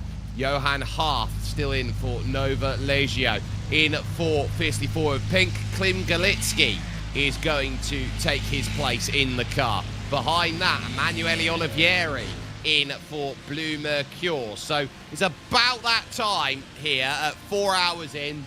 Now's a good time to change. You either change on the 2 hours, the 3 hours, or the 4 hours. And you're seeing that here right now. And you're changing it now, I think, is a really good idea, given the changing track. It's going to be cooling off. Track temp dropped another degree, now down to 21 degrees Celsius. So I think it's a good time to get someone who's really good in these transition periods. As Hart leaves the pit lane, believe he just took fuel on that stop. The 001 has already gone through of Sven Haas, so he's going to be about, looks like 6 seconds behind. It's about where they were when 001 came in, so nothing really lost, nothing really gained based on the time difference. Okay, even keel, you take that, leader in though, Verstappen, BMW M Verstappen, sim racing in. Now, I want to put to you this point right now. Is there any other driver right now in the world of motorsport that can get technically 3 factory drives at the same time? Because Max Verstappen has a Red Bull factory drive in Formula 1, effectively has a Mercedes factory drive in GT3, and here in sim racing, a BMW factory drive. Is there anything where you can say 3 companies all coalesce in harmony in this trinity of Max Verstappen? And I think it's a benefit to all 3 of those companies. You have someone of Max Verstappen's quality who can also go get you talent, like Diego Pinto, who's getting out of the car now. That's going to be a driver change for the 3. It's a Sebastian Job getting in now, so that's going to be a full service for them. But, like, not only is it a benefit for Max getting all of that data from all that different cars, but it's a benefit for those teams, it's a benefit for all these drivers that are coming up just through their ranks of those factory teams. You could think of BMW, Mercedes, and then the Red Bull line in Formula racing. Sebastian Job is certainly no slouch to take over from Diogo Pinto. Pinto's won his slew of Porsche Esports Super Cup. Sebastian Job has his own and had a really, really great opportunity to drive in a Formula 1 car. Then it's a part of a private test that was streamed as a YouTube series by the Red Bull Formula 1 team. And he really, really impressed Christian Horner, as there goes a chopping at the beams on the top of your screen. Job Away then and back to pace as far as it goes through Fania. That was Keanu Liotor then for Scuderia Volpe, seeing Matt Emery go through and take the position for Team Bennett. So ultimately for them, that was getting a little bit chipper then as Volpe are on cold tyres out the pit. So for Keanu Luto, very much a case of how do you find your water wings quickly? Because the opening couple of laps are the scariest ones out there for you to get up to speed again. Just getting in touch with the conditions, getting in touch with everyone else around you, because some of these guys have still been behind the wheel for a couple hours. You know, they may recognize liveries, may recognize the names, and then you get in and it's like, I don't know who I'm racing with right now. Everyone on a different strategy in terms of cycling through drivers and cycling through, you know, where they are in their lineup. I think I saw when Joe came out of the pits, Parth was right behind him. So it looks like Sven Haas is going to cycle to the lead once the Blue Mercury Esports car finishes its service. And so that now puts into question, if you can take less tyres than everyone else and you can extend them out further, how much of an advantage are you going to be picking up by the fact that you're just going through less sets? It just depends on how much fall off you have and how consistent you are with the tires. You know, you lose about 25 to 30% of wear if you're really aggressive on it through a full stint. So you can triple stint, you can double stint, and you just have to try and figure out how much time am I losing due to tire fall off? Am I gaining more time by staying out and gaining those maybe 10 seconds when you subtract the fall off and add the time gain from not taking those tires? Am I gaining that time? Right now, looks like Sven Haas has gotten a little bit of time gained, but both of them sideways. Jeremy Baumer there for Budosud plus Hybrid, currently in 37th position, giving an almighty scare to your new race leader Sven Haas and saying, look, you may be race leader on paper, but you are not safe in this one. Yeah, you've got a 6.2 second margin. Here's the caveat. That 001 team is pitting funkier and faster than everybody else. So I think they're making more stops than everyone else by the time they reach the checkered flag. Yeah, because there's a 14-lap difference now between the Grid & Go Esports car and the BMW M Verstappen Sim Racing car. And lap times are also going to be interesting. Last time around, 2:17 for Sven Haas. I don't think Sebastian Job's gotten a full lap behind in that BMW, but it's going to be interesting to see what new tires do compared to the older set on that Lamborghini. So, the question being, where are all them Porsches at in chat? And the answer is, doesn't really suit Spa. Unfortunately, we have here in top split just the sole responsible Porsche to go and look at. There it is, right on cue. Perfect time. Nico Schiffer, pole promotion, esports. They are 53rd at this moment in time. Really having a tough day at the office. Still minus, even back in 53rd of 2. And battling it out with SDR Sim Racing, who are many a lap ahead. Yeah, I think the Porsche had an issue coming out of Blanchimont, hit the tire barrier, lengthy repairs on that, and the only Porsche, like you have a lot of Lamborghinis, a lot of Ferraris, and then it's like you can count on your hands how many Mustangs, BMWs, Aston Martins, and Porsches there are. You have 11 different manufacturers that you could race, and there's some that are not in here at all. There's no Corvettes. I'm trying to think of the other off the top of my head. It's not in. No McLaren. I don't see many Mustangs. I think we have, I want to say we have 4 Mustangs in the field. I counted 4. Someone else counted 5. We have 4 Fords in the fields, and I in the chatter in again the GT Sprint Series was that the Mustang was going to be at least like a kind of a dark horse contender for top car. There was going to be between the Lamborghini, the Audi, and the Ferrari in terms of the balance of power.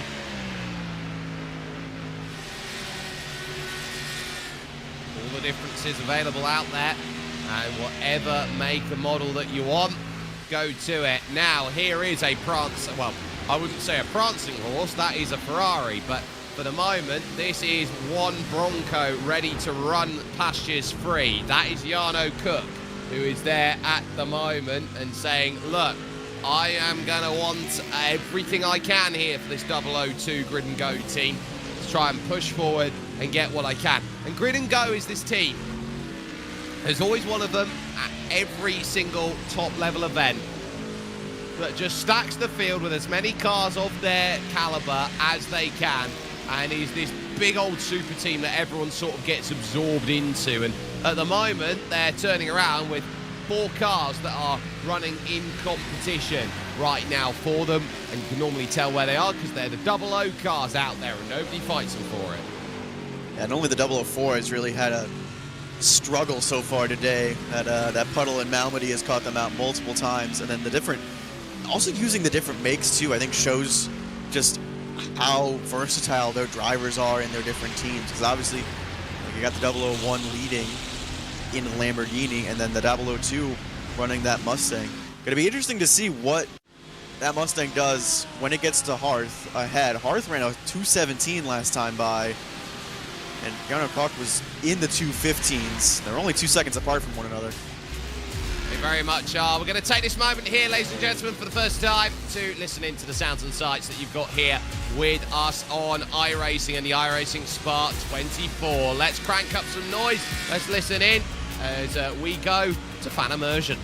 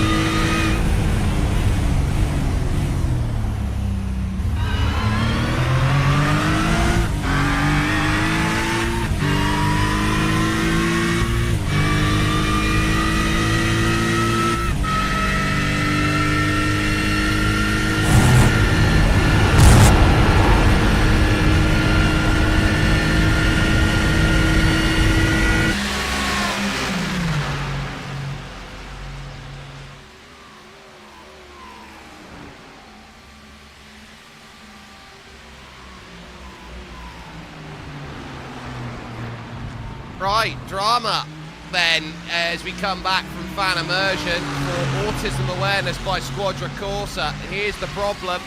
Down the hill, out of Malmedy, out of Brussels into Speakers. Just grabbed the grass there on entry on the right-hand side. Made all the difference there with the contact and basically say goodbye to it. That is a major, major smash up. And one of those mistakes really where you sit down, you look at it and go, every time I avoid that, I have just overstepped the mark by half a step. And it's so easy to do in that corner too, because you want to use as much as that runoff area as you can to get as wide of a line in as you can to really set you up well for that double Goshen. That was, not what they needed. I did say earlier before we went to fan immersion that watch the 002. What would they do when they get to Johan Harth, who's on a different tire strategy? Well, they've quickly dispatched the Audi. Yeah, and so with that all dealt with, here the 002 is starting to motor and is saying, okay, I want to be up there and scrapping, and that 002 is going to be the car that I think when you look at it on paper, Dino Lombardi there, you've got there the likes of Jarno Cook in the team, who's been around since the Huisenfeld 4 days, believe it or not. Really good driver, Jarno Cook. And then as well, Nicholas Lux, who's been in for the team. You say, right, this is a team that can go places and should be expected to go have a really nice day in the sun, all things said and told. So they'll be looking around saying, not bad. Within 5 seconds of BMW M Verstappen sim racing, after 4 hours 15, that's a tick in my book. And really, again, they're all on kind of weird strategies. I mean, he's on the same strategy that the BMW M Verstappen sim racing team is on. They have a fresh set of boots. So the times, are relevant. Like this is what they're going to be on track. The kind of the weird outliers are the ones that didn't take tires, that didn't do a full driver swap. So look back here to the 4 Ferrari. This one did do a full driver swap. Eduardo Leo now behind the wheel. Now 6th, was 5th when the pit cycle started. Johan Harth got around him. Now it's about 15 seconds behind. Again, shows you the difference between taking tires and not taking tires. Eduardo Leo, someone who has really started to excel as a sim racer over the years after joining the, at the time, the Red Line stable, now the Verstappen sim racing stable, and going, okay, I can be one of the best in the world, and I'm going to prove it to you by the way that I'm going to go about business. So, Verstappen sim racing number 14, currently in 6th position. And looking behind at this stage rather than in front, as already Sven Haase is going to depart then from the race lead. And this is the indication that the 001 team are batting behind the 8 ball, because they are looking around at that. They must have had less than 10 laps leading this field as they are in for their stop. And this is now going to be a huge scare for them, that they're going to have to start thinking about, okay, how do I claw back a full pit stop? If there's any pit lane, you've got to try and claw a full pit stop back on. It's not this one. You don't play that game here. No, because you lose almost 2 minutes in the pit lane. You almost go down a full lap in the pit lane. So it's going to be really hard. I'm just trying to, again, map out what the strategy is here, because they just completed the 20th lap, and most cars have been able to do, 26 laps. The Fiercely Ford number 9 looks like it's going to stay behind the 4 for now. Back to our regularly scheduled drafting programming down the Kemmel Straight. Yeah, it is a question of what you want to do at this point. David Bojka in now for the 001 team, taking over from Sven Haase. Interesting. Klim Galitsky, representing Serbia, sat on the back, traffic in front in the form of Dan Vos and Carlos Boza Puya there for XTV Racing GT3 Sim Lab. Is this going to be another case of you trying to use it like a pick, like Novalicio did? You've already dropped back 15 seconds from them. They're maybe doing something slightly different strategy. It's making life very tough to know what's the right call and what isn't. A minute and a second for David Bojka in the stop, off and away. Finding the crest, and I'd say net at the moment. They are effectively a net 25th, 28th. They're going to have to go really, really aggressive to go and fight that back, as there's some side-by-side with the traffic then that Verstappen Sim Racing will look at. On the run to Blanchimont, and clearance then made for one. Glitzky gets out wide through Blanchimont corner and jumps through. Oh, there you are. Welcome back, Eduardo Leo. That would have been a scare. He's going to a different dimension to get around the lap traffic. That's a different trick right there. Still at 93% humidity. I mean, track temp is cooling. That light breeze could be bothering you down the Kemmel Straight. Yeah. But it's going to keep cooling, so that means like for double stinting and triple stinting your tires, it's going to be a little bit easier. When you come out on a fresh set of boots, it's going to take a little longer to get them up to temperature, though. It will do. And so you're looking at, okay, how many laps is it going to take? Is it going to factor into that format for us? And answer to it is, yeah, it will. Have we done all the practice for it? And that's going to be critical. Eduardo Lea then for Verstappen Sim Racing. And the obligatory question, is Max in this race? Nobody has been watching. He's been keeping a close eye, of course. When you put the time and the effort in to go and do the practices, to get yourself ready to do all of these races, it's about the time and the effort and the understanding of, okay, can I go at this suitably and strongly? I'd argue that Max Verstappen at the moment probably be putting a lot more focus in, can I get my car at 100% before I start thinking about the sim racing aspect? I'm sure he's probably been talking with some of the drivers on the team, getting them like ready for this sort of event. And how to prepare for it, obviously going for that 3 in a row, trying to, you know, do something that other sim teams have a lot more difficult time doing. And obviously right now, when you're 5th and 1st, a couple hours in, I mean, that's so far good preparation from both cars. Absolutely. And I do now put the question to you. The weight responsibility of trying to get 3 in a row. Like, I don't think, like, you can't think about that at this hour. I think you think about that with 30 minutes left. I think if you put more pressure on yourself now and think about that now, it's going to be, you're going to get in your own head. Because I think right now, Verstappen Sim Racing's main focus is, what do we do to get these grid and go cars off our back? I agree. Focus has got to be short-term, long-term will come along later. We go over then to the Hungarian-based team of Caesar Esports, who are looking to push. It's Balázs Pilar, who is there in the 26th behind Andrew Caron, trying to find a way with WSR Esports white. Then it's fiercely forward yellow with Philip Ansel, and just behind them is a car that is 1 lap down, Maniti Racing Black and Chris Fondanessa, who is there just trying to work a way forward in this race. So, pack of 3 working together through Vanya into campus, the Campus Institute of Technology on the inside. You can actually learn to be a bus driver in Belgium down there in the Campus Institute. We do a bus driver race around here. You think a 24-hour bus race could be as entertaining as this? Probably not. Probably a lot more destruction. Come to think of it. Some would argue that the way that Redline / Verstappen Sim Racing were bump drafting last year would have argued that it was a bus race for 24 hours. I mean, we have seen a little bit of working together, or at least, like, not really coordinated working together of some cars in front. You're just bump drafting down the Kemmel Straight. It's like, well, I'll save a couple tenths here, save a little bit of fuel now. I was wondering, with these 3 kind of in a gaggle right now, in the 0-0-1, about 5 seconds behind, like, how quickly on fresh tires can he get through here, or are these guys setting a decent pace where that 28th is just going to be the best he can do at the moment? I think he can gain. I just wonder how much he can gain, depending on the position of here for the likes of David Bojka here.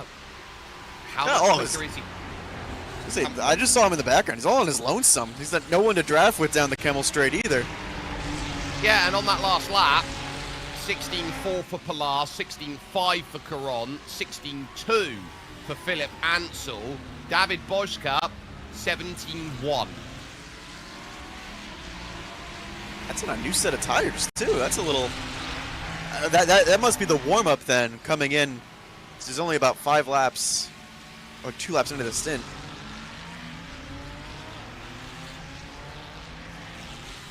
It's enough of a factor. It's making a difference.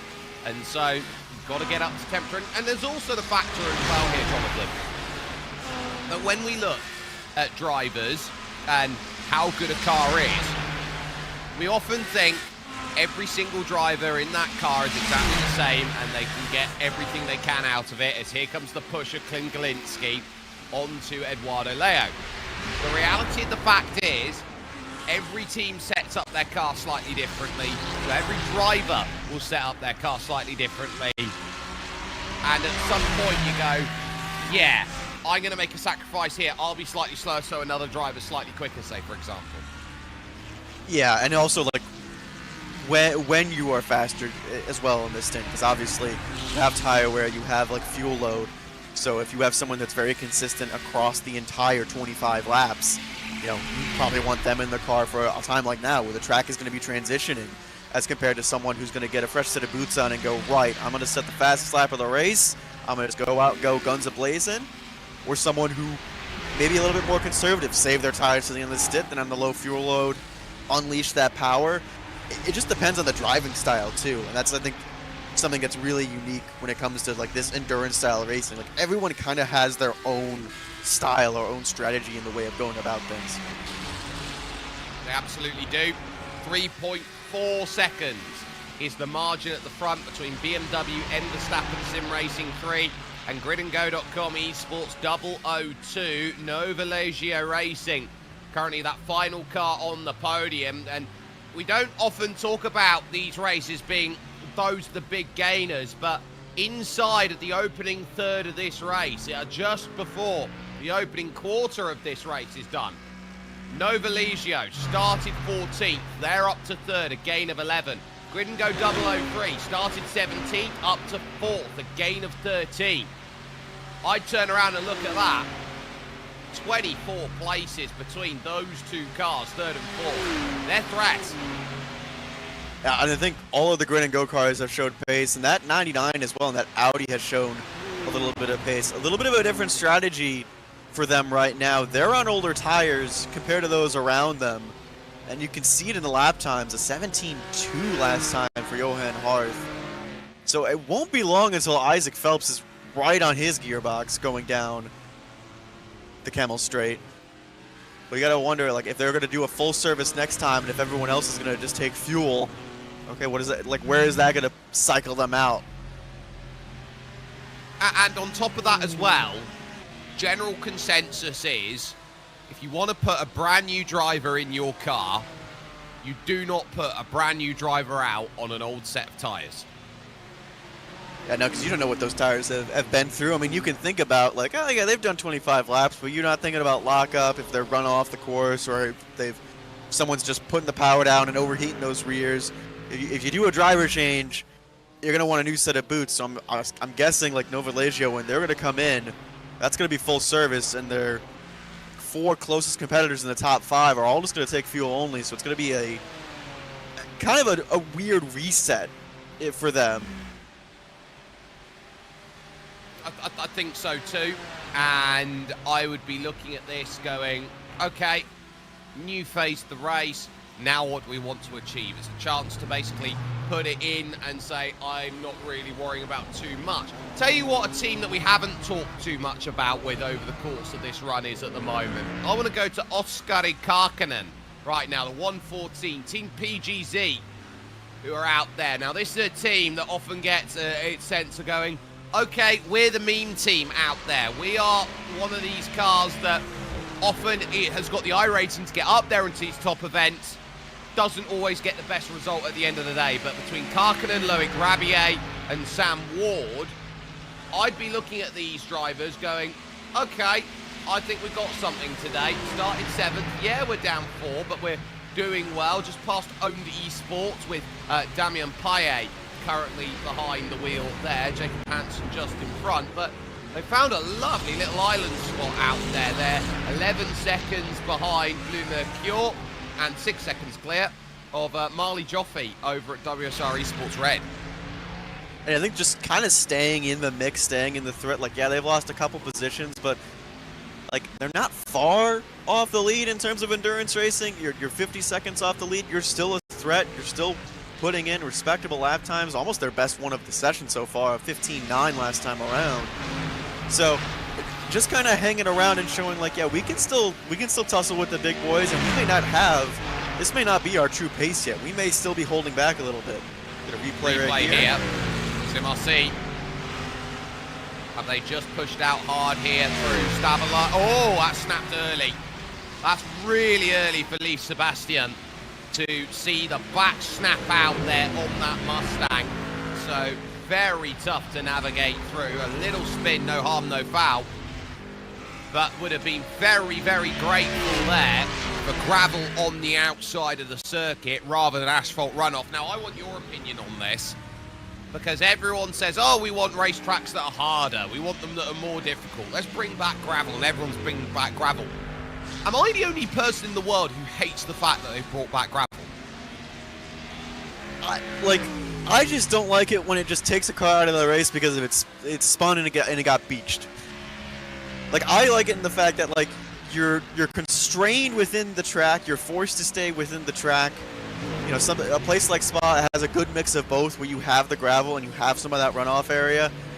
But, like, I just hate it when it takes someone out because, oh, I spun out and I'm stuck in sand. Well, here's why I don't like it. I don't mind the fact that a car can beach itself. That's the nature of racing.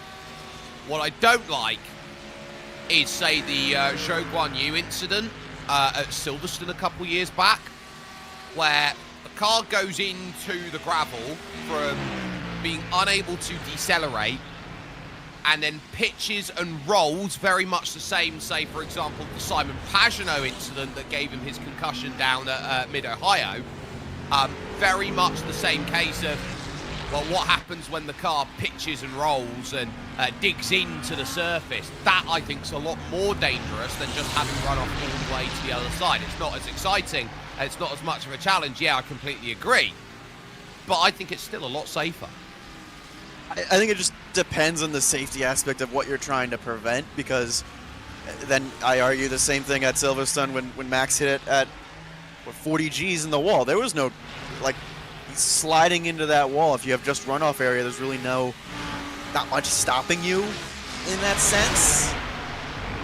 So I think it's just about of like what are you trying to protect? And I think, like, you know, tracks are struggling with trying to figure out a way to keep drivers safe but still make the racing challenging, and then also policing those track limits. Like, you know, a funny circuit that I like to watch is Coda, because when IndyCar was down there, they just said no track limits, and the drivers were all over the place. That was the move to third place on the street. So GridandGo.com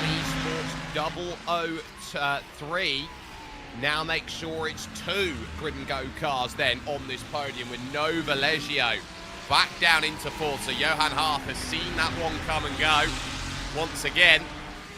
As we saw there, the lapping process from SDR Sim Racing and Roman Pascucci, who is there and looking to try and really give something. It would not be remiss of our Argentine director right now to have a little look in at the Argentine team going out there in 14th place, having started the day in 38th, a gain of 24. I think that is the biggest mover in the field so far. So just doing really good consistent lap times, just picking them off one by one. Again, right now it's 16-0 last time around. Same as kind of everyone else around them. They're all in the kind of the same strategy back in that area as well. So, like, doing really well for themselves. Capivara as well, with Gabriel Paiva, number 54. They are also in a really good position. They're only 3 seconds off the back of the Argentine team of SDR. They're looking at Nova Leggio, who are 3 seconds down the road of them as well, with Ricardo Rico now behind the wheel. And I think South American esports right now, in sim racing terms, when we looked at what that was 10 years ago, we talked about a couple drivers who are moving up. You know, Hugo Luis was a world champion, but you only talked about him as a world champion. You were talking about the Daniel Wensings of the world. You were talking about drivers who could jump and be a part of that scene. You turn around now, and through a lot of work in that department, you've got a number of really strong Brazilian teams that want to go out now and charge. And I think a lot of that comes down to the work factor that has been put into play by Tony Kanan's esports outfit back in the day. Yeah, and I think, like, trying to get more and more, like, Brazilian drivers onto the service and getting them in that lap times, and just, like, having someone like Tony Kanan, who has all that racing experience in the real world, like, helping you and coaching you along, like, that's something that, like, the real world drivers like Verstappen and Kanan are really helping in the sim racing world, is getting these drivers more exposure, getting them more opportunities. And opportunity is everything when it comes to esports. We talk about that as something, I think, Jonathan, that often goes under the radar. And it's why I think you take Porsche, for example. Porsche Esports Super Cup last year would have been a championship as Grid and Go 003 come in and make their stop. Last year, you would have said, right, this is a championship for 6-figure sum of money and you're champion. Okay, what does that mean? Not very much. This year, okay, it's a 5-figure sum of money, but you also get the opportunity to walk yourself potentially into a Porsche seat and a sponsored season with Porsche, which is huge. There you can see Grid and Go coming in to make their stops. Manufacturers on the right-hand side.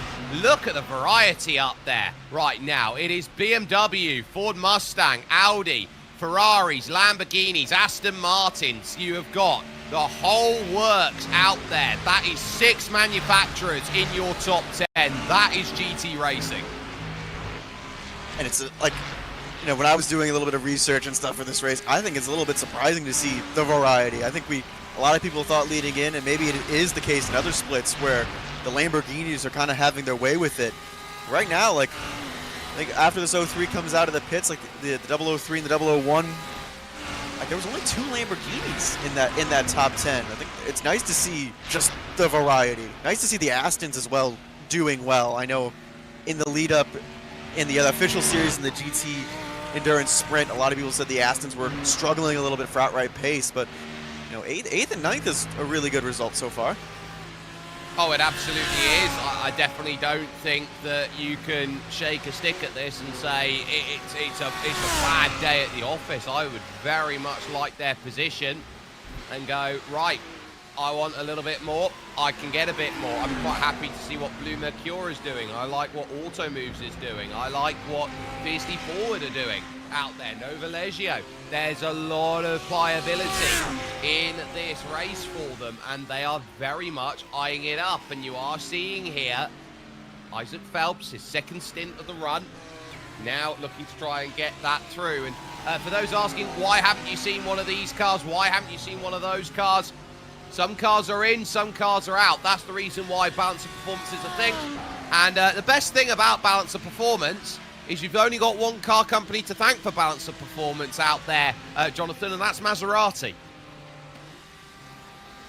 Yeah, and it keeps, I think it keeps it fresh. It keeps everyone that wants to drive the manufacturer that they enjoy driving, you know, towards the front. And again, look at the variety. Like, I think that some people were a little upset about some of the adjustments that were made heading into this week, heading into this event. But again, like in that top 10, there's a lot of variety. All the different makes that at least are in this session represented. Again, we're short of McLaren, we're short of Corvette, but we at least still have some of that good representation.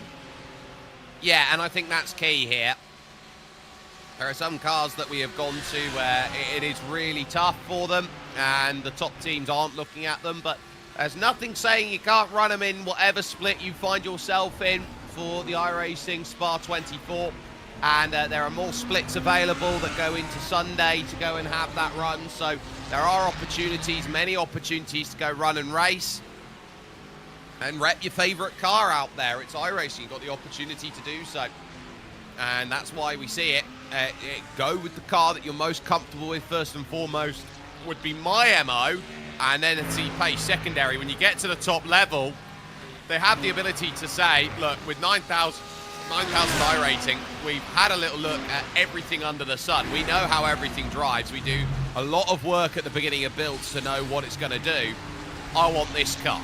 And Falken Sim Racing Team Blue, for example, one of these teams that go, yeah, I feel quite comfy in a Ferrari.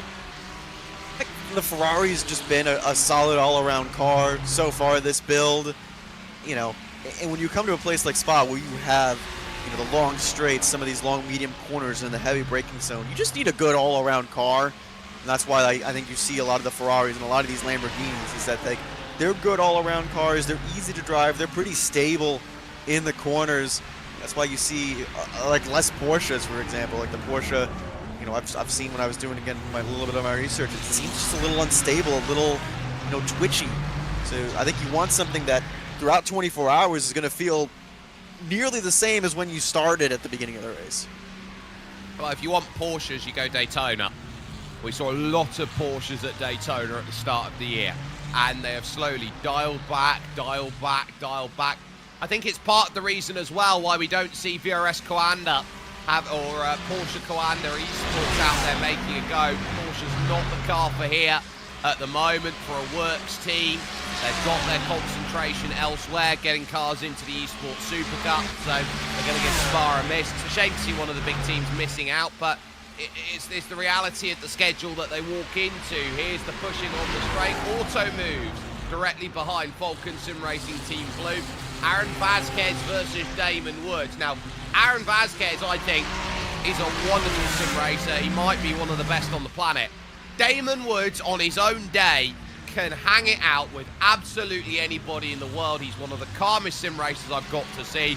I see him on a Wednesday morning with ASRG V8 Pro, and what that guy can do in a Porsche Cup car is make the Australasian continent look absolutely trivial.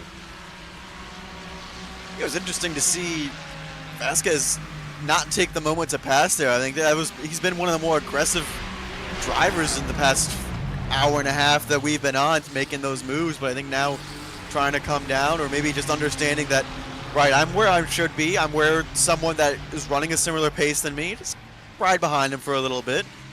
And Woods doing a really good job as well, keeping themselves in play for a podium position later on.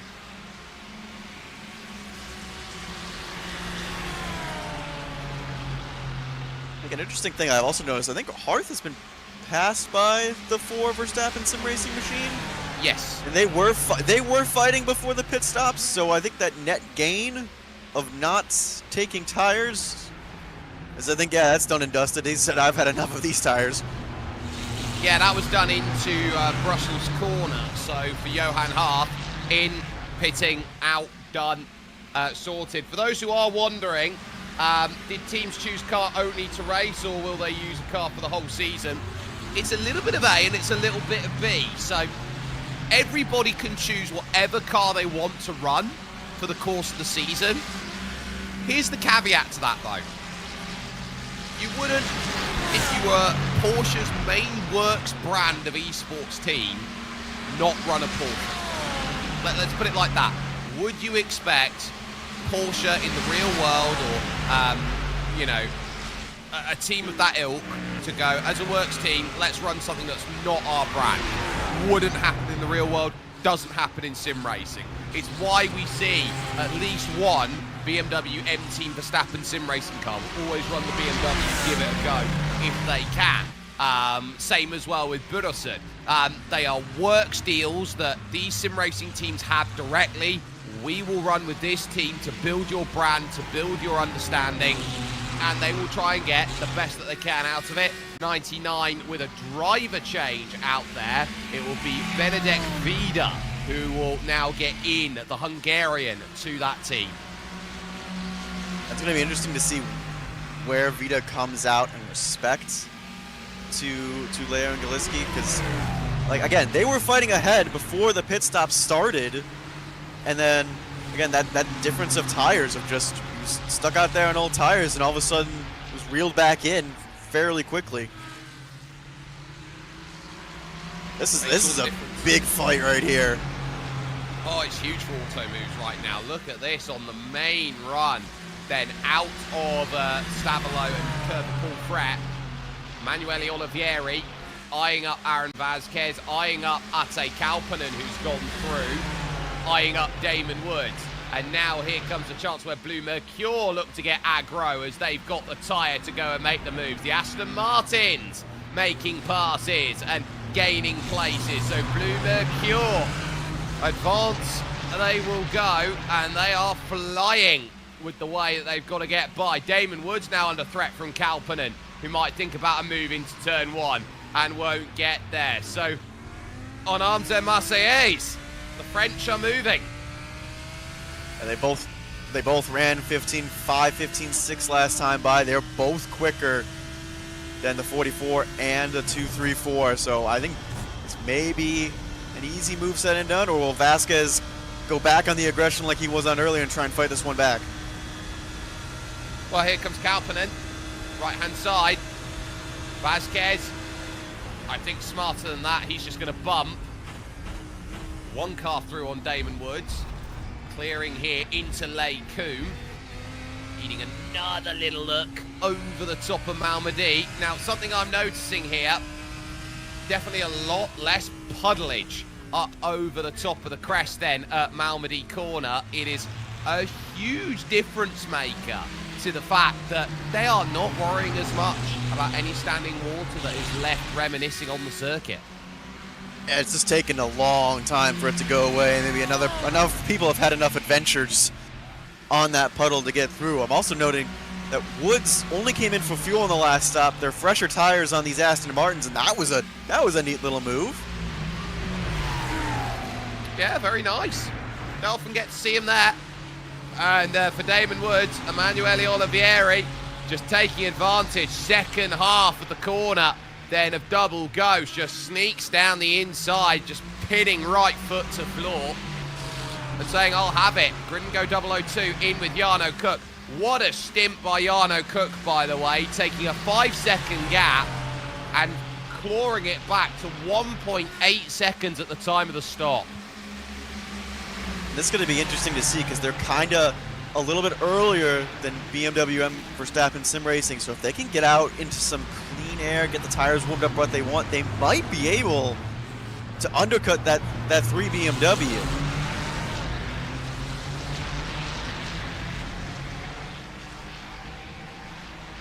It's definitely plausible. Those two, I know this. Yeah, and those two, I believe, are on a similar-ish strategy. There's a 5-lap difference between when they last pitted. Yes. So 5 laps, all that you need. It'll probably be exactly the same. Everyone from the drop of the green flag were a little bit of a tentative zone with a wet circuit that had to dry.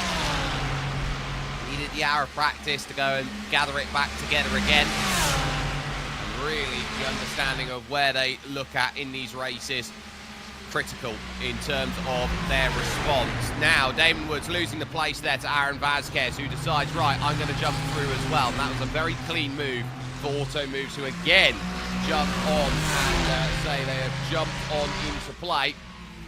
And they know just how critical it is as we are moving into the dark, and we are moving into the dark quite quickly.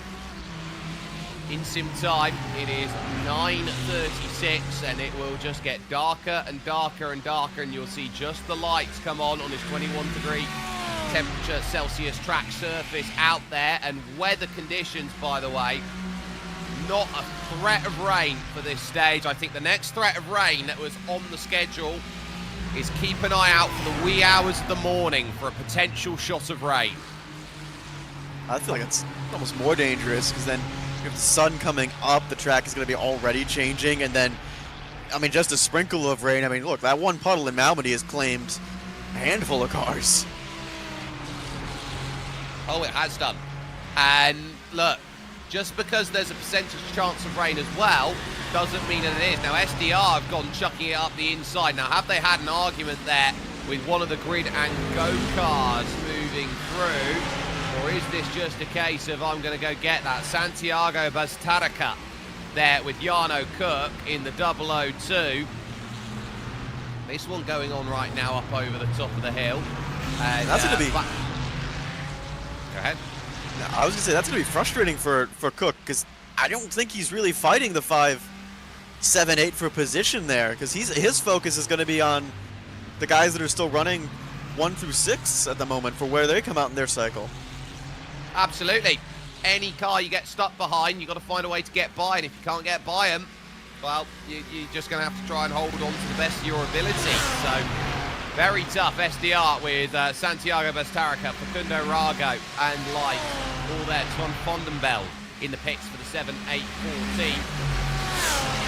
Our focus currently is out there at this group right now with the 2 Blue Mercure cars who are 4th and 5th on the road at the moment in the middle of this pit cycle.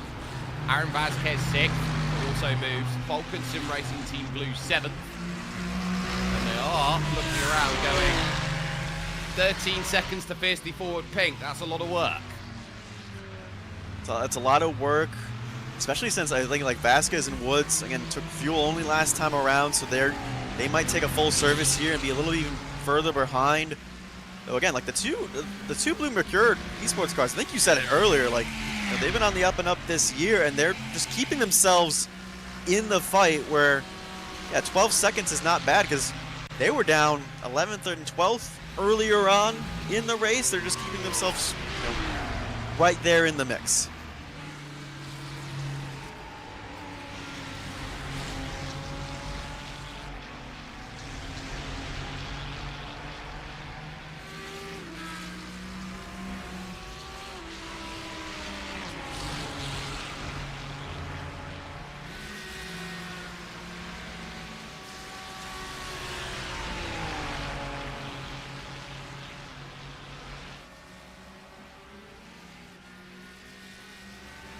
Sebastian Job in the lead right now.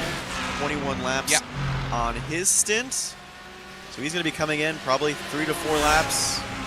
Same with his teammate behind in the Ferrari, and same with the fiercely forward pink car in the 9. Just kind of waiting on when everyone else pulls that trigger to start the next cycle.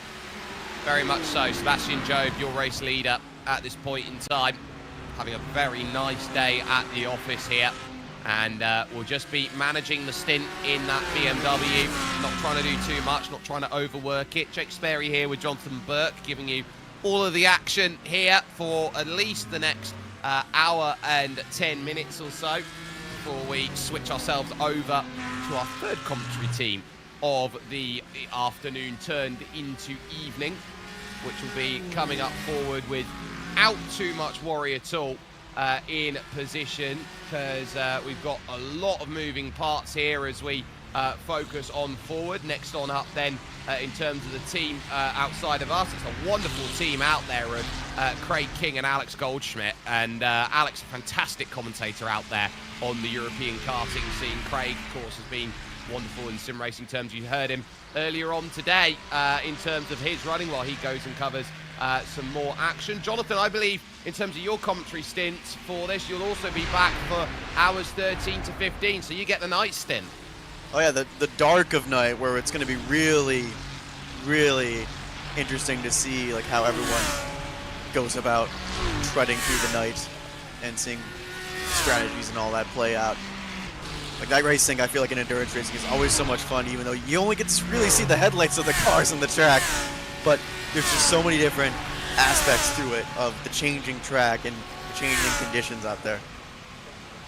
There's always change, and change is very scary for a lot of reasons, but there'll be many who will feel that they can get around change by the way that they go about their business. So, down to 54 runners with Vesta Sport, the last runner currently out there in this field in the 2-5-2.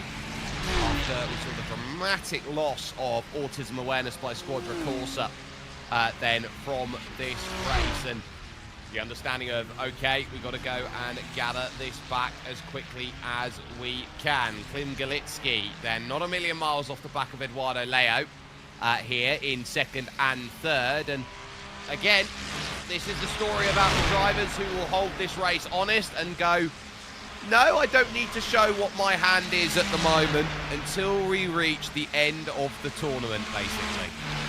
I think the only thing concerning, I think for the 9 of Fiercely Forward and for the Grid and Go esports cars, just like it's how quickly that BMW and Verstappen Sim Racing car is ahead. Like it's a teammates effectively on the same strategy in the Ferrari and the BMW. There's a 22-second gap between them. 22 seconds. It's a lot, especially at this stage of the race. And when you say, oh, okay, it's 22 seconds of a gap, what does 22 seconds actually mean? Well, if you added it up, you lost a tenth of a second every single lap from where you started to where you are now, you'd lose 12.7 seconds.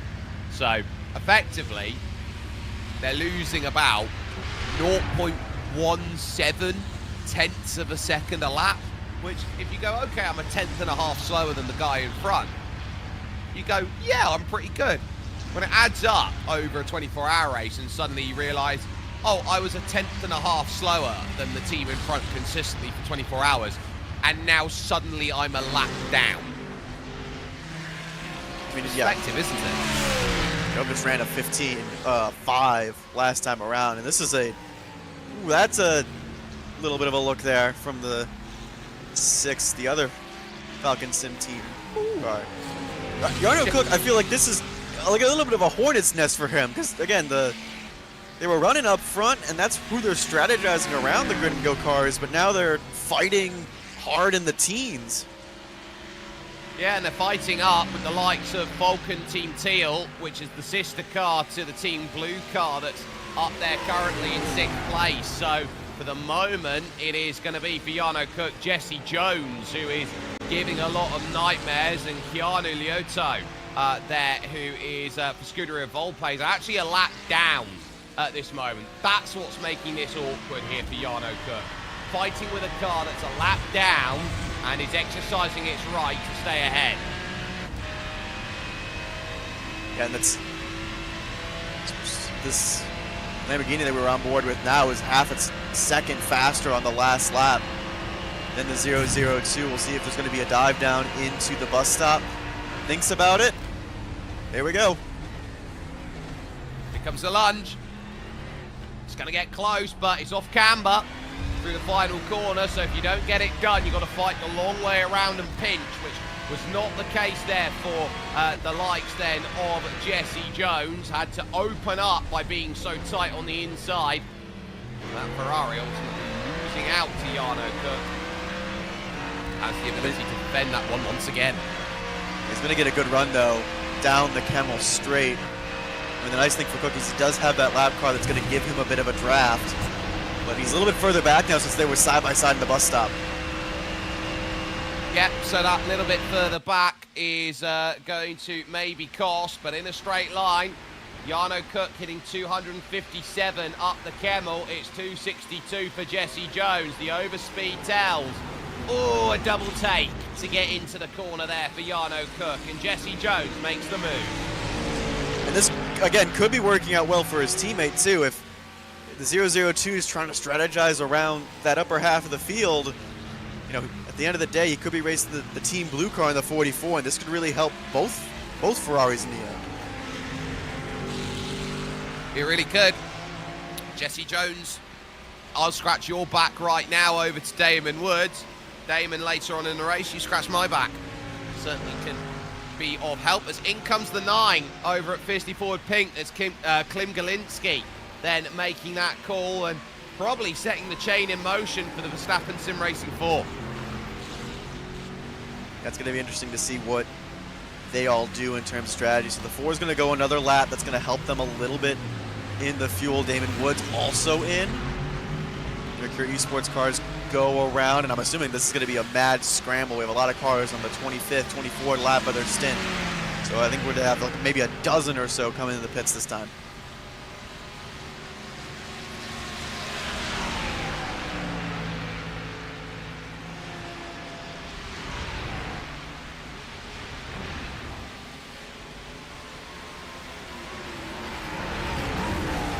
interesting as well to see where the Nova Legio car also Yeah.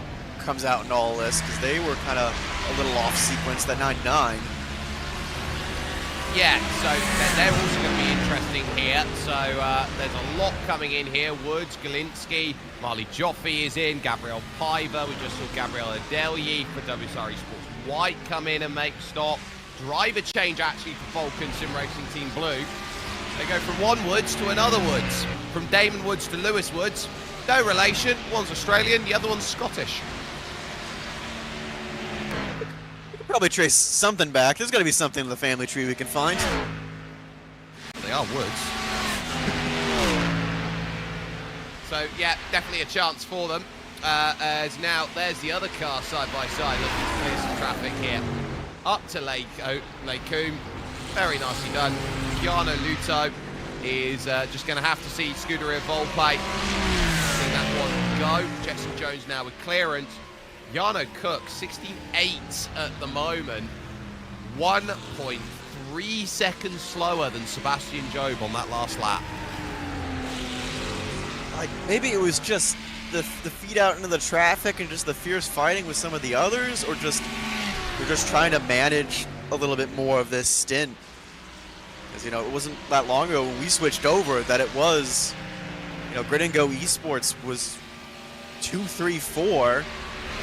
And now they're kind of all scattered about too, because they're all kind of on split strategies. Like, one's been doing the full 25, one is short pitted. It's an interesting little game that they're kind of playing behind the scenes. I don't want to know what their calculators and what their strategists are going through. I tell you what, they're not being predictable. And I like that, because it gives us something to talk about here as Blue Mercure comes in. And for those who are turning around and looking and saying, okay, well, what is there out there? Are we going to be seeing cautions or anything out there? To that I say, no, you're not actually. You're not going to see anything out here at the top end split. You're not going to see a caution. You're not going to see something that bunches this field back up together. This is a pure 24-hour flat-out sprint, as it has been as a tale as old as time in all of this, as we watch RC Car Shop Esports. Oh, they go a little bit deep, and then they get run over by one of the Legio cars there. So Nova Legio will turn around and look at that and go, yeah, number 99, not great out there for Benedek Vida. And that was Vida was fighting in the top dozen or so earlier on, racing with the Fiercely Forward car as well. So maybe hopefully not a ton of damage or any aero damage on that. But that's such a tricky spot too in that bus stop. If you just get it a little bit wrong, there's really, like, what more can Vida do besides slam on the brakes and hope someone else doesn't run him over? I mean, that's the problem you got. You get so close, you expect a certain pace level. When it is different, when you do get something different, you just can't train your brain out of, well, this is my normal mark and I've got to get around it. In comes your leader, Sebastian Job, though, to make stop, and should be followed by Eduardo Leo somewhat soonish. And actually on cue, it's going to come in at exactly the same time. So they've got that down to an art and a strategy here. And there's that look then with Sebastian Job driving it down the pit, which still has a little bit of water that is sprinkled about. Last place on a racetrack that's going to see water come off of it. Normally a pit lane, because you don't get enough running through it. On the bright side, at least you're on the pit limiter. You're not going to be, flat out through there. So it's not going to catch you out, but definitely something to be aware of when you come down the pit lane too.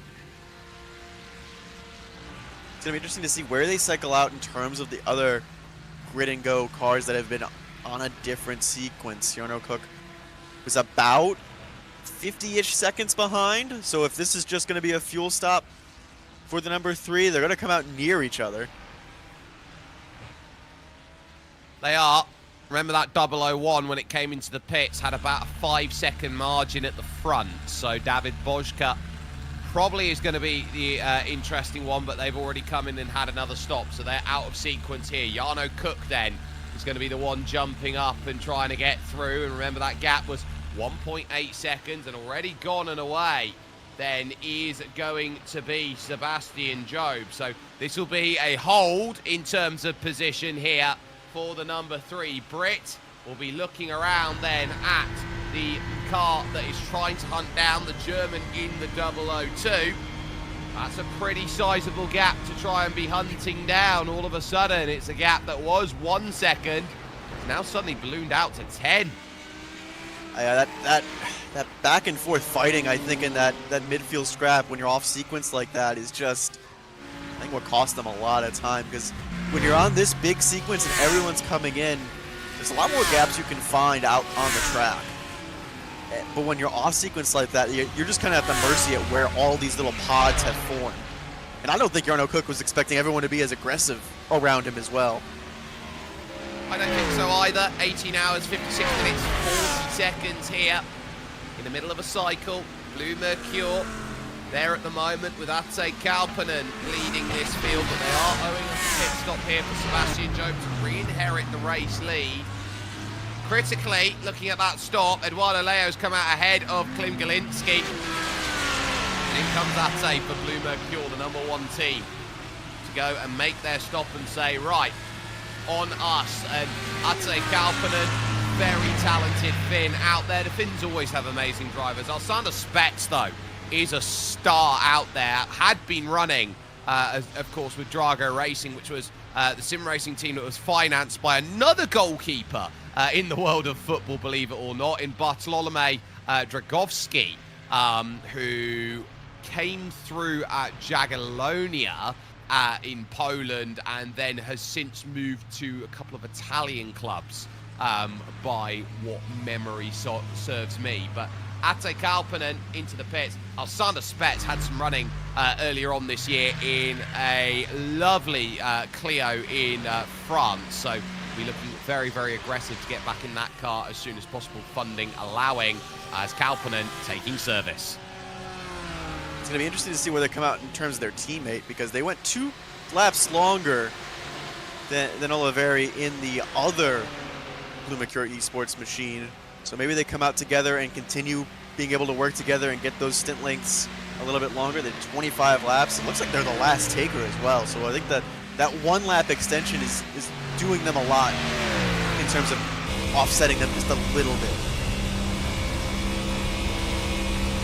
Along the main straight, our focus with Jarno Cook at this point in time, working through Lake Coombe, and a perfect understanding here in the twilight what these drivers have to deal with over the top of Malmedy, and now the drop back down the hill to Brussels corner. And it's so easy at this corner here, Jonathan, to grab an inside front. Yeah, like Brussels is one of, I think, the most challenging corners on the circuit, because you're going downhill. You want to go in a little bit later, get that late apex, set you up for Speaker's Corner better. But it's just so easy to get wrong. You can overcook it way easily and go way long in the corner. You lose a ton of time. You're too slow. You clip the inside, and you're hanging on for dear life. So I think it's one of the more challenging corners, and it's a hard one to go around side by side as well. To your point, Eva, if I had a dime for every time an international goalkeeper in the world of football decided, okay, I want to set up my own sim racing team, I'd have 2 dimes, which isn't very much, but it is very weird that it's happened twice.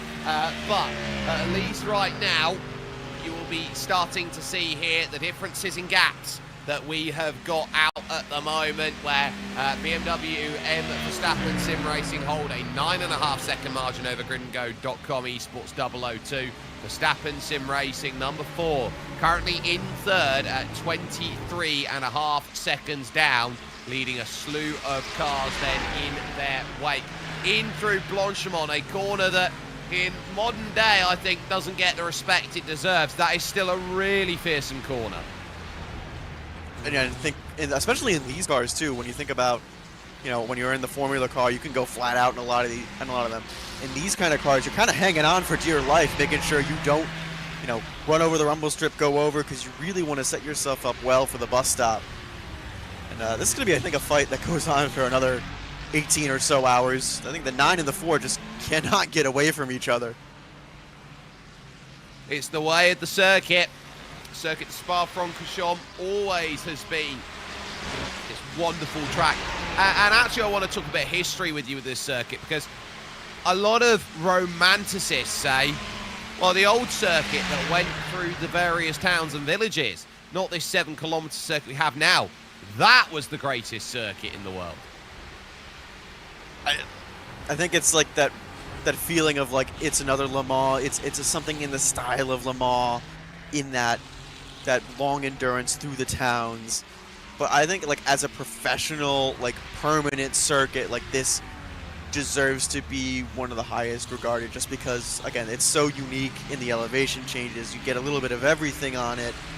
But that long endurance circuit. Be interesting to see if they ever try and somehow revive that years down the line. That's going to require a lot of money, time, and effort from people that live around the circuit that probably don't want to do that. To that point as well, I just want to reminisce with you. A circuit like this, which I think's the great all-round circuit, any type of car track combination that comes here always seems to deliver. How disappointed are you as a fan of motorsport to see it go on rotation on the Formula 1 calendar?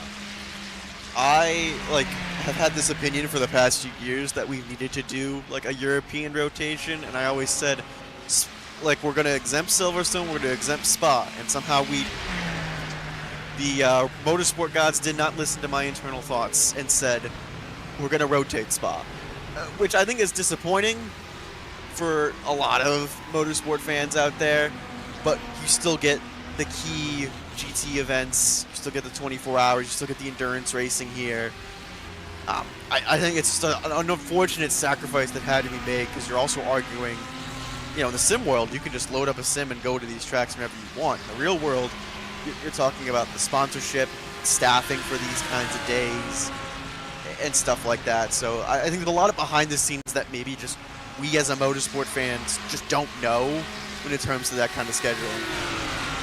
Yeah, and I think as well there's a lot of understanding there. There's a lot of brake smoke down there at the final chicane, which someone's had an often, adventure. Oh, yeah, that's not the line for Automoves 217 by the looks of things, who have had a big off down there. Connor Franson was behind the wheel, and I think they've tried to come across on Adrian Kroll at RC Car Shop Esports, and you can't come across a car that's trying to slow down on your outside if the car's not clear.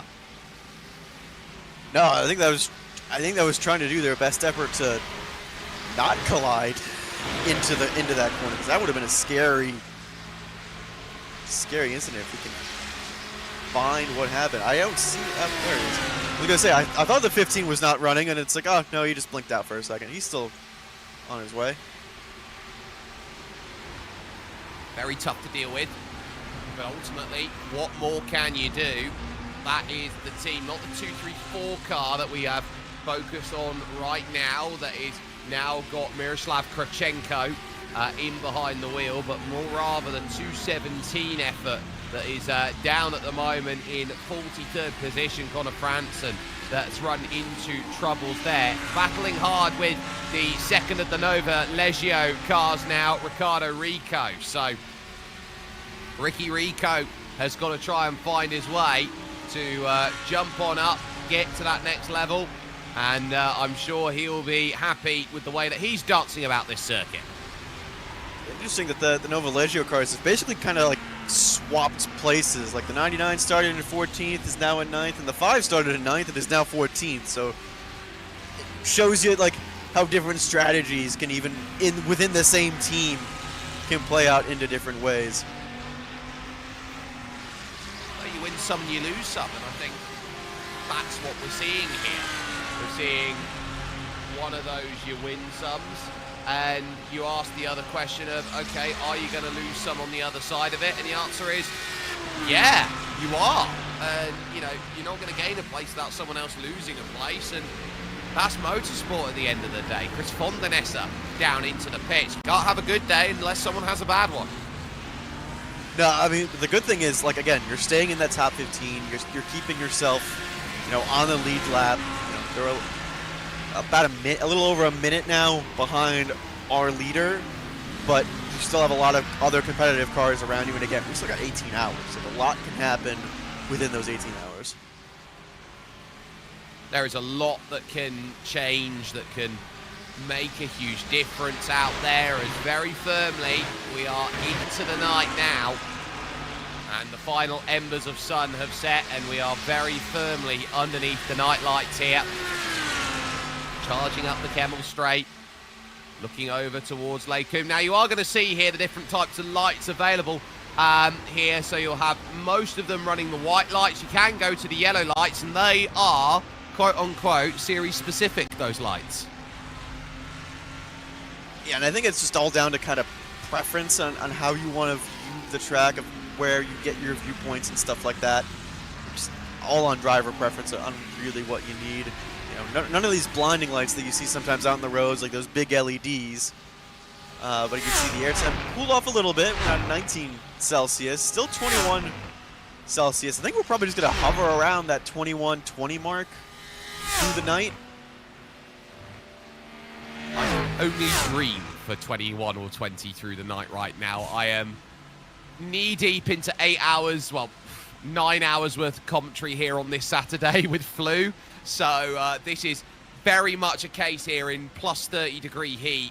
I will not be the happiest bunny by the time we get to my ability to sleep. But my oh my, are we in for a real treat's worth of racing here in this one. 18 hours, 45 minutes and 50 seconds to go. Grid and go 001 back in again with David Boschka, making service then when necessary, and the gap extending out at the front of the field to nearly 11 seconds as Verstappen Sim Racing trying to shake off Fiercely Forward Pink here, that gap at 7/10.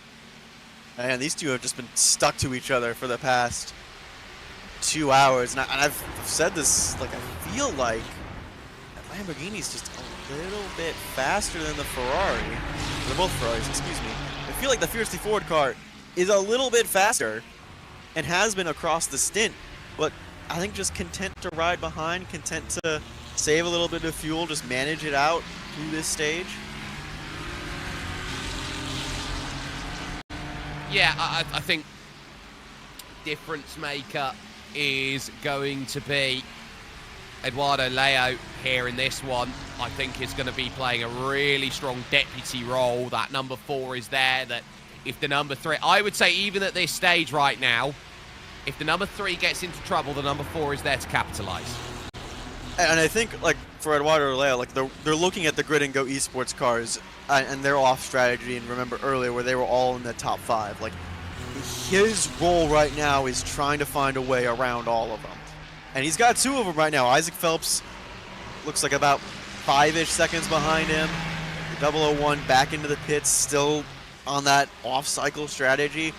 So it's really now just to be chasing down Jarno Cook and maybe making this a 1-2 out the front for Verstappen Sim Racing. That would be the goal. They 1-2'd last year. They'd love to go and 1-2 again. And this is what I would say right now in sim racing. Verstappen Sim Racing, the team to beat. Has been since they were Team Redline, and have been the team to beat for at least, and I will say this happily, at least the last 15 years. When you put together, like, so much different talent, and just, you know, for someone like me who stepped away from it a little bit and I can recognize some of these names on Verstappen Sim Racing, put together all this talent, put together all this work and all the resources, like, yeah, that is going to be the team to beat. But it's also, like, good to see that it's like they're not completely running away with it. There's still the threats of Grid and Go esports behind them. There's still the threats of this Fiercely Forward Pink car behind them. Blue Mercury is still running in that top 10. Like, they're the team to beat, but they're not running away with it. No, they're very much not. So I think that's going to be really, really critical. So I think we're going to be in for a really big amount of fun. Just a reminder here for you, ladies and gentlemen, if you are watching us here on iRacing, we are going to have a little bit of a jump to Part 2's coverage out there, and that is going to be coming along in about 20-odd minutes or so. We'll be jumping over to Part 2, and so I will be looking around at that and saying here, Jonathan, that you want to get over to part 2 early, just to make sure that you're not going to miss that, because there's a lot of racing coming up, which includes the Porsche Esports Super Cup Regionals, which will be heading with the Americas and the Middle East and Asia regions. That will be going at 8 o'clock, so in about 50 minutes' time. So a lot of sim racing coming up then with iRacing, and a lot to try and cover on through in the next few moments. So you can get your fix of whatever type of sim racing you want. You can get your ovals, you can get your GT cars, just whatever, a wide variety of coverage today. And again, like, this is a long 24-hour race. You can come back in 18 hours and still see where things have changed. It's the joy of twice around the clock. It's the uniform standard now for what the maximum distance you can go is, because I believe there was a time where there was racing action at the Nürburgring where I think they went 3.5 days. Like a 72-hour? No, that's 3 days. That would be 84 hours? I think it was something like 84. I've got to find the event where it was. I think it was more old school, where it wasn't uniform, as we got the battle on now for 9th position on screen. This is going to be Oskari Karkkonen for Team PGZ, under threat from Marley Joffe here at WSR Esports Red. So, yeah, imagine having to do this to go and set itself about. I'm trying to imagine 84 hours, like in real life, like your cars would be like held together by duct tape by the end of it. At least in the sim, it doesn't take, you know, we haven't put in the durability yet of things, and I say that out loud and hope iRacing doesn't get any ideas. We got 2 interesting fights here, though. We have 2 Ferraris fighting in the top half of your screen and 2 Mustangs on the bottom. It looks like it's going to have a move going down to Lacombs. Yeah, Marley Joffe gets the pass done, climbs away, and says, thank you very much, I will have that and then some. Very nicely put together on a move.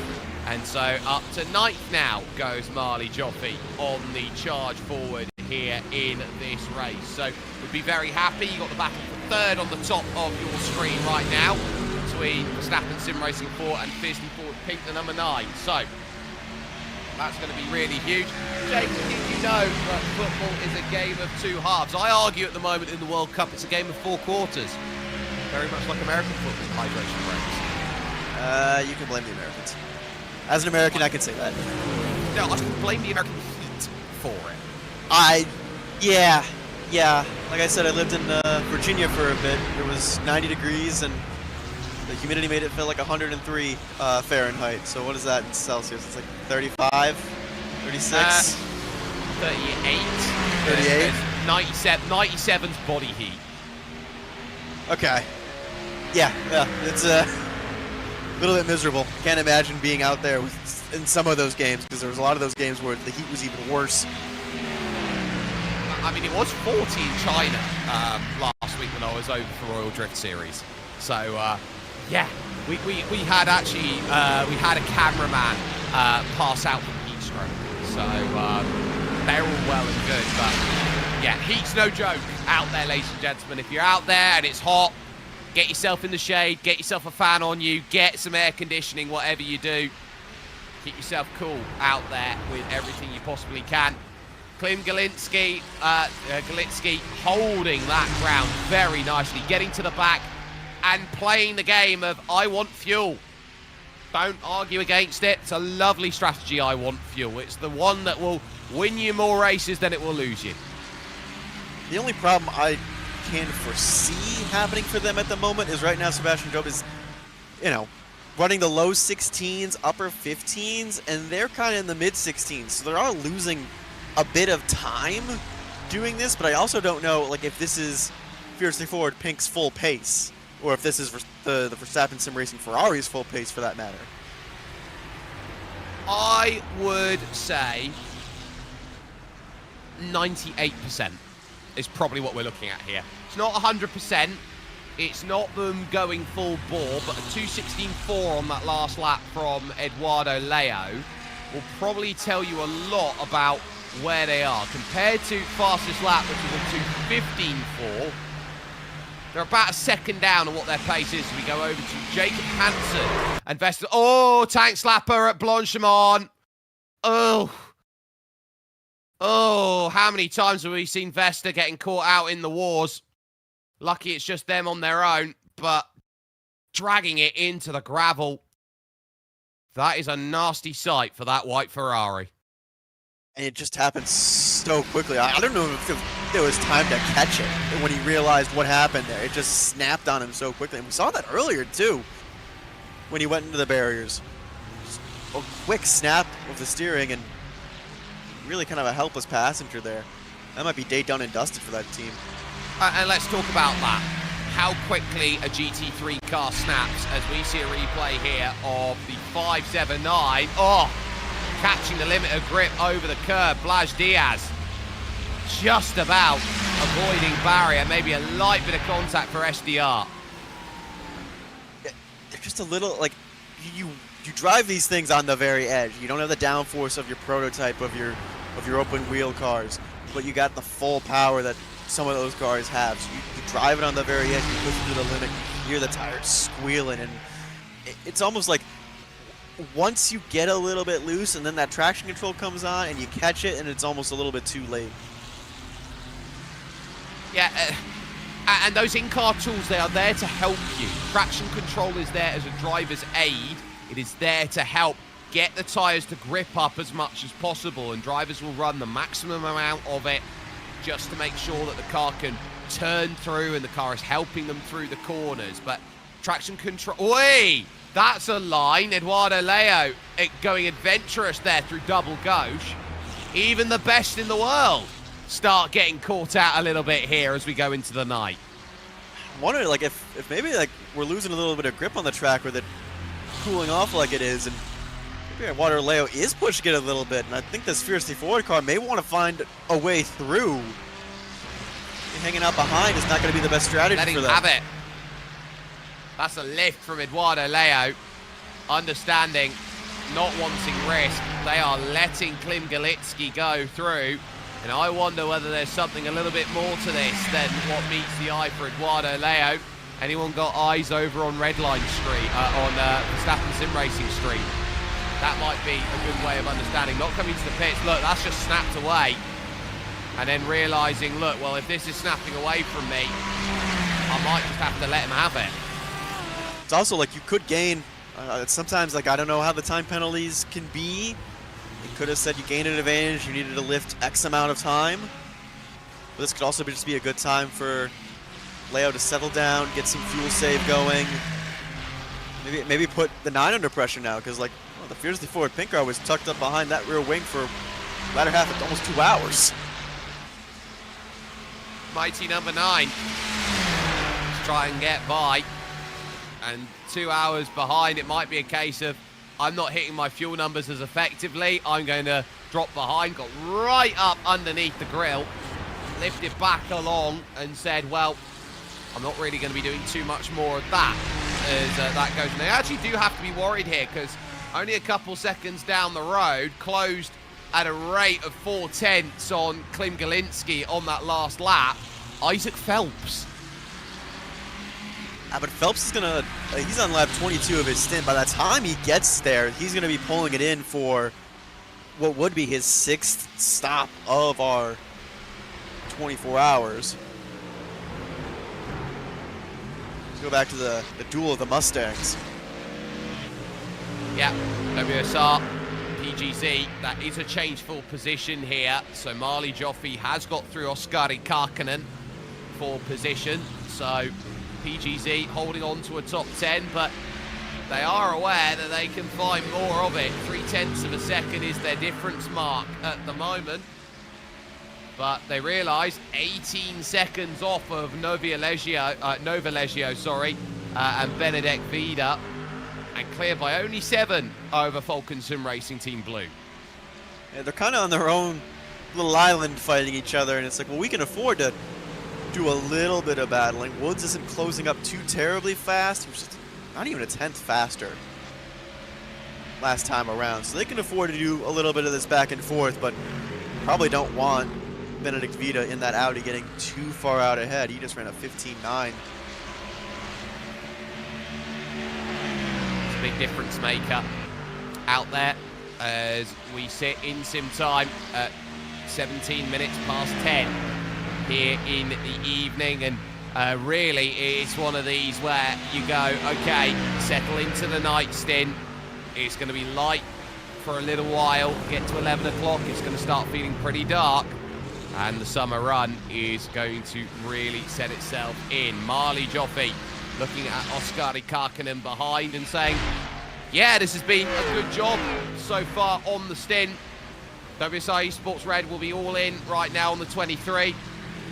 A really good job. Started 25th, up to 9th. Yeah, one of the biggest movers so far on the day. Only the STR sim racing machine has moved more spots so far, 25 from where they started. So again, just good consistent lap times and you know, keeping it out of trouble too, keeping it between the white lines.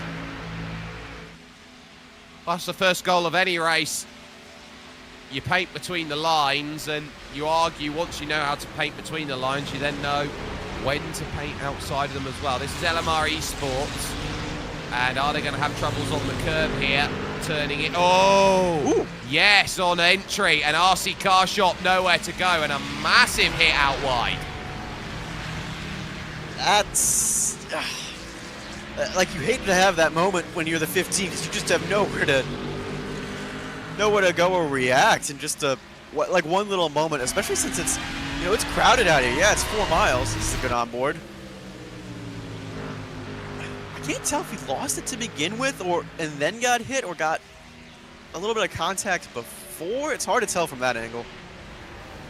I think it's a little bit of A and a little bit of B, and it comes together and it creates a little bit of C. So, I wouldn't like that. If I was involved in an incident there, I would be thinking, okay, this is a nightmare. What can I do to navigate, avoid it? Not much in that scenario, except dive yourself over to the right-hand side and sacrifice corner entry speed, which you'd find very tough to do and navigate through when you think you've still got the clearance factor. So, makes a whole lot of difference. 18.5 is the hours now that we sit with. At this point, we're about 8 minutes away, ladies and gentlemen, from switching over to part 2. So get yourself ready. On the other side of part 2, Craig King will be waiting for you. Jump on in a little bit earlier and get on in while I prepare myself to go talk to some Porsches a little bit later on. Marley Joffe still there, still holding ground. This is owned 100, Brussels corner, lunge down the inside. Oh! Just getting out of the way of one getting lunged, and then there was the trouble. SDR Sim Racing getting themselves in the wars, the 578. There was a gap there for the 100 to slot in, but like the 578, I think, was thinking, oh, he'll stay to the outside a little bit, or maybe just ran a little deep. Again, hard to tell from that angle, but Purcell's just a hard corner to be side by side, because again, you want to take that wider entry, get that late apex, set yourself up for the middle part of the track.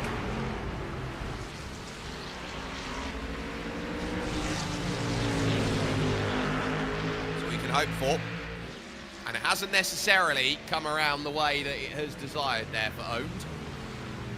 So they're hoping that as far as that goes, well, I'll give you my leash. Whoever they're owned by, give me my leash. I want to go and start barking and attacking and all the rest of it. So Marley Joffe, 9th place, holding ground.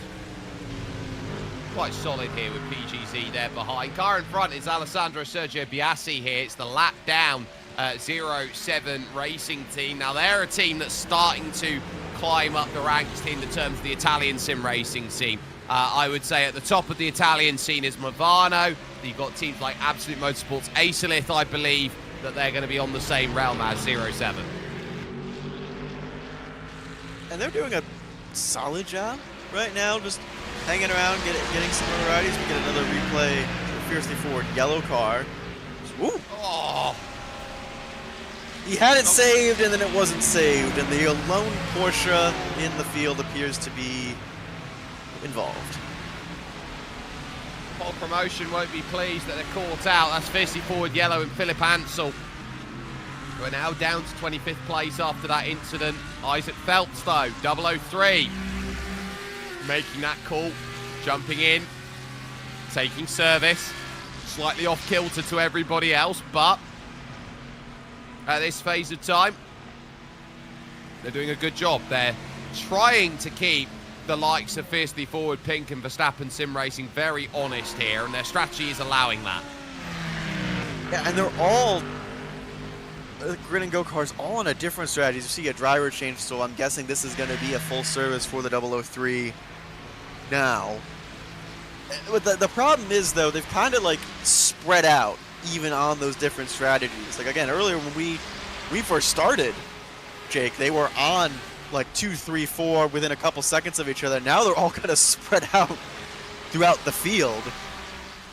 So, I mean, they may have to reevaluate and switch strategies here, but the 003 going to come out, I want to say, probably around 28th, 29th after their full service.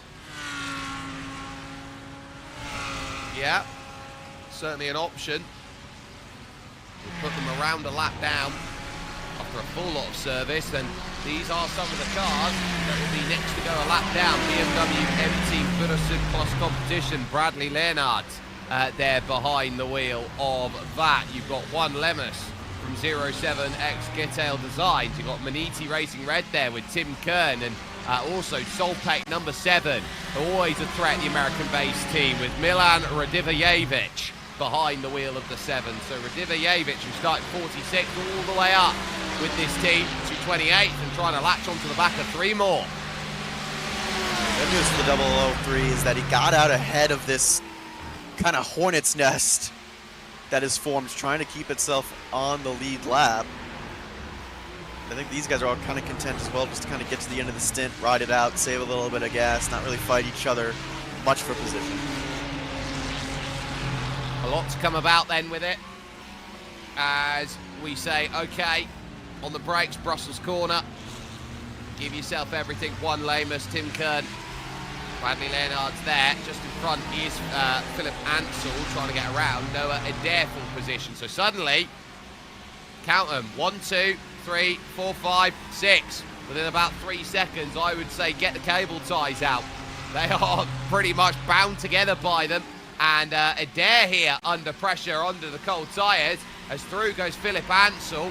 Let through on the run around the outside. That suddenly pulls Bradley Leonards onto the train, who can now think about having a go into potentially Camper's corner if he's brave, but he's not brave enough.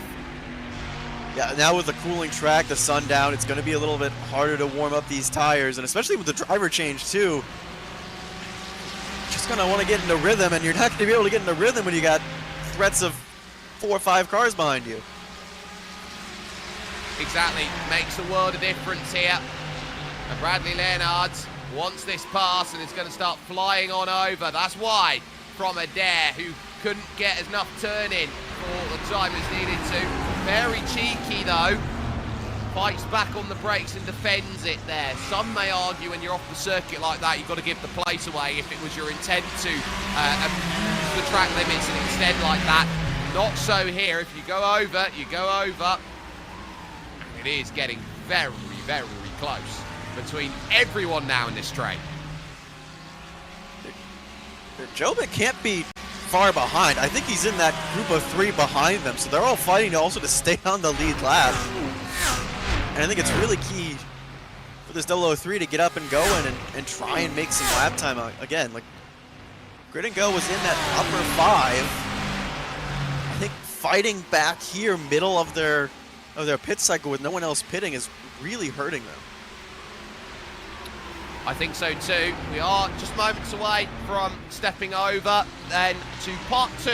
Ladies and gentlemen, it's about to end, so please join us in part 2 for more sim racing action from the iRacing Spa 24 hours that has been going about. Christopher Burke is going to be I'll correct myself. Jonathan Burke is going to be staying with you at this moment in time. It's been a long day and it's going to only get longer for some of these teams, drivers, and for myself as well. But giving you the nice, good company over the next stage then of your running out there. Hello, Mr. Craig King. It really helps when you unmute your microphone. Hello, Mr. Sperry. Hello, everybody. Hello, Jonathan. Yeah, no, it does help if you actually unmute your microphone and start to move on. Yeah, welcome back to me into the booth. I've heard it's been a very eventful time, Jonathan. And most importantly, it's nighttime now, and this is going to be very interesting for these drivers because the sun is starting to fade. The sun's starting to fade. Your vision's going to get, you're only going to see the headlights. The track is cooling ever so slightly. We were at 22 degrees Celsius when I hopped on. We're now at 21. The air temp has dropped 3 degrees as well. And right now we're seeing a fight here. The 003 who's come out of the pits into just this hornet's nest of cars that are just kind of fighting to stay on the lead lap. Just the off-sequenceness of the Grid and Go esports teams have kind of put their drivers into odd and precarious positions. Well, it worked all right. Well, that's a very big dive from the 89. He's going to get that move, that Bradley Leonard's there. And that's just the fact that, well, Noah's got tyres that are still warming up. Yeah, these are just 3-lap-old tyres. So they're now starting to hit that peak. And Bradley, with that BMW, thinking, yeah, well, come on, get a move on. What are we waiting for? I wouldn't say the BMW's got the power on the straight. I wouldn't say that because the bot's there for a reason. But you've got a set of tyres that have been on for a while versus brand new tyres still trying to heat up. And, well, that's a little bit cheeky. That's a little bit of a, come on, I'm not happy. And that's the Hornets' Nest issue. They put the drivers on some really interesting strategies. Just to let you know, Jonathan, one of the drivers said to me, do you want to know our strategy? My response to them from Grid and Go was, no, I don't. I kind of want to work this out myself. I still haven't worked it out. I haven't worked it out either. They're all on separate strategies. Like now they're going the full stints. The earlier, all 4 of their cars were kind of short stinting the runs. Now they're kind of going the full stints. They're all a little off sequence. So I think the hope is that when they make a full driver change like this, when they get warmed up, when everyone is pitting, bang in some good lap times, but like how much time are you losing just in this Hornet's Nest? And again, against guys that like you were not racing earlier. Like the Grid and Go esports cars were concerned about Blue Mercure and Verstappen sim racing. They're not, concerned about this, the little bit of the back of the pack hanging onto the lead lap group. Yeah, and of course you got to remember when you come out the pit back in the day, well, a 1.5 second gap's not too bad when you come out the pits on a car, but then you've got to get the tyres up to temperature. And I think that's the biggest issue out here is getting those tyres up to the temperature that you need. And it's just not there. But look at the pace that Leonards is showing right now in that BMW for the BMW M Team BS competition, getting past the 54 with yellow. And that's not the place 54 would like to be, and they'd also not like to get going. And Bradley is moving out there at the moment. That is a car not happy where they are. Still only up 16 places from the start of the day. But like you said, trying to make sure they don't get lapped. This is not where he'd like to be. And I think just the way he was battling that 003 was showing you. Yeah, I think, again, the threat of being lapped and just, trying to fight for every position.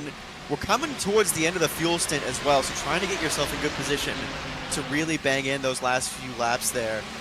And I think that's also a struggle when you're talking about the 003 of, like, you come out, it's a driver change, new tires, and the first thing we have to do is, I need to defend. Like, you can't get into the rhythm, you can't get settled in. It's the first thing I got to do is, I got to fight with a Ferrari and a BMW for track position. Yeah, that's not exactly what you want to be doing either. And, some of these drivers, some of these teams really would be hoping that would be the case. It would not be the case. But when you put your team under these weird scenarios that they're going under, and I know at the start, it put the Grid and Go cars 1 and 2, and they were working together. And then Sven Hasse hit a puddle at Malmedy. That's still being a bit of havoc out there.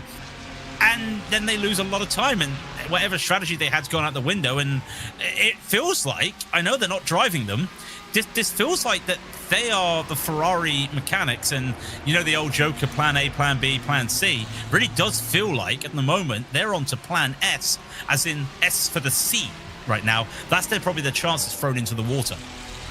I mean, they still have, like, if we're doing a whole team, because they have 4 cars, they still have Jan O'Cock like 11 seconds off the lead. So they still have one car in good position, but again, like it's just a few more laps until the cycle starts, and you really, you know, starting to suffer through fighting this lap traffic. And I felt like that made the difference earlier with David Bangza was behind Jarno Cook, because originally it was the 001 that was the lead of the trio of grid and go cars towards the front. And we also see, I think, Novalegio in Benedict Vita. They tried a triple stint earlier, and that did not go according to plan, because the 20 seconds they saved was all thrown out the window because they got immediately caught by the two cars you see on your screen now. Yeah, the triple stinting, I remember picking up on it at the start of the broadcast. I was thinking to myself, is that really the right decision this early into the race? It just felt like the track was a bit too warm. Yes, we had rain. And if you weren't here for the start, where have you been? Go back and watch part 1 of the VOD right now on the iRacing page. But we started with a slightly wet track, and when I say slightly, there was just puddles around in the curves. It was still a colder track, still warming up, but it wasn't warm enough for these drivers to go looking for triples. This is now where you're starting to look into that moment where you can look for triple stinting these tires. And 20 seconds, 21 seconds roughly in the pits when you need to take a pit stop in. Yeah, it's just not worked out for them, and that's going to be the way that drivers are going to win and lose in the night. So they got to get there first and survive it. And we see once again the bump drafting is happening. These drivers are happy enough just to hit these moments to bigger the tires. I think that's the grid and go car on the tracks getting tires. Yeah, I think Jarno Cook last time only took fuel. A lot of guys only took fuel, so it looks like we're gonna get a variety of strategy. At least like the gap to Sebastian Job up front was stable at 11 seconds, but it's still an 11-second gap, and we're gonna have to see where they come out. They might come out near that Hornet's Nest that's fighting for 20th on down.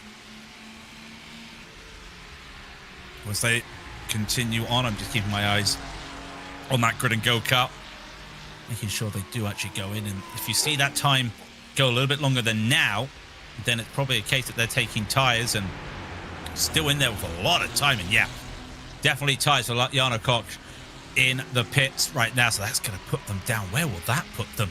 In fact, actually, I wouldn't be surprised if they're going to be around where their teammates are. That they're not, though, as these drivers go by. That's still a long time in the pit, but that's an expectable time.